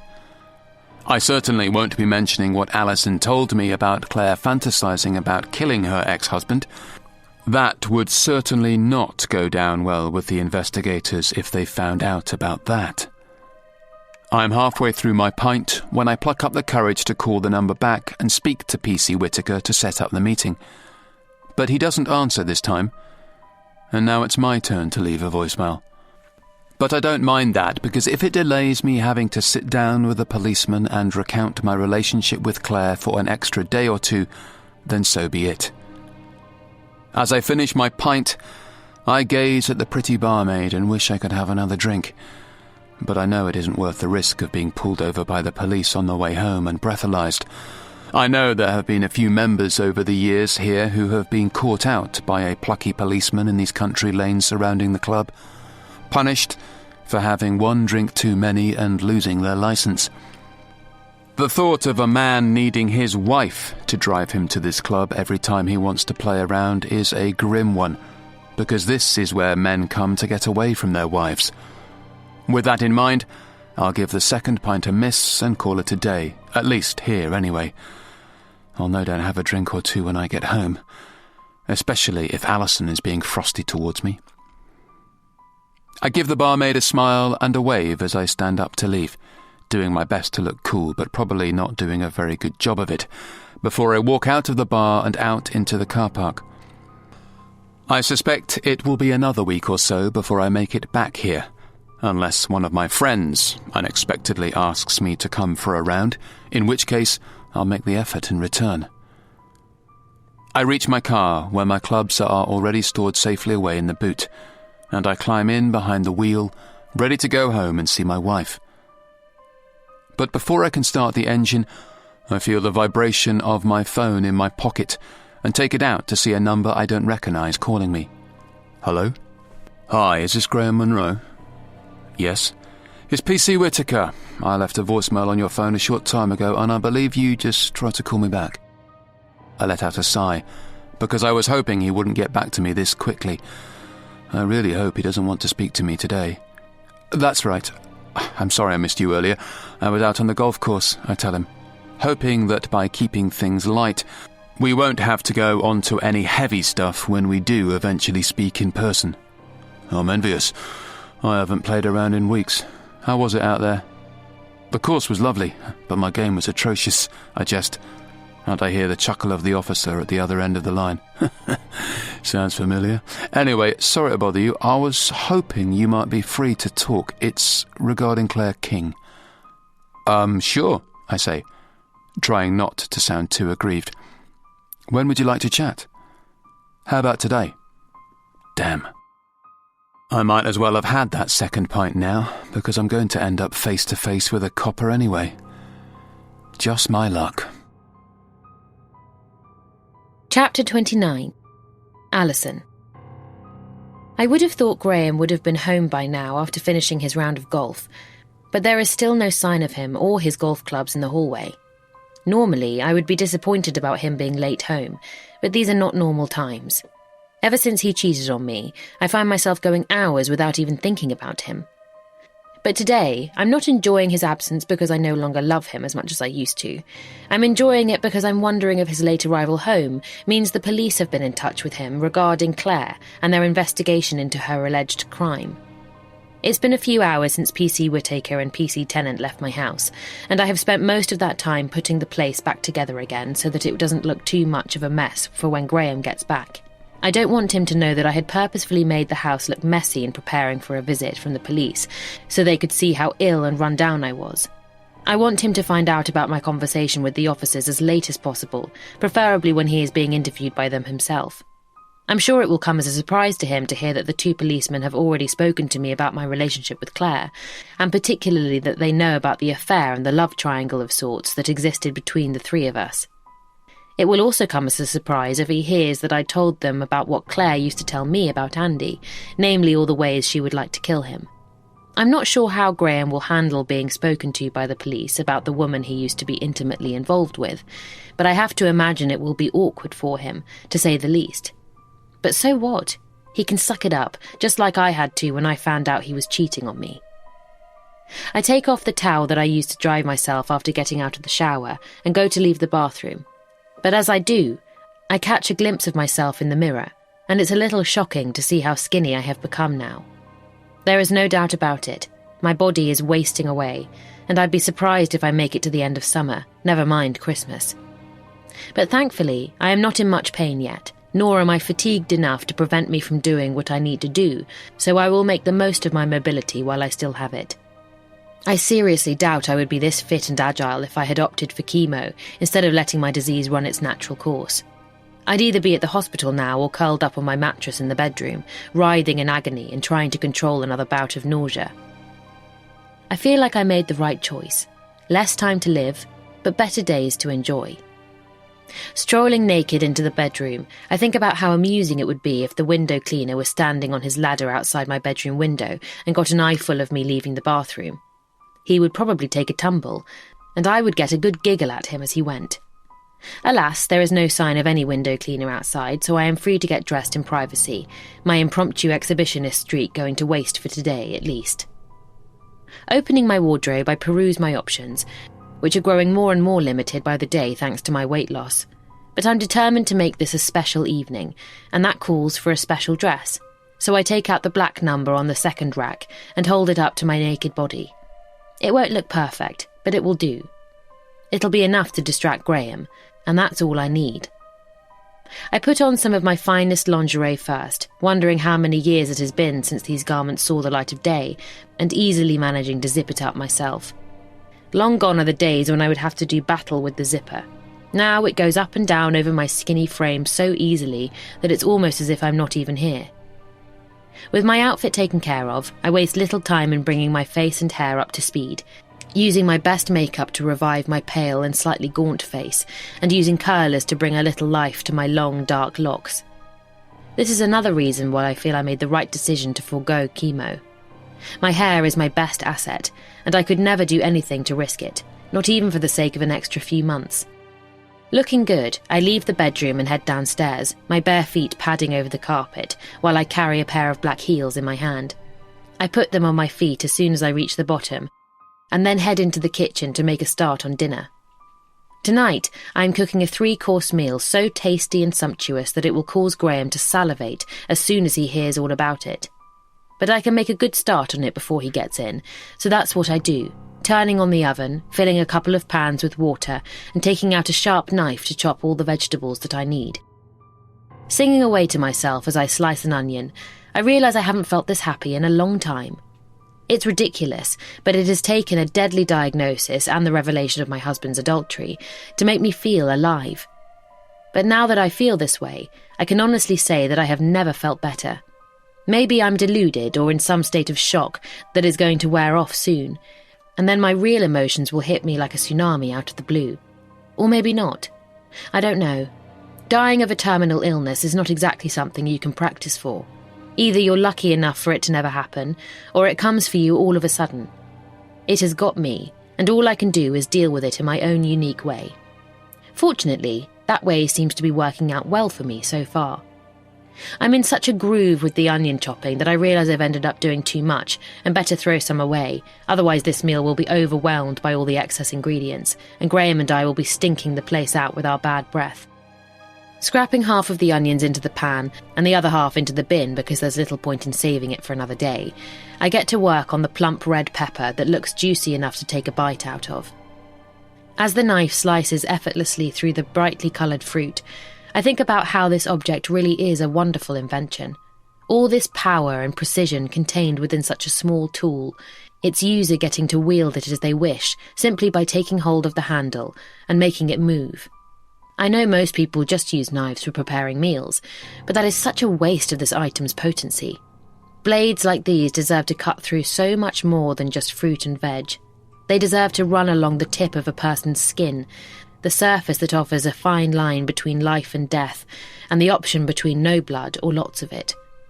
I stop chopping for a moment and put my finger on the edge of the knife, pressing it against my skin harder and harder until it suddenly slips past it, and I let out a gasp as I feel the cutting pain in my hand.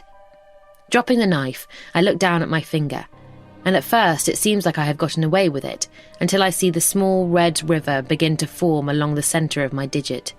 Seconds later, and the blood is plentiful, causing me to have to go over to the sink and run my finger under the tap to help wash it all away. 5 minutes later and the blood is still flowing out though, so I guess I'll need to find a plaster to cover my wound now. But before I do, I think about how there will soon be so much blood in this house that not all the plasters in the world could cover up and heal it all. I got first-hand experience of what it looks like when a knife enters the human body when I killed Andy in his shower. Tonight, I will get to see that same thing again. I cannot wait for my husband to come home for dinner. Chapter 30. Graham. I definitely should have had that second pint. At least then, I might have been slightly more relaxed during my conversation with P.C. Whitaker and his colleague, P.C. Tennant. As it was, I found myself feeling a little nervous as I sat across from the two men in the police station. I had hoped to hold the conversation somewhere more informal, but my suggestions for places to talk were rejected based on time constraints, In the end, it seemed easier if I just offered to go to the station and get it over with. I didn't want this hanging over my head for another day or two, and I expected it to be a quick interaction anyway. So I left the golf club and made the 6-mile drive to the station, spending most of the journey wondering what the officer's questions were going to entail. How close were you to Claire? Was she ever violent towards you? Do you think she might be a killer? It turns out that I had been asked all those questions, although not quite so bluntly, but I answered them all as honestly as I could. I told the 2 officers that I was close to Claire for a while, admitting the affair that I was guessing they already knew about. I also told them that in all that time, Claire was never violent towards me, and that no, in my honest opinion, I didn't think she was a killer. But of course, I admitted that I could be wrong. I had rather hoped that the questions would start to dry up from there, but then the conversation had taken a rather unexpected turn when the 2 PCs stopped talking about Claire and started talking about my wife instead. "Tell us about Alison," had been the exact words out of PC Tennant's mouth about 20 minutes into our conversation. "What do you want to know?" I had replied, my mind racing as to why they had veered into this line of questioning. "How is she doing?"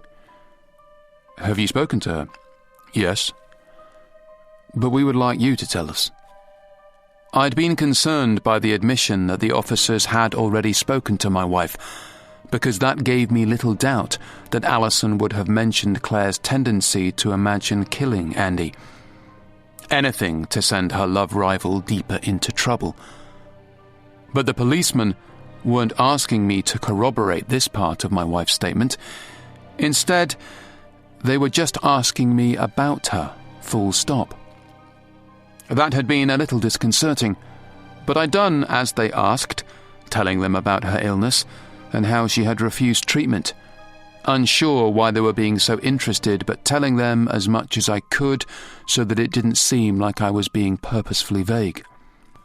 "I imagine things have been very difficult," PC Tennant had said just after that. But the way he said it made me think there was more behind that statement than just a simple expression of sympathy. "What do you mean?" "Well, Alison has found out she has cancer, and that you were having an affair both in a very short time span. That'll be difficult for anybody." I had to agree. "How has your home life been recently?" "It's been okay." The 2 officers had glanced at each other at that point, and I hadn't been sure why.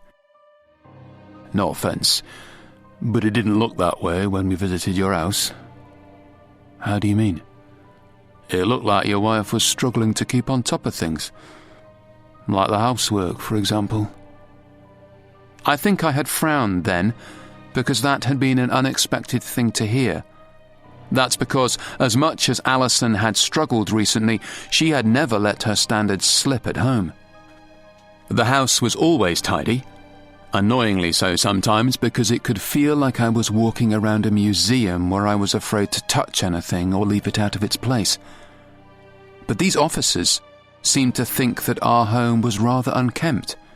If it was, then my wife must have purposefully made it look that way. But why?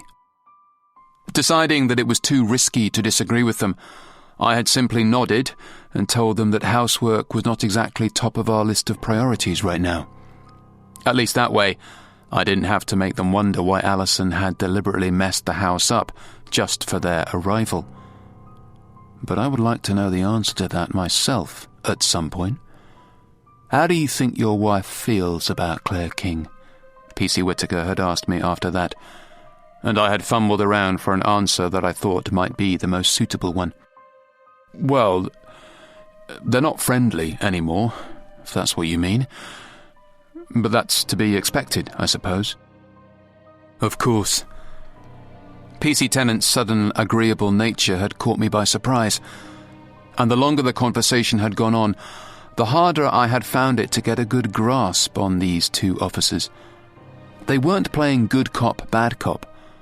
They were both simultaneously switching from being the aggressor in the questioning to being on my side and making me feel like I had nothing to worry about. So why was I worried? Did Alison ever talk about wanting to get revenge on Claire for the affair? The question from P.C. Whittaker had come out of nowhere, but I had shaken my head and answered in the negative several times, in fact. No, definitely not. She's not that kind of person, I had said, my head going from side to side as if I was trying to convince myself as much as them. I wouldn't have blamed her if she had, P.C. Tennant had added then. I imagine plenty of people who get cheated on spend at least a little time dreaming of revenge. That had been the moment when I knew for sure that Alison had told these officers about Claire's fantasies of killing Andy. I guess, I had mumbled, growing more uncomfortable by the minute. Then I had been asked the question I presume they had been waiting to ask me ever since they called to speak to me. Did Claire ever talk with you about getting her on back on Andy when he cheated on her? I had taken my time to answer that question, knowing that to answer too quickly could look bad either way. Either I could have said yes, and it would have really added to the suspicion on Claire now, or I could have said no. But the officers might have thought I was lying, considering they already knew from Alison that Claire liked to imagine Andy's murder. In the end, I had just told them what I could, which was something in between. She never said anything like that to me, but my wife told me that Claire would sometimes say those things when they were having coffee together. That had been about as honest an answer as I could have given, and I had felt good about it, right up until P.C. Whittaker had spoken again. Claire maintains her innocence, and insists she has been framed for Andy's murder, the officer had said, while leaning back in his seat and folding his arms. When she was pushed to give the name of anybody whom she thought could be framing her, she gave us only one name. It was your wife's. What? Does that concern you? Well, yes, of course. Do you think Alison might have been involved in Andy King's murder? No. Do you?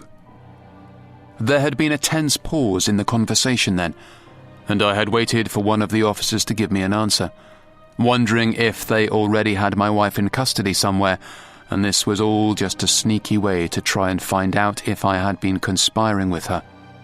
But finally, one of the men had spoken again. No, we don't. We think Claire is just desperate and is telling us anything she can to get out of this.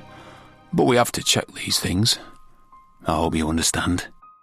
The answer had been a simple one from P.C. Tennant, but it hadn't made me feel much better. That's because then I had no longer been worried about whether or not they thought I was telling them the truth. Instead, I had been more concerned about if they were telling me the truth themselves. Shortly after that, the two officers had told me that they had no more questions and that I could go home, which had been a relief, and I had got up out of my chair quickly to head for the door. But before I had been able to open it, P.C. Whittaker had spoken again, and it was the words he had said then that were still rattling around in my head now, half an hour later, as I sit outside my home and prepare to go inside to see my wife. Good luck with all the housework. I had smiled at the man as I had left the room, but it had been a false expression, and not one that reflected my mood at the time. The reference to my untidy house again had me troubled for two reasons. One, because I knew that my house was never untidy. And two, it seemed like the officers suspected that too, which must have meant they had their doubts about the way Alison had presented herself to them earlier. But what does that mean? Do they think Alison might have been lying to them? If so, why? I know my wife would have been happy to tell them anything that might have incriminated Claire further in Andy's murder, but I thought that was only because she hated the woman and would have been happy to see her suffer. But what if there was another reason why Alison had told them about Claire's fantasies? What if it wasn't from a place of bitterness? What if it was because Alison was covering up something she had done instead? What if Alison was the one who killed Andy? I should go inside my house because I've been sitting in my car on the driveway for long enough. But I feel like I don't want to get out. For some strange reason, I feel nervous about going inside and seeing my wife. Chapter 31. Alison. The table is set and the food is almost ready. All that's missing now is my husband. I check my phone again to see if he has been in contact, but there is still no word, so I'm just about to go to the window and see if there is any sign of him arriving on the street outside, when I hear the front door opening. Quickly running my fingers through my hair and smoothing out any wrinkles in my loosely hanging dress, I walk into the hallway with a smile on my face. "Hi, there you are. I was wondering where you had got to." Graham looks tired, but he soon perks up when he sees how I am looking. "Sorry, I got held up at the golf club." "I thought you might have done. I hope you didn't have too much to drink." I walk over and give him a kiss on the cheek, while also trying to detect the smell of beer on his breath. If there is a scent, it's only a mild one. He hasn't been drinking that much. "No, of course not," he says to me, accepting the kiss before closing the door behind him. "You look nice." "I thought I'd make an effort and wear something a little different. You like it?" Graham nods, and if he does notice that the dress doesn't fit me well anymore, he doesn't comment on it, which is sweet of him. "I've made dinner too," I say, leading him towards the kitchen as soon as he has put his golf clubs down. "I thought something smelled good." "It's a 3-course Mexican," I tell him as we enter the kitchen and take in the sights and smells of all my hard work this afternoon. "Your favourite."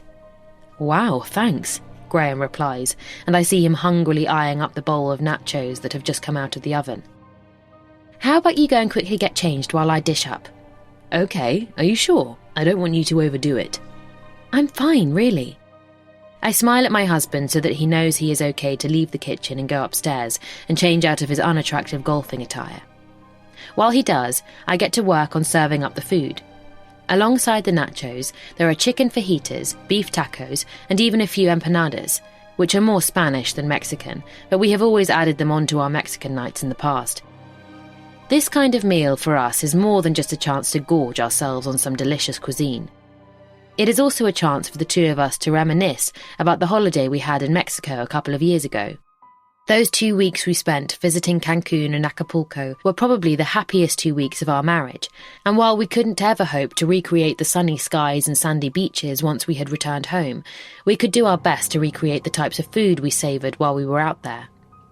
We usually have a Mexican feast at least once a month and spend the meal talking about that lovely trip we took. But it's been a while since we did that, for obvious reasons, but tonight it feels time to do it again. I'm ready to go back mentally to a time when I had my health and my happy marriage, before I got sick and he cheated, and everything seemed to go wrong so fast. I'd give anything to go back 2 years and be in Mexico again now, walking hand in hand with Graham on one of those beaches, but no one can go back. We can only go forward. As I hear my husband's footsteps in the bedroom above me, I plate up the tacos and place them in the centre of the table before returning to the counter to dish up the fajitas. There's enough food here for 12 people, never mind 2, but I'm sure we'll manage. Graham has never struggled to eat more than his fair share of cuisine, and while I would usually be a little more cautious about consuming so many calories, that's not something that I'm bothered about anymore. I could probably eat all of this and still struggle to put on weight now, which is one positive, I suppose. I am trying my best to look on the bright side of things. With the food ready to go, the drinks are next, and I have picked out a special bottle of red wine for this occasion. It's one that I know Graham has had stored away at the back of the kitchen cupboard for a long time in anticipation of a special event, and while he might not have had an evening like tonight in mind, I think it's perfect. After all, it's not every day you can drink to the death of a marriage. Uncorking the bottle and pouring 2 generous measures into our best wine glasses, I place the drinks on the table beside all the food, and now everything is almost ready. Everything except the knife, which I need to move from the kitchen counter to the table so that it's easier to use when I need it later.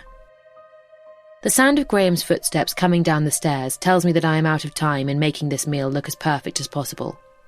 This is as good as it's going to get, and I think I've done a sufficient job.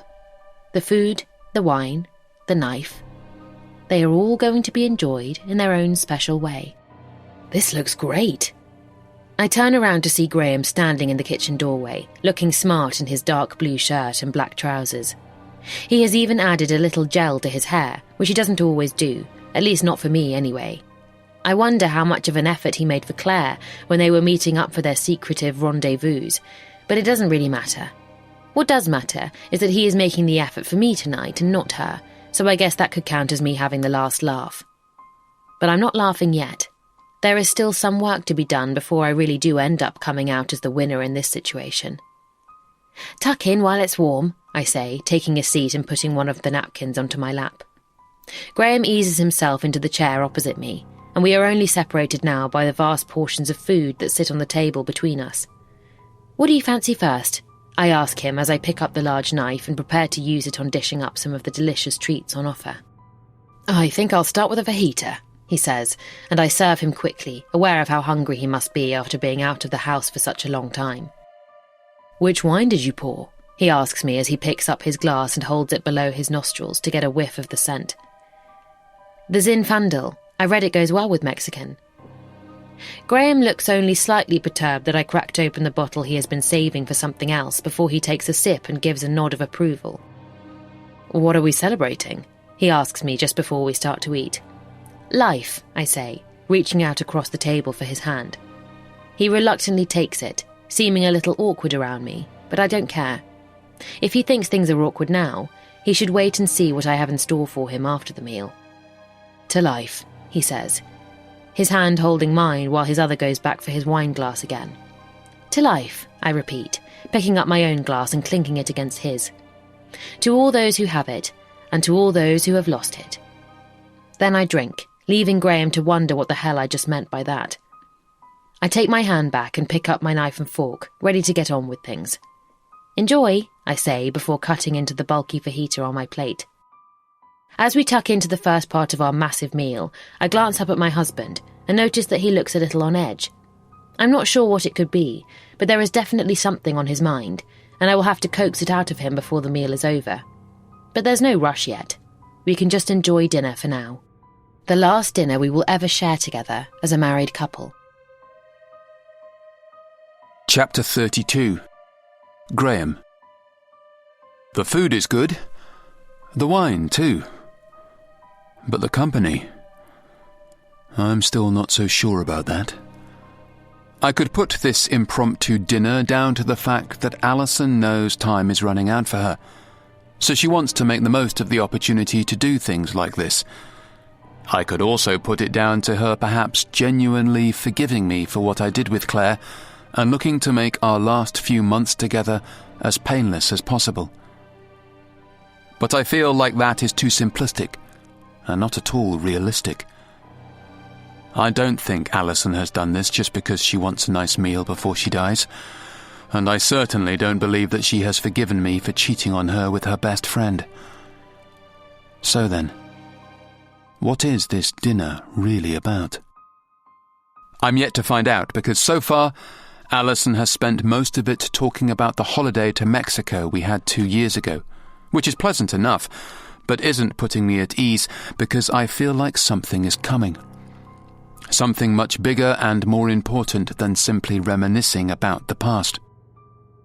I take another large glug of wine and pray for its calming effects to kick in quicker so that I might be able to sufficiently relax and enjoy this awkward meal a little more. But so far that hasn't happened, and I'm still on edge. Caused no doubt by my conversation with the 2 police officers before I came home tonight. I don't know whether they were just speaking to me as a formality because Alison had mentioned Claire and I, or whether they genuinely think that my wife might have something to do with Andy's murder like Claire seems to think. But if it's the latter, then why haven't they taken her in for formal questioning? Or even arrested her on suspicion? There must be no evidence, and no reason for them to suspect her other than Claire's words, which could be attributed to her being desperate and willing to say anything just to get out of her predicament. But there was more than enough in the words of PC's Whittaker and Tennant to make me doubt my wife, and it's time I started to try and get a few answers, starting with the mysterious case of the untidy house. I hope you haven't been overdoing it on the housework, I say to Alison in between mouthfuls of beef taco. You should be resting now. Leave it to me. If I left it to you, then the place would be a bomb site, Alison says with a chuckle, before going for a second helping of empanadas. I think about how the policeman told me the house did look like a bomb site when they visited here earlier, and wonder why that was the case. But there's only one way to find out. Did the police speak with you about Andy's murder? I ask, trying my best to make the question sound as casual as I can. Alison stops eating for a moment, and I wonder how much I should read into that. Did they speak to you? She asks me in return. And I know that answering a question with another question is never a good sign. Yes, this afternoon, after I had finished at the golf course. I watch carefully to see if Alison seems surprised by that, but I can't tell. It's funny because I spent so much time wondering if she could read my behaviours when I was lying about where I'd been and who I'd been with. But now I'm the one trying to read her to see if she is being honest. Yeah, they spoke to me too, she admits, before taking another bite of her food. What did they ask you? They just wanted to know about my relationship with Claire. And what did you tell them? I told them about the affair, if that's what you mean. My wife's reply is cutting, and I wonder if she said it as a reminder to me that I shouldn't keep probing her if I want this meal to stay as quiet and as peaceful as it has been so far. But if so, I'm not going to give up that easily. Did you tell them that Claire used to talk about killing Andy? I did mention it, yes. Why? Because I thought it was relevant. She did kill him, after all. My wife is certain of Claire's guilt.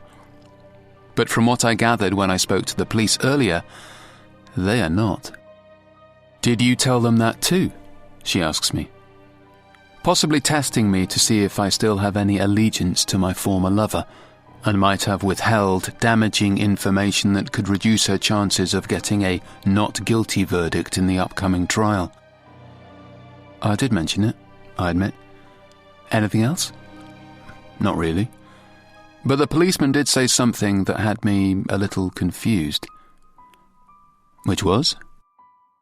They said the house was very untidy when they visited here to speak to you. That sounded strange to me, because it wasn't untidy when I left, and it wasn't untidy when I came home. So what happened in between? I pick up my wine glass while keeping my eyes on Alison, waiting for her answer. I wouldn't call it untidy, but I got some washing out, and was also cleaning the kitchen when they called around, so I guess that's what they mean. So you didn't make it look messy on purpose? Why would I do that? I don't know. Maybe you wanted them to think you were struggling. I am struggling. Alison's admission is a blunt one and catches me off guard a little. I'm dying, Graham. Just because I've put on a pretty dress and cooked a meal, don't think I have forgotten that. I know, that's not what I meant. Then what did you mean? I can hardly answer that honestly, because to do so would be to reveal that both me and the police have some concerns about who really killed Andy King. I don't know. I think you do. Our eyes are locked together as we have stopped eating now and sit in our chairs, trying to figure out what the other one is thinking. Am I reading too much into this? Is Alison really just trying to do something nice here? Or does she have secrets to hide? Secrets that are far worse than anything I have ever kept from her. "Do you remember what we did on this table not too long ago?" Alison asks me, surprising me with the change of direction in the conversation. I think back to the time when we made love on this table. It was the day when I found out she was dying. "Of course," I say. "Why do you think we did that?" "I don't know. Shock. Passion, grief, maybe. A mixture of emotions, I guess." Alison nods her head, but she doesn't seem convinced. "For you, perhaps. But that wasn't why I did it." "Why did you?" "I did it because I was full of adrenaline." "From what?" Alison pauses before she answers my question. "What do you think?" she finally asks. I have no idea, and my expression must tell her that. "Have a good think," she says. "Go back to that night. What else do you know happened on that evening that you didn't know at the time?" I'm puzzled. "What do you mean?" "Think about it." I do as I'm told, trying to recall that night and anything else that might stick in the memory from it. But I can't remember much else, certainly not anything different. "I don't know," I admit, when I've had enough of playing this game. "It was the night Andy was killed," she says coldly. "They found his body the next day." I stare at my wife as I realize what she is getting at. "What do you mean?" I ask her. "What do you think I mean?" "You killed Andy." That would certainly explain why I was so full of adrenaline, wouldn't it? I don't know what to say or do. If she did kill him, then why the hell is she telling me? "You killed him." Alison picks up her wine glass and takes a long sip. It's only when she puts it down again that she gives me her answer, and it comes in the form of a slow nod. "Oh my God. Why the hell would you do that?"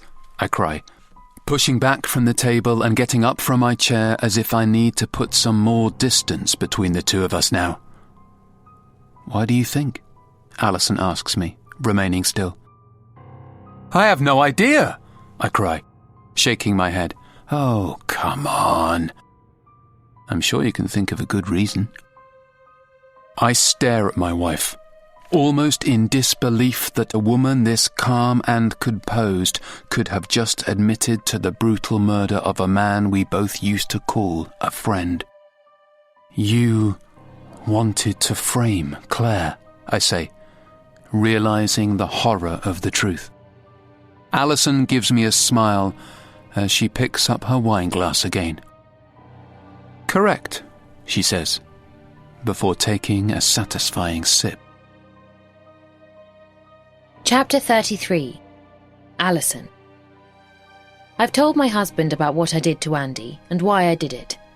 As I expected, he is no longer enjoying the meal.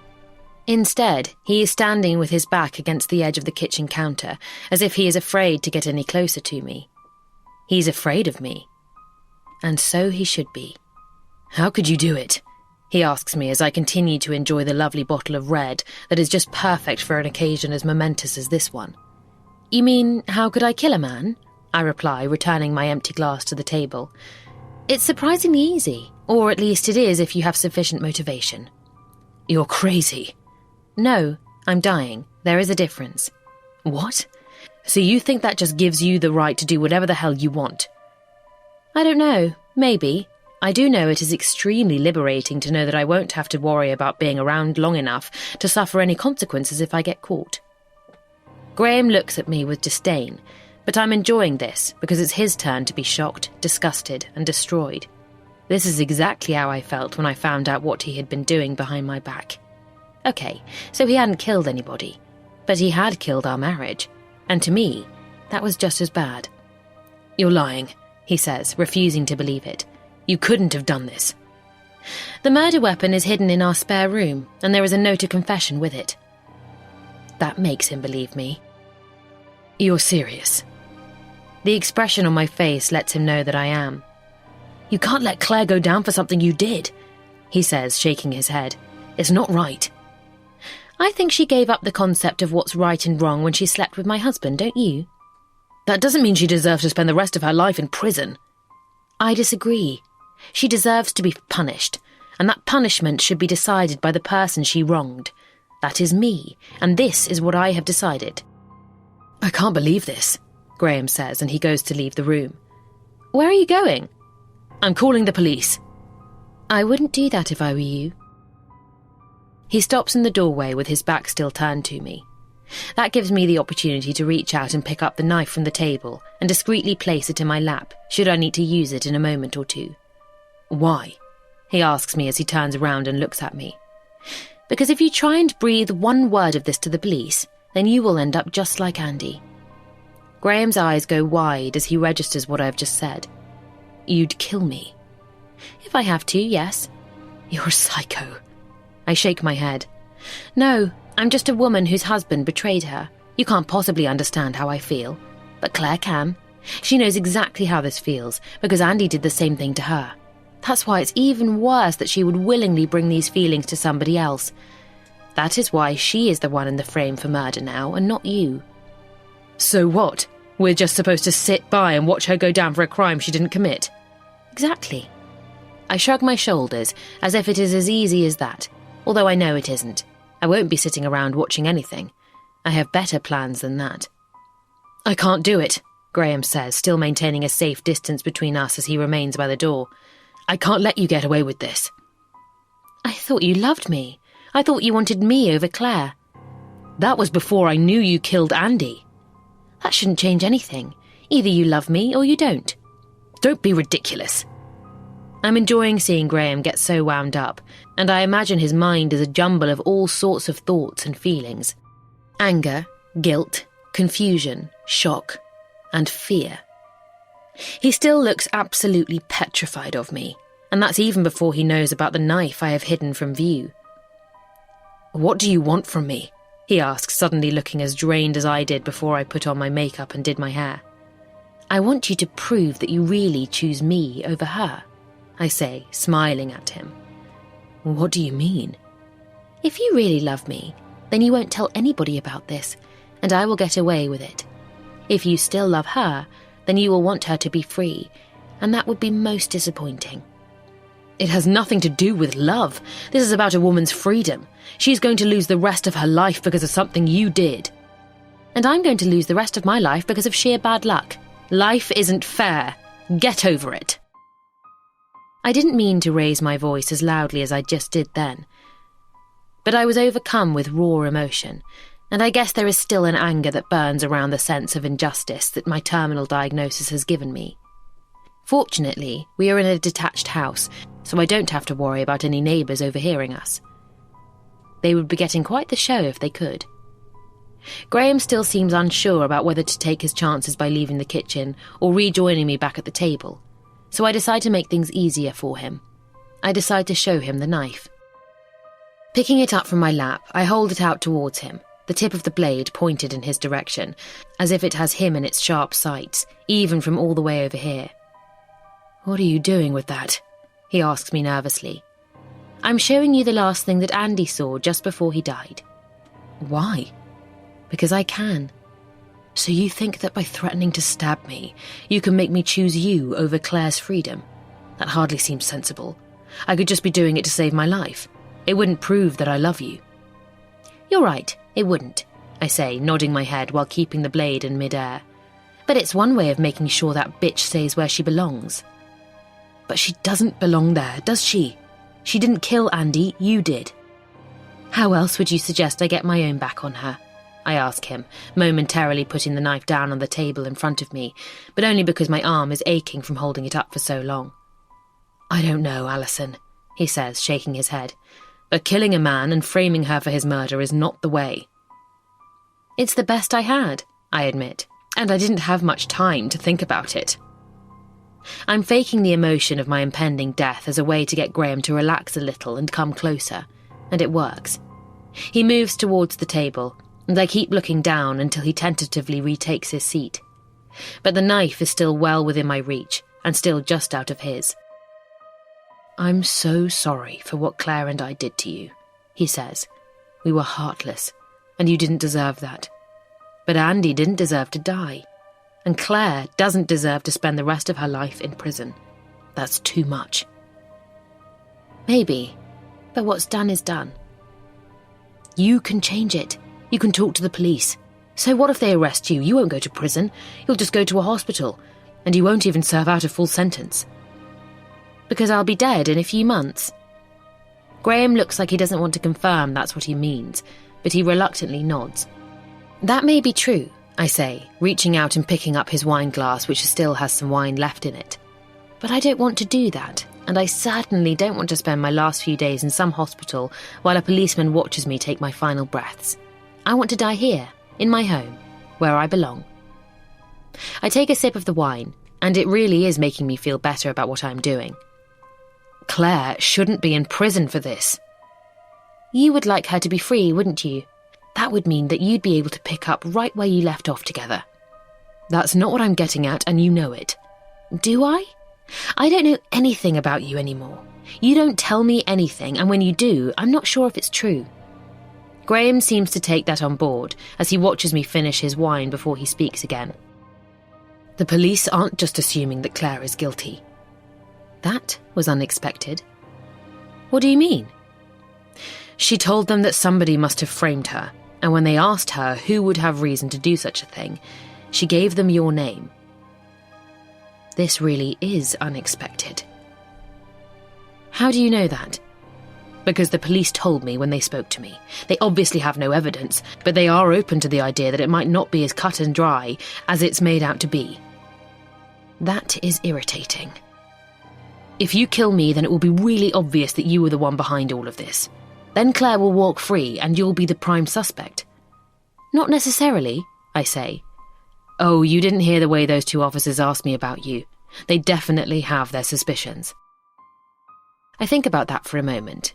If it's true, then I guess I didn't do a very good job of convincing them that I am a weak and feeble woman who isn't even capable of keeping her house tidy anymore, never mind killing a man in his own home. But suspicions are okay. Suspicions don't lead to convictions. Only hard evidence can lead to that. "What are you going to do?" I ask my husband as I pick up the knife again and run my finger lightly along the edge of it. "Save Claire or save me?" Graham watches my finger running along the blade, probably imagining what it would feel like if I was to plunge it into him, if he was to make an attempt to call the police tonight. "Say I agree and keep quiet," he says after a tense moment. "How do you know I won't just tell the police when I'm out of the house where you can't get me?" "I don't know that," I say. "That is a problem, but all problems have a solution." That's when I do the thing I have building up to all day, the thing I have needed to get so much wine into my system for, the thing I have decided is the only way to take control instead of letting fate decide it for me. I'm dying, but that doesn't mean I can't choose how I die. Without warning, I use the knife to slash 2 deep lines in my left wrist. Before Graham can react and take the knife from me, I do the same to my right wrist, and now the blood is pouring out easily all down my baggy dress and onto the floor beneath my chair. "Alison, no!" Graham calls to me as I already start to feel weaker, and by the time that I have dropped the knife and he has made it to my side, I am already starting to slide out of the chair. He helps ease me onto the floor, where the pool of claret has formed beneath my chair, and as he desperately tries in vain to stop the flow of blood from my wounded wrists, I feel a sense of calmness come over me, because I know the end is near. Screw waiting around to die in a few months' time when my body is riddled with tumours and my mind is racked with pain. I've decided I will take charge and go out on my own terms. But before I do, I need to get an assurance that my husband really does choose me over her. "Promise me you will keep my secret," I say to him, as he does his best to cover my wounds with his hands, applying pressure and trying to stem the sea of blood that almost looks like it's everywhere now. "Promise me," I say again, more urgently this time because I don't have long left. "Alison, hold on," he cries, still squeezing my wrists, but the fact that I don't even feel pain anymore lets me know that I'll be gone very soon.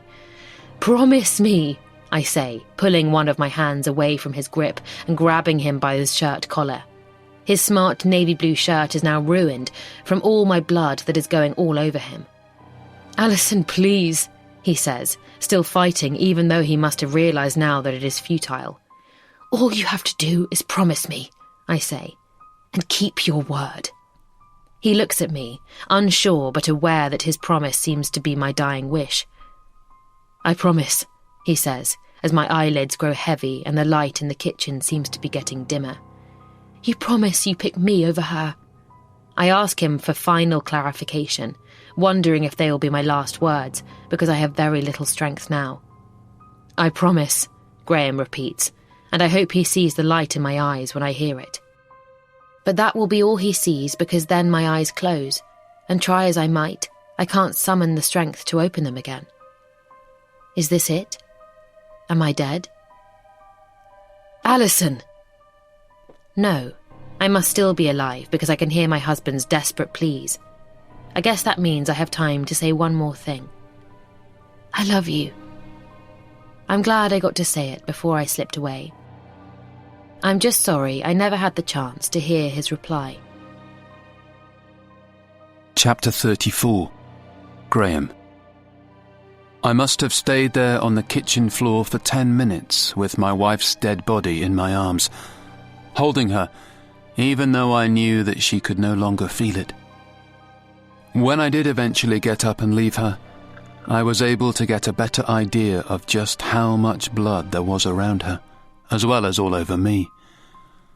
My shirt and trousers were covered in claret, as were my hands and arms, and I knew that it would be a traumatic experience when it came to washing it off later, but I couldn't do that without calling for an ambulance. Slumping into the chair that I had just enjoyed the lovely meal in, my blood-soaked hands fumble for my mobile phone in my pocket. As they do, my eyes land on the various plates of food on the table. There are plenty of leftovers, fajitas, tacos, even a couple of empanadas still up for grabs, which is surprising because they were always Alison's favourites, and she very rarely left one behind.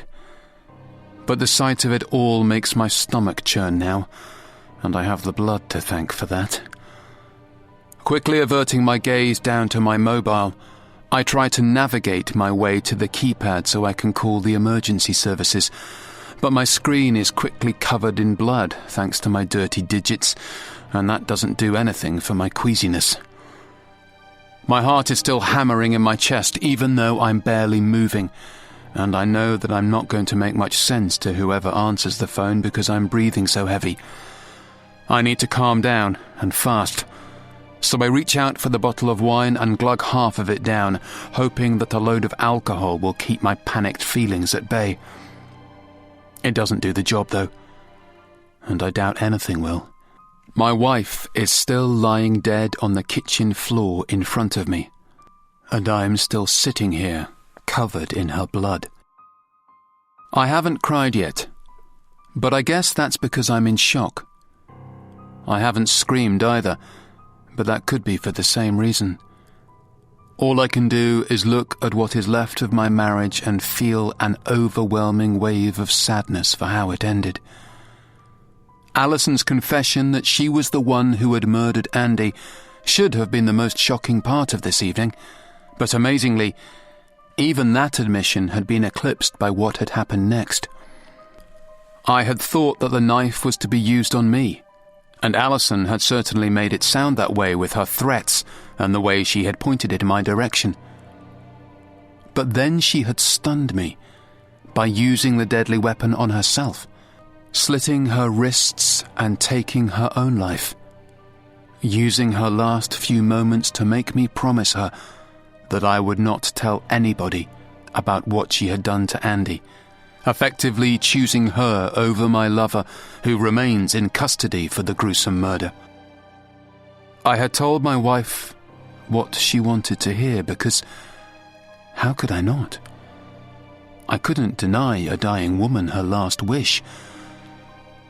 But now she is gone, giving me more time to think about my answer to the question she posed tonight. Would I choose her or Claire? I chose Alison, but that was when she was still alive. Now she has gone. How could I not choose Claire? I need more wine, and I need it now. So I get up quickly out of my seat and go for a fresh bottle from the rack. Opening it quickly, I swig from the bottle, having lost my sense of control after witnessing such a harrowing event. The house is eerily silent, as it should be now that I am technically home alone. But I'm not alone. Alison is still with me, or at least her body is. And every minute that ticks by is an unsettling one, nothing more than a reminder that I really should have called the emergency services already, because that's the right thing to do in a situation like this. So why haven't I done it yet? Why is my blood-smeared mobile phone sitting on the table besides all the plates of Mexican food, while I stand over here, by the kitchen counter, drinking wine straight from the bottle? Is it because I'm scared of what will happen when I make the call? Yes. I am definitely afraid of speaking to another human being and telling them that my wife just committed suicide right in front of my eyes. But it's not just fear that is preventing me from dialing 999. It's confusion too. Confusion about what I am going to tell the police when they inevitably demand to know the full story of what happened here this evening. I screw up my face as I refuse to slow down on the alcohol intake, demanding that my body takes the high volume of booze because that's the only way I'm going to stand half a chance of getting through the next couple of hours. The arrival of the paramedics. The grim looks on their faces as they confirm that Alison is dead.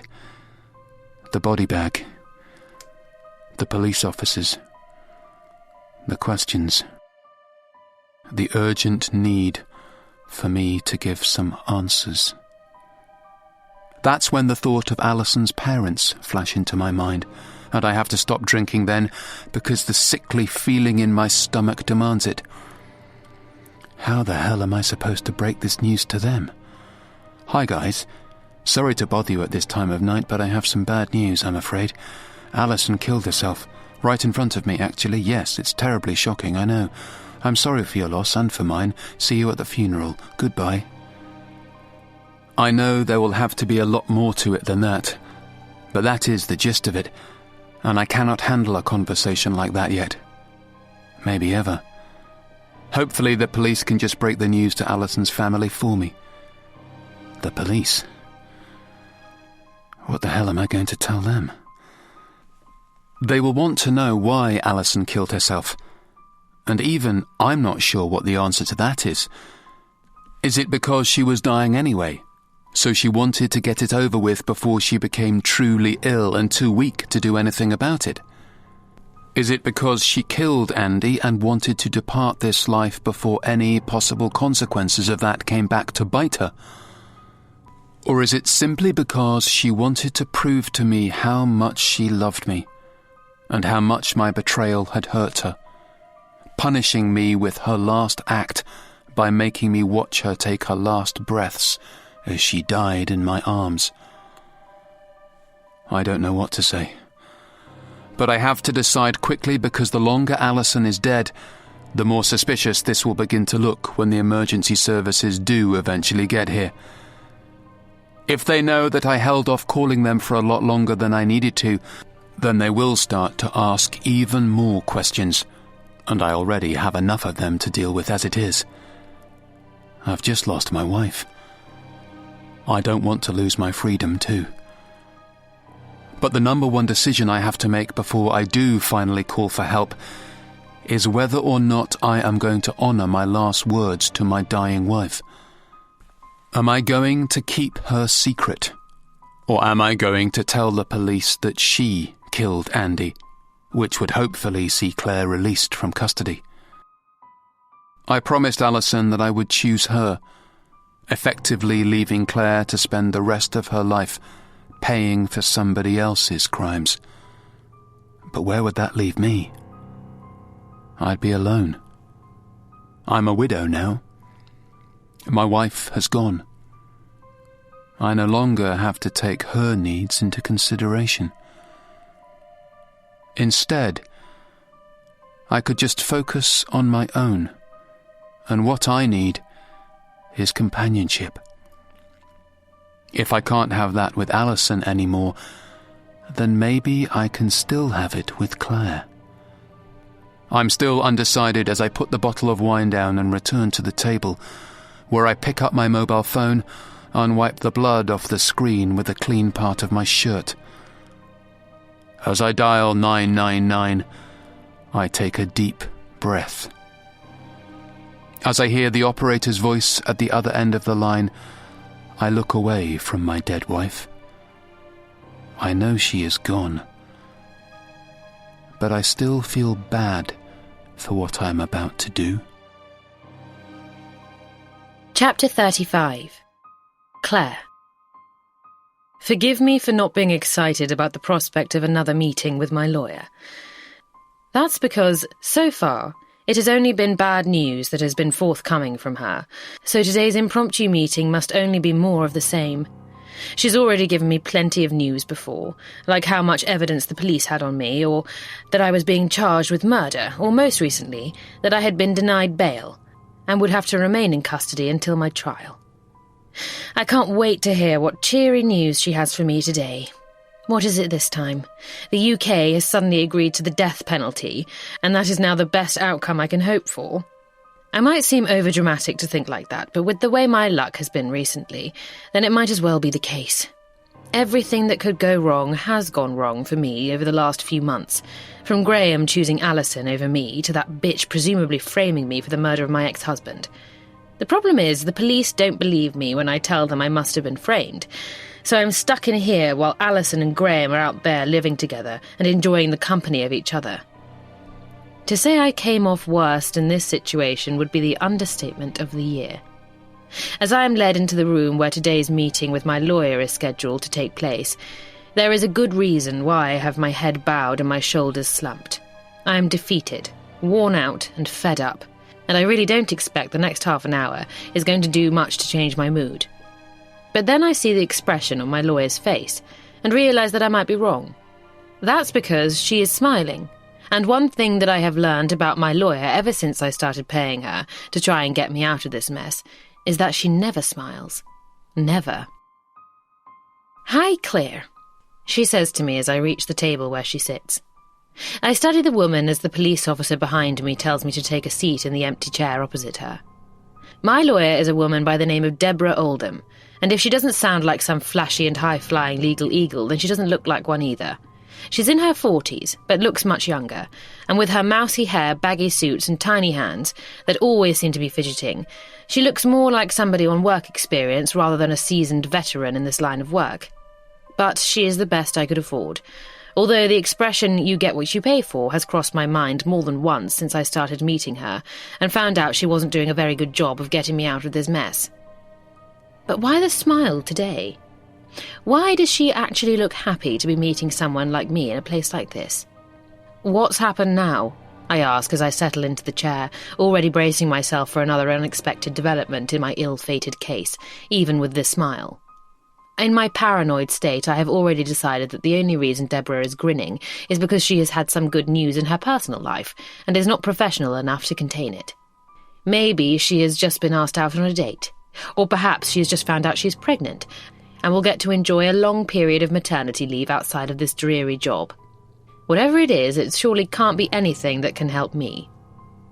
Deborah sits forward in her seat, her diminutive figure looking even smaller today than it usually does, before she finally lets me in on the reason for her happiness.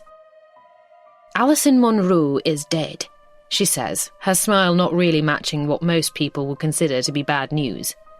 But then she qualifies it with something that definitely explains that grin of hers. "She killed herself, but not before confessing to Andy's murder." That's a whole lot of crazy information packed into 2 short sentences, and I initially have trouble processing it all. But Deborah has obviously already spent the morning processing it for me, and wastes no time in explaining what this means. The police have to look into this and try to determine that it wasn't a false confession, but from what I'm hearing, it seems Alison might be their woman, which means you will no longer be on the hook for Andy's death. Wow, that is good news, mainly for the fact that I had absolutely nothing to do with my ex-husband's death. But wait, Alison is dead. She killed herself, I ask, struggling to imagine my ex-best friend doing such a scary thing. Yes, slit her wrists right in front of her husband, I believe. Oh my, I wonder how Graham is doing. Then again, I shouldn't be thinking about him, because he wasn't thinking about me when he decided to go back to his wife. Why would she do that? I ask, trying to fathom this. I don't know exactly. Could be guilt, could be because of her terminal diagnosis. The police are still speaking to Graham to try and get all the facts, but I thought I'd let you know the news as soon as possible, so you know that there is a good chance you'll get out of here. When? I don't know yet. Bear with me. I'm working on it. I nod my head, but I'm still confused. Why would Alison confess and give me a chance to get out of here? I was obviously right about her being the killer and framing me, which is crazy enough. But now she has just killed herself and given me a ticket to freedom. Why? It's a shame she isn't around anymore to ask. Deborah runs through what will happen next, but I struggle to hear most of it because my head is swimming with all sorts of thoughts about Alison, Graham, and the fact that I may very well be a free woman again. But I also think about Andy and how Alison came to be in his home that night she killed him. How did she get in there? I really hope Alison has explained everything to somebody somewhere before she died. Otherwise there's a lot of unanswered questions I'll always have rattling around in my head. But the main thing is that I'm getting out of here. Or at least I should be, unless my lawyer botches it up. Just do what you have to do, I tell her as our meeting comes to a close. Don't let the police mess this up or keep me here a second longer than I should be. Deborah nods her head, and as has been the case for a while, my fate rests in her tiny hands again. As she says goodbye to me and urges me to keep going because it would all be over soon, I think about smiling at her like she smiled at me when I entered, but I decide against it. That's because smiling is for happy people, and I'm not happy. Not yet, anyway. I won't be happy until I get out of this place, and for the time being I'm still stuck here. But things are definitely looking better now, and if all goes well, I could be a free woman very soon, able to enjoy all the things that come with that. Walking in the park, getting my hair done in a salon, drinking wine on a Saturday afternoon, falling asleep on the sofa while watching a rubbish movie. All the standard things that I used to do and so many other people do too, the things we all take for granted. Soon, I may get to do them all over again. I cannot wait. But I still have an unsettling feeling in my stomach as the police officer leads me away from the room where diminutive Deborah still sits. It's a feeling that tells me something might still be wrong, and that's because I have learnt one thing about Alison Monroe in all my time of knowing her. It's that she never does anything without having a good reason to.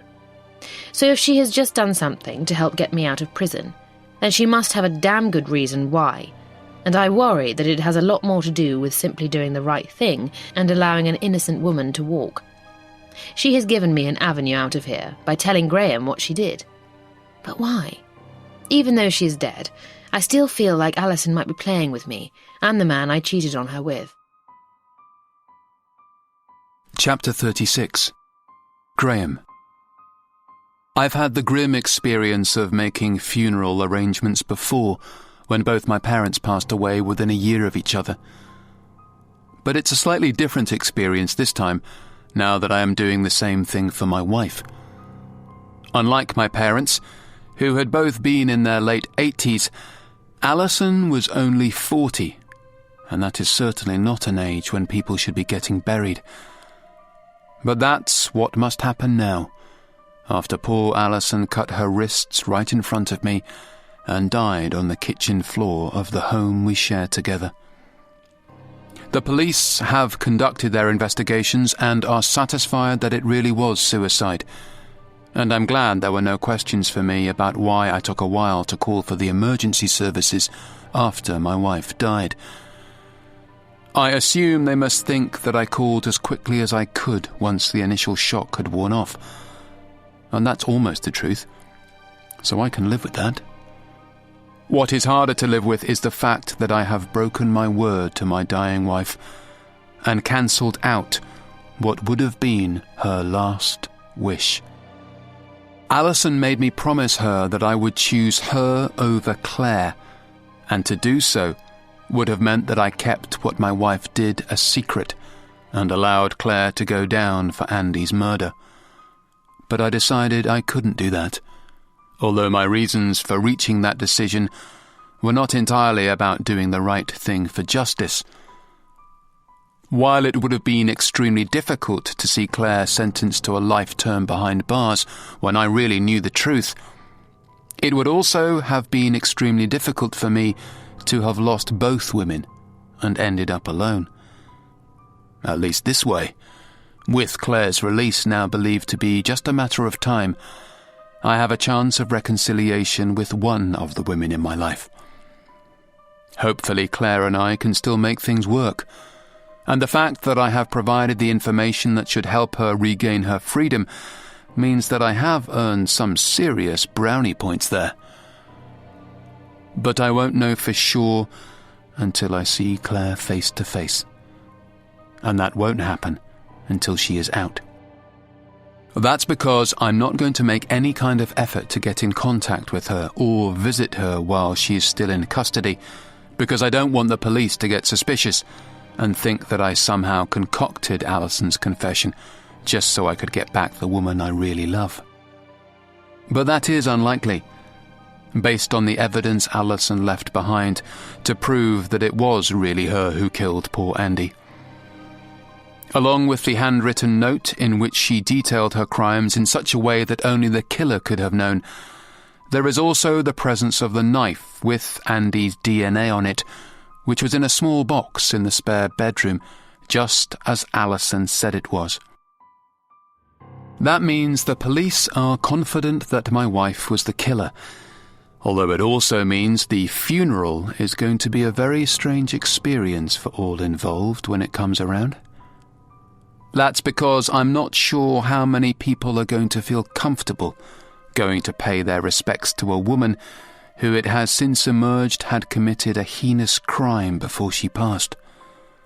Regardless of that knowledge, I will be there at this service, dressed in my black suit and assisting the other pallbearers with the movement of the coffin that contains her body.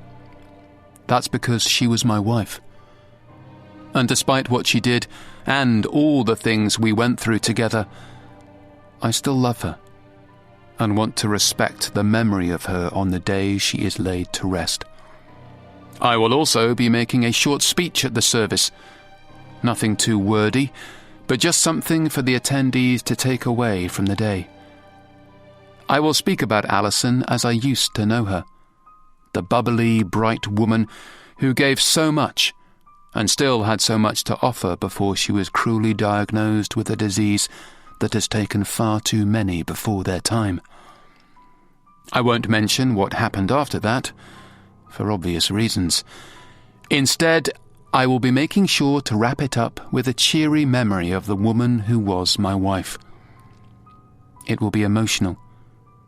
It will definitely be awkward, mainly because I know there will be many people who will have heard the rumours about me cheating on Alison with the woman she ended up framing for murder. But I will just have to deal with that, because the day won't be about me. It will be about Alison, as it should be. But part of me also acknowledges that the reason for my determination in putting on a brave face, making a speech and helping carry the coffin to the hole where it will lie for eternity, is the fact that it will hopefully alleviate some of the guilt that I feel about betraying her last words. Maybe if I can give Alison the best send-off possible, then somehow, some way, wherever she is now, she will forgive me for breaking my promise and allowing Claire to get off the murder charge. But I realize that in reality there is nothing I could do that would ever make up for me breaking that promise to my wife. Deciding to keep busy so I can distract my mind, I return to the task in front of me There are a few more things I need to do before the funeral, including several phone calls I need to make to various friends and family members. Based on my experience so far from the people I have already spoken to, the conversations will be a mixture of awkwardness, sympathy, and shock. Forgive me if I hesitate to pick up the phone and start dialing. But dial I must, because once this is done, the funeral can go ahead, and the sooner that happens, the sooner my late wife is laid to rest. While it is a tragedy that she will never get to grow old like so many people do, it is also a pleasant thought that she will remain eternally youthful. The image everybody has in their minds of her, one that is never clouded by grey hair, wrinkles, and a worn-down body. I decide that I will say that in my speech, hoping that it will provide some comfort to the people who are listening to it, particularly Alison's mum and dad, who are going through an unimaginable hell that only the parents of a deceased child can ever know. I doubt it will make up for the fact that Alison is dead, and I wasn't the best husband in the world, but it's an honest attempt at doing something nice for her. The last nice thing I can ever do for her. The feeling of guilt is coming on strong again as I see the vision of Alison's face as I held her in my arms just before she closed her eyes. "Promise me," she said. And promise her I did. I pick up the phone and start dialing before I feel any worse about breaking that promise. Chapter 37. Claire. It's good to be home. It's even better to be here after the possibility of spending the rest of my life in a cell that is even smaller than my ensuite bathroom. But now I am home, and I can start to work on moving past the traumatic events of the last few months, in which I was framed for murder by a bitter ex-friend. I guess I have won, and not just because I have my freedom. It's also because that bitter ex-friend is being buried today, meaning there is no more chance for revenge on her part. Even a woman as resourceful as Alison can't rise up from the grave and have a last laugh anymore. But it has taken me a while to realise that and feel comfortable about it. My paranoia about all this still somehow being part of Alison's twisted plan took a while to leave me, even when I was officially released and told that I was a free woman. But the more time that passes since her death, the more I feel confident that Alison's final act on this earth was not one of continuing revenge, but rather just a way of absolving her guilt before she died. With that in mind, there is no reason why I shouldn't put all my focus now on the important task of getting on with my life. That daunting prospect has been made easier by the fact that my employer has kindly kept my job open for me so I can return to it. They told me that their company policy had been to believe me and support me right up until the moment a guilty sentence had been handed down. Unfortunately, that never came. With my job to go back to, that means money won't have to be a worry, and I'm grateful for that, because I've had more than enough worries to trouble me lately. So that's my professional life taken care of. Now there's just the small matter of my personal one to rebuild too. Needless to say, romance has been the last thing on my mind ever since I found out my ex-husband had died and the police were looking in my direction. Even now that I'm free, I still haven't entertained many thoughts about a new relationship. But somebody else has. Graham came to my house yesterday, clearly eager to see me after my release, and the bunch of flowers in his hands only reinforced that. The silly grin he wore on his face when I opened my front door and saw him standing there told me that he must have expected me to welcome him in with open arms and thank him for helping me get out of the hell I have been trapped in, thanks to his late wife. But of course I didn't do that. Instead, I just slammed the door in his face, because after what I've been through, it's going to take a lot more than a bouquet of cheap flowers to make me even want to listen to that man for more than 10 seconds. I still have some feelings for him, and I expect those feelings will never truly go away. But in the same way, I will never be able to fully get over the fact that when it came to the crucial moment for him to choose between Alison or me, he chose her. That is a choice we all have to live with, and I continue to live with it to this day. It's the reason why I'm alone in my house now instead of sitting with Graham. He could have been with me every hour of the day now, if only he had left his wife sooner like I had asked him to. I wonder if we could have avoided all of this if he had just done as I said. Instead, he's out there on his own now, and so am I. I check the time and see that it's almost 2 o'clock. Alison's funeral is due to start in a few minutes, according to what the notice said in the newspaper, and I think about all the mourners making their way into the service, all dressed in black and wearing glum expressions. I also think about Graham, and how he will be there somewhere, dressed in a black suit, and probably shaking a few hands and thanking people for coming. I wonder how sad he looks on the outside, and whether or not he is actually sad on the inside, where it really counts. I wonder if he is truly grieving the loss of his wife, or if he is just keeping up appearances. I wonder if he still loves her, or if he genuinely wants to get back with me, like the bunch of flowers and the soppy smile on my doorstep suggested. Who knows? And right now, who cares? I'll let him get on with burying his dead wife, while I get on with what I need to tick off my to-do list today. Entering my bedroom with a roll of bin bags in hand, I open my wardrobe and start taking out any items of clothing that I no longer wish to wear. This is usually called spring cleaning, but for me, it's more than that. After my experiences, I want a completely fresh start, and one way to do that is to rid myself of many of my old clothes so I can make room for the new.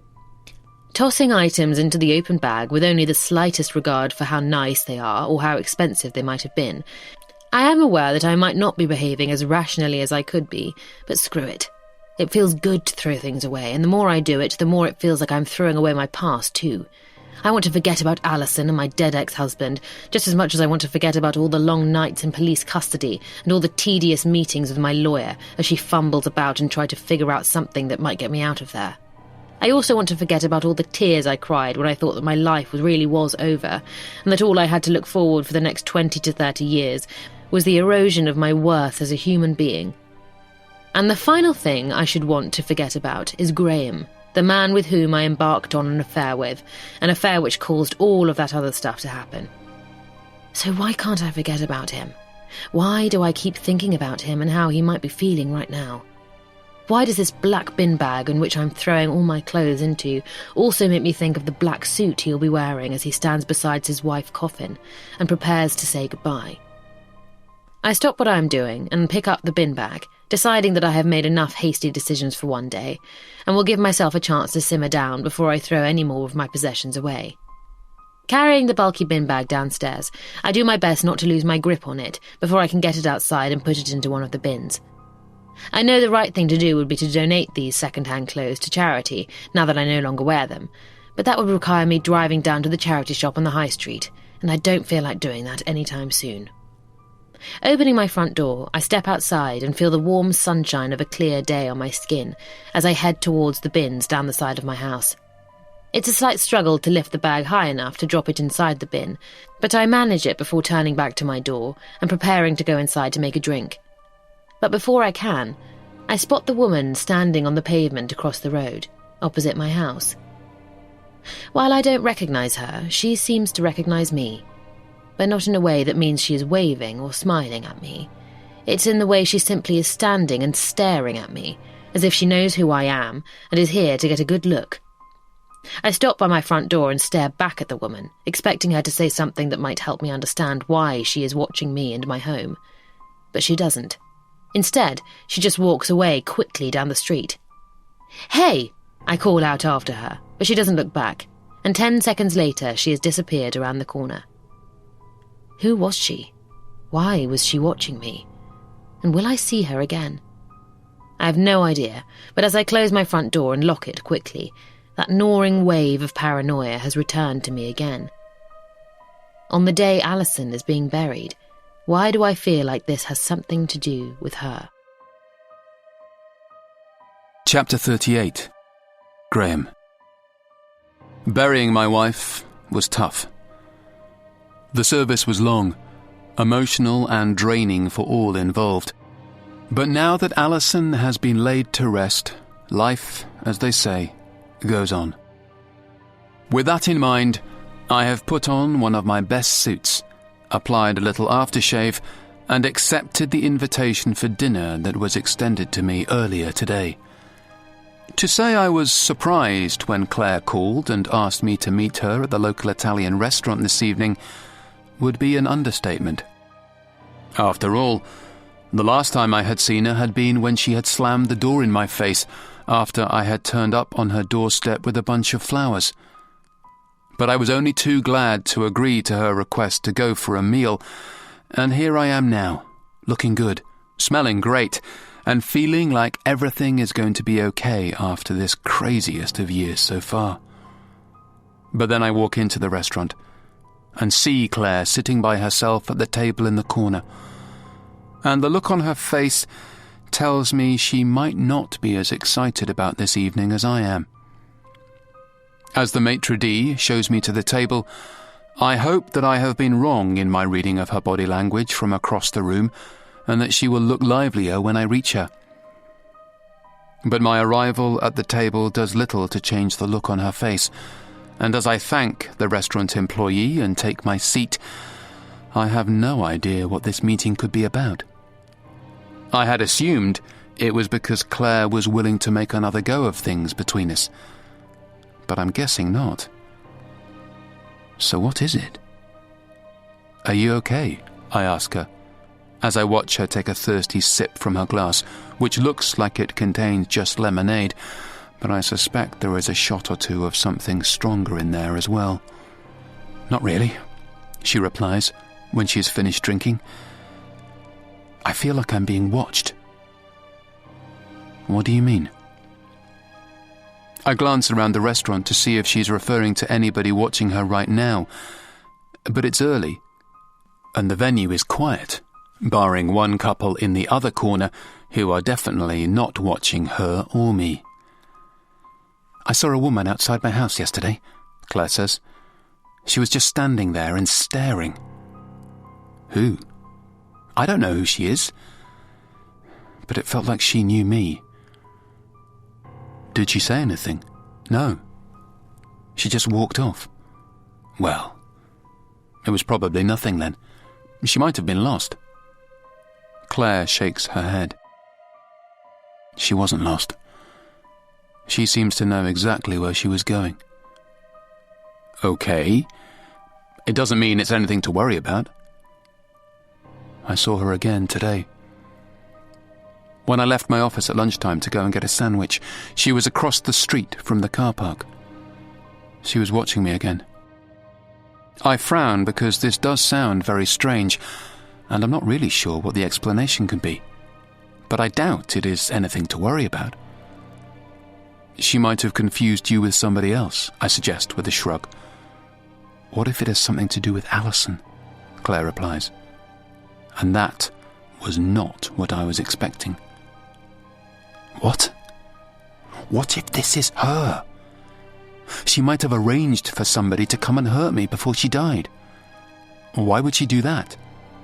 "Because of what we did together. But it's over now. She framed me for murder." I wince as Claire's loud voice catches the attention of the other people in here, and I imagine that's not the kind of statement a person expects to hear when they come out for a meal after work. Then again, I wonder if these people recognise Claire. After all, it wasn't so long ago that her face was plastered all over the news in connection with Andy's murder. Then I realise that might explain why Claire feels like she's being watched. "It could be somebody who saw you on the news," I say, nodding my head as if to show that must be the explanation. "They might have followed you out of curiosity or something, like a fan following a celebrity. Like a stalker. I don't know about that." "I'm just so on edge," Claire admits, before reaching for her drink again. "I feel like something is wrong, even with Alison gone." I watch Claire drain her drink, and it reminds me of how Alison drank mine just before she slashed her wrists and bled to death in front of me. But surely I don't have to worry about something like that happening to me again. "I'm sure it's nothing to worry about, but if you see her again, then maybe you could mention it to the police and let them look into it." "I'm not going to the police. Are you mad?" "Keep your voice down," I say, aware that the other couple in the room are looking over at us, and I'm starting to worry that we might be asked to leave. That won't be conducive to the romantic meal that I was hoping to enjoy with Claire tonight. "I can't believe You would even suggest speaking to the police after the way they treated me. They were just doing their job. But I was innocent, yes! I know that. But it didn't look that way at the time, did it? Thanks to your wife. I take a deep breath and reach out for Claire's hand, hoping that I can calm her down by taking hold of her and making her realize that she is getting all worked up over nothing. Look, I'm sure this is nothing to worry about. But if you see this person again, let me know and I'll see what I can do to make them stop. You'd like that, wouldn't you? Being my protector? But where were you when I really needed you? Where were you when I was in custody? Shacked up with your wife, that's where! Claire has really overdone it on the volume now, and I see the maitre d' making his way over to us, no doubt to give us a warning about keeping the noise down, or he will have to ask us to leave. But I give him a wave to fend him off and let him know that it won't happen again, and it buys us a little more time because he stops and gives me a grumpy nod. Claire, you need to calm down or they are going to throw us out, I say, taking back my hand after not managing to get a grip on hers. Do you think I care about some poxy meal? She hisses back. I just wanted to pick somewhere public to talk in case I was being watched again. Oh, I say, probably not doing a good job of hiding my disappointment. Wait, did you think I had called you here tonight so we could get back together? Claire asks me, shaking her head and obviously indicating how wide of the mark I have been. Well, I had hoped that was the plan, I say. You're unbelievable, she replies, and she grabs her handbag and stands to leave. Where are you going? Home. With that, Claire walks away from the table, and I'm left with a choice of going after her and having an argument, or sitting here on my own and ordering a meal for one while the maitre d' and everyone else in here looks at me like I did something wrong. In the end, I get up from my seat and go after Claire, catching up with her on the street just before she can get into a taxi. Wait, I call to her as she opens the car door. What? She hisses at me, and now it's the driver's turn to be subjected to our conversation. I don't want to leave things like this, I say, being honest. I still think we can make it work. Claire glares at me, and I'm sensing she doesn't agree. But just to ensure there is no doubt, she gives it to me straight. Leave me alone. I wish I'd never met your wife, and I wish I'd never met you. With that, she gets into the taxi and slams the door shut behind her. As I watch the car drive away, knowing full well that I am never going to see Claire again, I feel a sense of loss wash over me.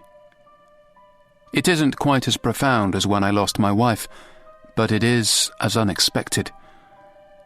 Claire might not have left me as dramatically as Alison did, but she has still left me. And now here I am all alone, standing on a dark street. Except I'm not alone. There is somebody watching me from across the road. I don't recognize the woman, but I feel like I know who she is. She is the woman Claire told me had been watching her. Now she is watching me. What do you want? I call out. But I get no answer, so I go to cross the road, determined to find out who this person really is and why they have such an interest in me and my former lover. Even if they are just a crazy person obsessed with the story of Andy's murder and Alison's suicide, they need to be told that they can't just stalk either of us like this. But I'm prevented from crossing the road quickly by a car coming down the street way too fast for the speed limit, and the hold-up provides just enough time for the mysterious person to disappear around the corner. By the time I have got across the street and rounded the corner, the woman is gone. Chapter 39.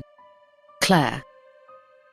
I never used to double-check the lock applied to my front door before going up to bed, but I find myself doing it now. I know it's because of the mystery woman, and until I know who she is and what her intentions are, I can't be too careful.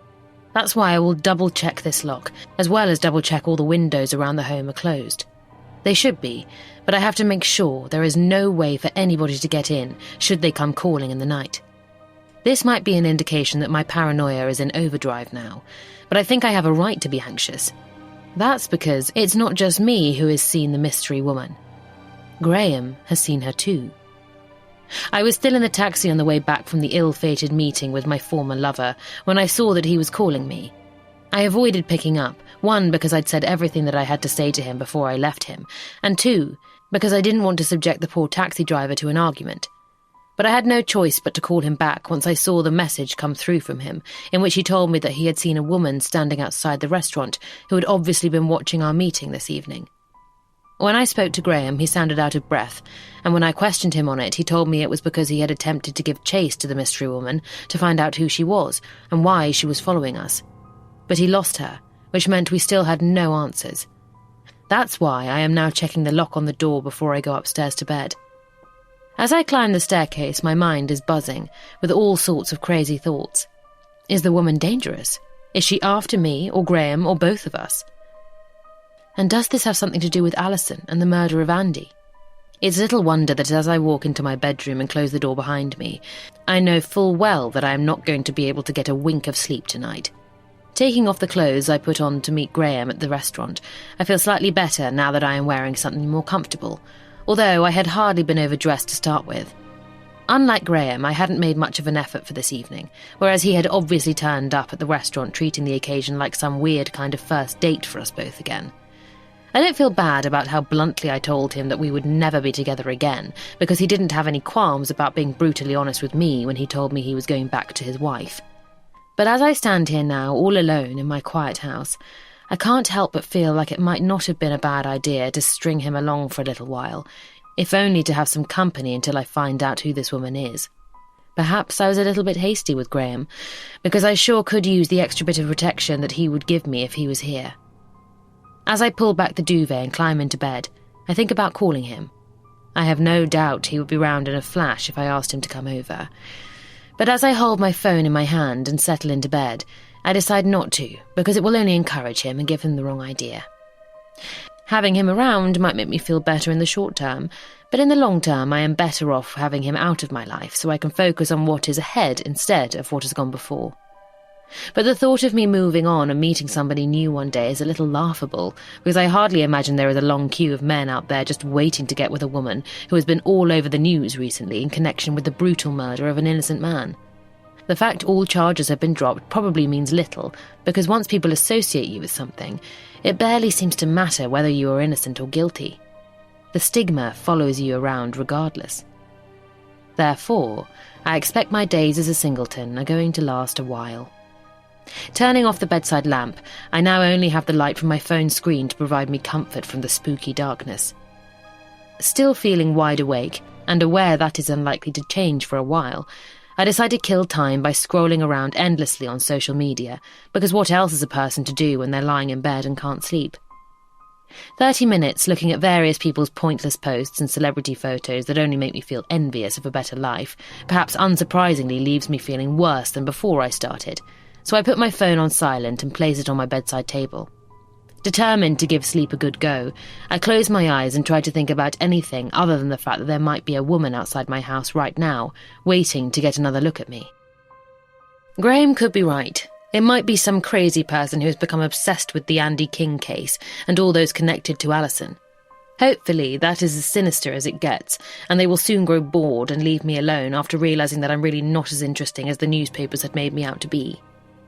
But it's the thought that somebody might be out there now that makes it impossible to get any meaningful rest, and the sound of the car door closing on the street outside only makes me jumpier. I decide to get up and go to the window to check outside and hopefully put my mind at ease that nobody is out there looking back at me. If there is, then I will take Graham's advice and call the police, because, at the end of the day, I have done nothing wrong, so I shouldn't be afraid to seek their help. As I get up, I pick up my phone, planning on using the torchlight on it to help me guide towards the window, so I don't stub my toe on anything on the way. But as I pick it up, I see the notification on my screen, and I drop the phone almost as if it was a hot plate I picked up by accident. In the stillness and silence of my house, I can hear the thudding of my heartbeat as my brain processes what I just saw on my phone. I had a missed call, and it was from Alison's number. It takes me a moment to pluck up the courage to kneel down and try and find my phone on the carpet after I dropped it, but I can't see it in such little light, so I have to use the help of the bedside lamp. As soon as that is on, then I am able to locate my phone, and I see it lying on its side against the wall. It must have bounced over there when it fell from my hand, and I'm not surprised it went that far because I certainly dropped it quickly enough. Picking it up, I look again at the screen, hoping that I just got confused in my drowsy state and imagined that Alison had tried to call me. Or even better, I actually managed to fall asleep, and now this is just a dream. But it's not. The missed call from Alison is still there. Taking a deep breath, I unlock my phone and click on the dead woman's number, almost in disbelief that I am going to call a person who was buried only a few days ago. But before I can, I hear a loud crash from downstairs, and it sounds as if somebody has just kicked my front door in. Running out of my bedroom, I look down and see that it is exactly what has happened. My front door is smashed to pieces and is now wide open, allowing all the warm air to seep out of my house into the cold, dark night. But that's not all I see. I also see the police officers rushing through the open door, and several of them are coming upstairs towards me. My phone falls to the carpet again, but this time it is because my hands are being forced behind my back, and handcuffs are being wrapped around my wrists. I never did get a chance to call the number back. I never did get to find out why I had missed a call from a dead person. Chapter 40. Graham. After the argument with Claire and chasing the mysterious woman down the street, I hadn't gone home last night. Instead, I had found myself in some grimy pub drowning my sorrows, which I could be forgiven for doing after the recent passing of my wife. But it wasn't Alison who was on my mind as I sat there in the dreary bar sipping cheap lager and looking at all the posters of the various bands that had played in this dodgy venue over the years. Nor was I thinking about Claire, or the woman who had been watching us outside the restaurant. Instead, I was thinking about myself and how much of a mess I had made of everything. My marriage, my affair, my life. All had ended in complete shambles, and I had nobody to blame for that but myself. It was that realization that had seen me stay at that bar until closing time, the ungodly hour of 2 o'clock in the morning, before I had eventually been asked to leave. But even then, I hadn't gone home, instead checking myself into the 24/7 bed and breakfast that was conveniently situated just across the road from the pub, as if it knew there would be plenty of potential customers flooding through the doors after a night spent drinking in that place. I had managed to find enough cash in my pocket to pay for a room for the night, before staggering up the rickety staircase into the tiny bedroom I had purchased for the evening. As I had collapsed onto the bed and closed my eyes, I wondered where I ranked on the scale of degenerates who had slept in this room over the years. Adulterers, addicts, desperate people with nowhere else to go. Was I any better or any worse than any of them? I hadn't stayed awake long enough to find out.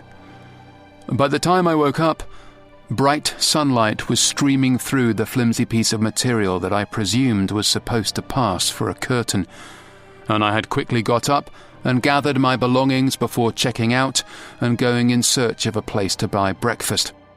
A Greasy Spoon cafe had also been conveniently located at the end of the street that housed the dodgy pub and the even dodgier hotel, and it was almost as if all of man's basic needs could be met in this one small street in this rough end of town. But not even a hearty breakfast of eggs and bacon had done much to lift my mood, and that's because I knew that not all of man's needs could be satisfied by cheap alcohol, greasy food, and a place to lie down at the end of the day. I had another need, and I knew it couldn't be met around these parts. It was the need for companionship, that feeling of being needed by another human being, the feeling of being loved. With both Alison and Claire no longer in my life, I was feeling lonelier than ever, which was why I was determined to make the most of yet another day out of the office on compassionate leave and continue my drinking. That is how I ended up back at my local golf club, sitting in the members' bar and supping another pint of bitter poured by the pretty barmaid who served me in here the last time I played around. But there was no golf today, because I hadn't bothered to go home and get my clubs. Instead, I'd just taken a taxi from the town centre straight here and carried on my drinking.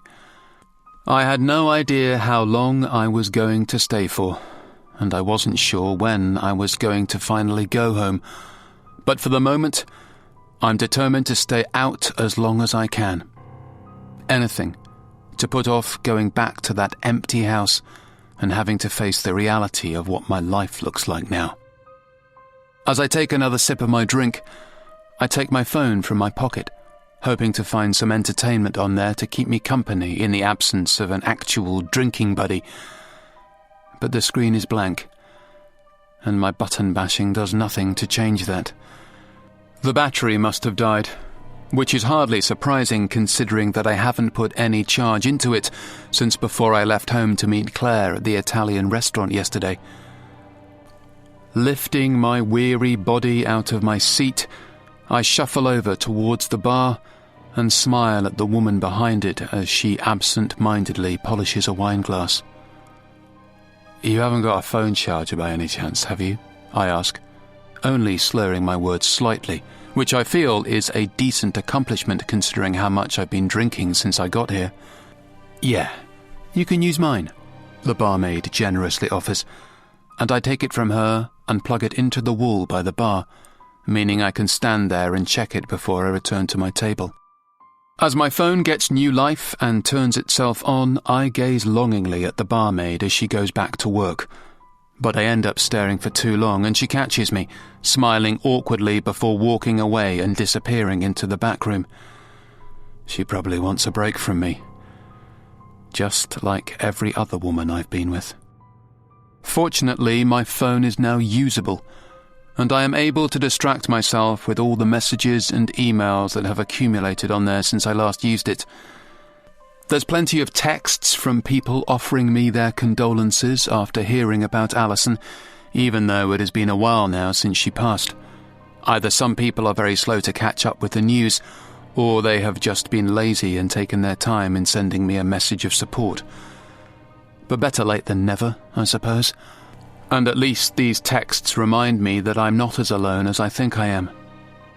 I'm just about to go into my emails and see if there's anything more of interest in there when I notice that I have a new voicemail message. It's funny because I was in this clubhouse the last time I had one of these. That time it turned out to be the police who had been trying to get in touch with me, but I really hope it's not them again. I've had enough of men in black and white uniforms for one lifetime. I click the new message and put my phone to my ear. And if I had to guess, I would predict that this voicemail is going to be from another well-wisher who couldn't make it to the funeral and has decided that a brief call is enough to make up for that. But I'm wrong. It's not a well-wisher. The voice on the phone now belongs to my dead wife. "I knew you were going to choose her," Alison says, as I grip the edge of the bar. "I hope you and your murdering lover are happy together." Then the message ends, leaving me staring at my phone like it's some foreign object. What the hell was that? A message from beyond the grave? Impossible. Yet it was Alison's voice, loud and clear, as if she was alive and well, and I didn't just speak at her funeral earlier in the week. How could that be? The only way I can conceive is that it was recorded before she died, and somebody else has sent it to me in her absence. But who? And why? And what the hell was that part about me and my murdering lover? I regret asking for the phone charger now, because I would have been much happier just staying at the table and drinking my pint in blissful ignorance of the message's existence. But now that I have heard it, I can't unhear it, and all the paranoia that Claire seemed to be riddled with last night now comes for me, leaving me sweaty and afraid. The sound of the phone ringing behind the bar makes me jump, and I watch as the barmaid reappears and goes to answer it. I keep my eyes on her as she speaks to the person at the other end of the line for no other reason than because she is a comforting sight at a time when I feel more stressed out than I have ever been before. But then I notice the barmaid glance towards me, with a troubled look on her face. And while I don't hear everything that she says, I do hear one bit of it. Yeah, he's here. Is she talking about me? She is looking right at me, so I have to assume so. But who would be calling for me here?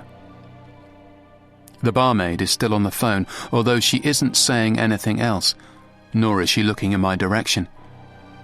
But I sense that the call is about me, and I also get the sense that I should leave here sooner rather than later.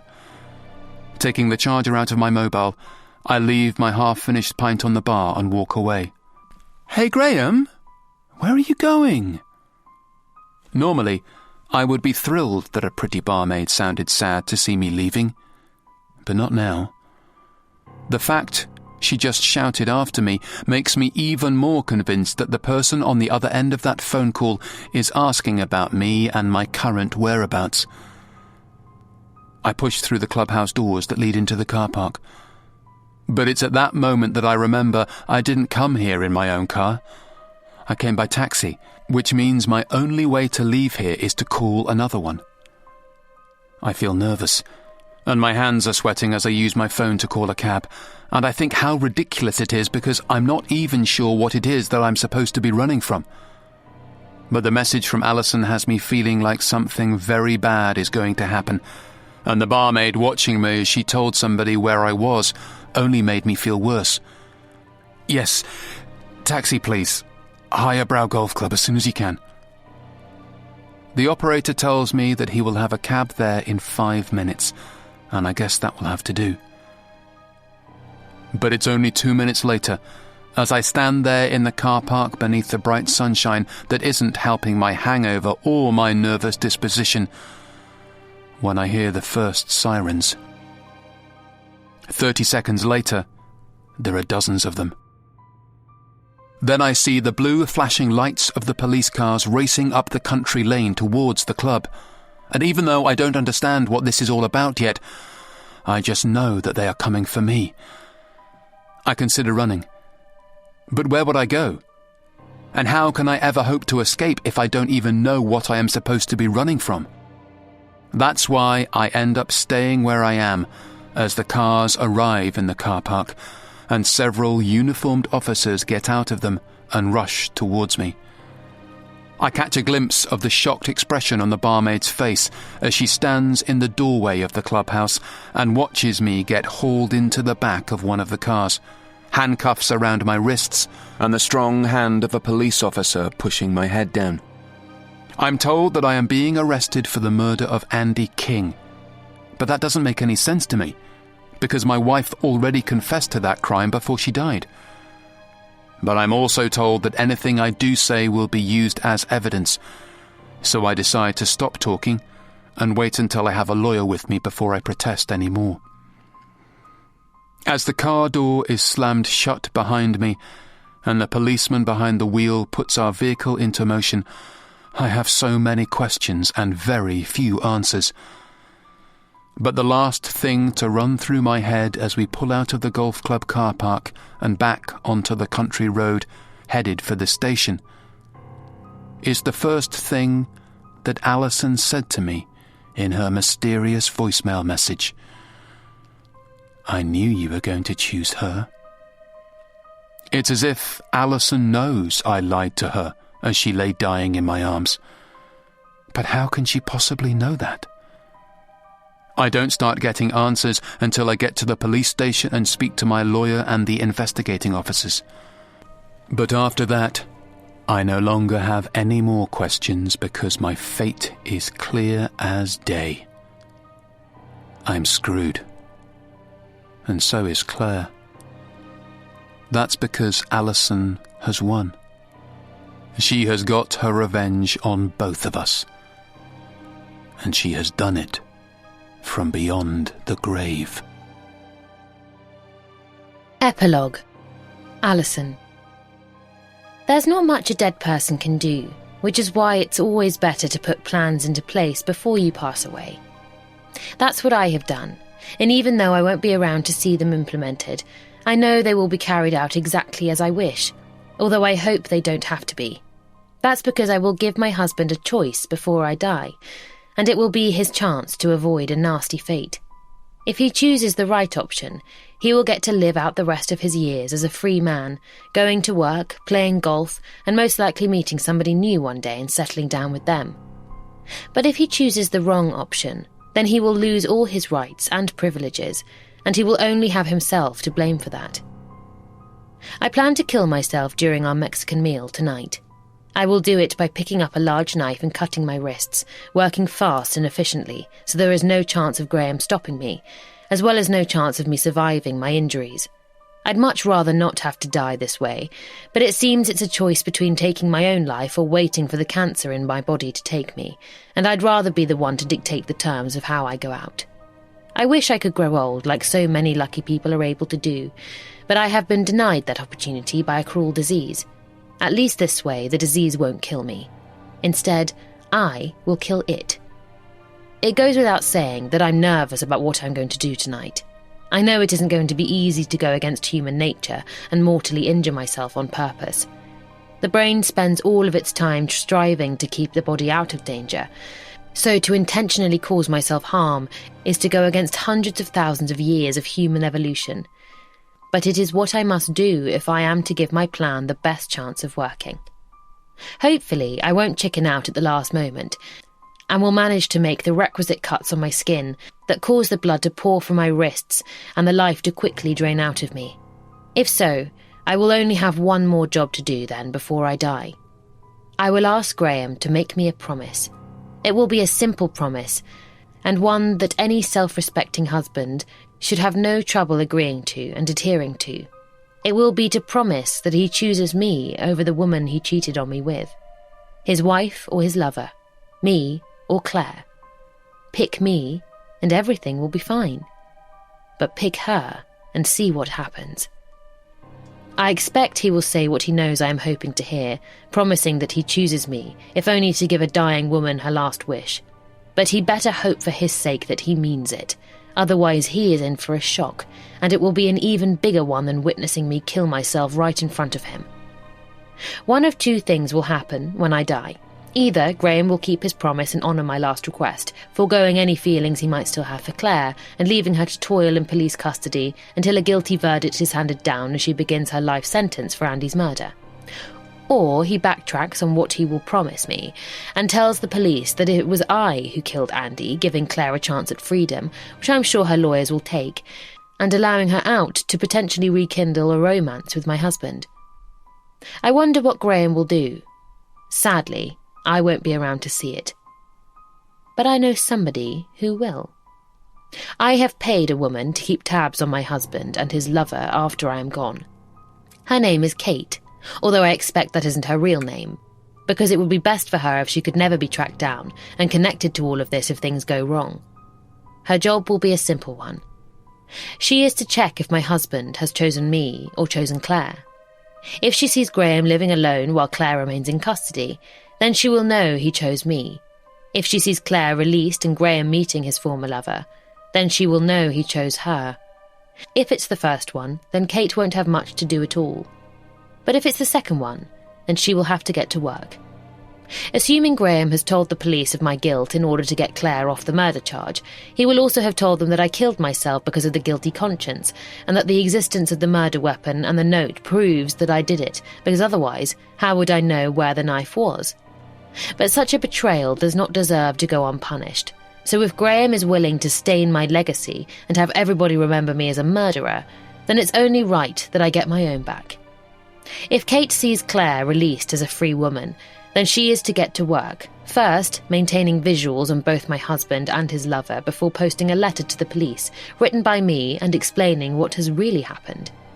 The letter will tell the reader that I, Alison Monroe, took my own life not because of any guilt I felt over my involvement in the murder of an innocent man, but because of my husband's involvement instead. I will explain that while it was Claire who killed Andy, Graham knew about it too, and when I found out I was threatened and forced to keep the secret quiet until the cancer took me at the end of the year.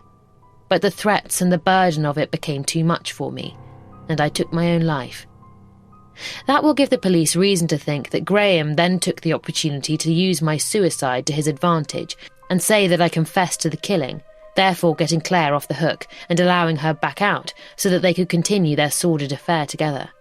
The photos that Kate will take of the pair together, if they do indeed end up meeting again, will also be contained with this letter, adding further credibility to the idea that they pinned Andy's murder on me and used it as a way of getting the real guilty party out of prison. But there will still be room for doubt at that point, and the police officers could be forgiven for not knowing who to believe between an aggrieved wife, a cheating husband, and a backstabbing best friend. They might believe me, they might believe them, or they might believe none of us. But I need them to believe me, so I will have one more ace up my sleeve. There will be one more item in amongst the letter and the photographs of Graham and Claire together. There will be a tape, and on it will be the recordings of Claire talking about some of the ways she wanted to kill her ex-husband, as well as the conversation between Graham and I when he answered all my questions about the affair. I recorded it all secretly. Why? Because I knew about their affair before Claire told me about it on my doorstep. I first found out that my husband and my best friend were seeing each other behind my back a year ago. I had finished work unexpectedly early, and while I had first planned to go home and get started on the housework, I had decided at the last minute to call around at Claire's house and see if she had the time for a catch-up. I knew she had the week off work, so I thought I might be lucky enough to catch her at home. I did catch her, although not in the way I thought. I caught her letting my husband out of her front door at 3 o'clock in the afternoon. Of course, there could have been an innocent explanation for that, so I did my best not to jump to any conclusions too soon. But I did decide to keep better tabs on Graham, taking the occasional bit of sick leave so I could see what he was really up to all day when I thought he was working from home. That was how I saw him going back to Claire's house, again and again and again. There could be little doubt about an affair then, but there was still plenty of doubt about what I planned to do about it. I knew I should just leave Graham, but I was afraid of losing him, afraid of losing my best friend too, and most of all, afraid of everybody knowing that I was one of those women who had allowed herself to be walked all over and betrayed by 2 people she thought cared about her. So I needed a plan. Until then, I had to act as if everything was okay. That meant pretending like Graham was the perfect husband, as well as acting like Claire really was my best friend. I knew that I needed a way to get my own back that would leave me looking like a winner and not a loser. I needed revenge. I just didn't know what to do. Time went by and the affair went on, and I was still no nearer to having a good idea. And then I found out I had cancer. That gave me further pause for thought. I still wanted revenge, but I also knew I didn't want to be alone at such a trying time. But then I found out it was terminal. At that point, whimsical things like the fear of being alone or the frivolity of choosing what to do next go out of the window, and all that matters is that you make the most of each day and every day while you still have the chance. With my mind sharpened and my focus intensified, I lost the fear of being afraid, and I also figured out a good way to get revenge. And so the plan to kill Andy was born, framing Claire and leaving my husband without his lover, alone, just like I was. A lot has happened since then, and much of it unexpected, such as Claire admitting to the affair and Graham actually choosing to stay with me when he found out I was ill. I really had thought he would just have left me. But 2 things remained the same through it all. 1, my need for vengeance, and 2, the fact that time was running out. As much as I have planned for it, I don't really know what will happen after I die. Maybe I've made mistakes and Graham and Claire will remain free, or maybe the police just won't buy it and I will still be remembered as the most likely person behind the murder of poor Andy King. But I've tried my best, and I suppose that's all that really matters. We can all work as hard as we can to leave the legacy that we want to leave behind, but ultimately, we don't get to decide that because we're dead, and we can't control how other people remember us. If I could, I would want to be remembered as a strong woman who always did right unless she was wronged. I think that's fair enough, isn't it? If not, then never mind. Life goes on, as they say. The problem is, we just don't know for how long.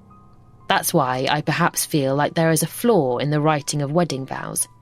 They are written in such a way that it's almost as if the people speaking them are able to see into the future and know that they will be able to stick to them no matter what happens. But that's ridiculous. For better or for worse, for richer or for poorer, in sickness and in health. It's easy to say those things and it's easy to make those promises. But it's also easy to break them. Graham broke his vows and, in the process, he broke me. Our wedding was ultimately pointless. But isn't everything pointless in the end? By the time you read this, I will be dead. So what do I care? I just hope there are no such things as wedding vows in the afterlife. I'd hate for them to be broken again. This concludes The Broken Vows by Daniel Hurst, narrated by Finlay Robertson and Rebecca Norfolk. Copyright 2021 by Daniel Hurst. Production copyright 2022 by W.F. Howes Limited. This unabridged audiobook is published by arrangement with Daniel Hurst and was produced in the year 2022 by Tantor Media Incorporated, a division of Recorded Books, which holds the copyright thereto. Please visit tantor.com for more information on our growing library of unabridged audiobooks.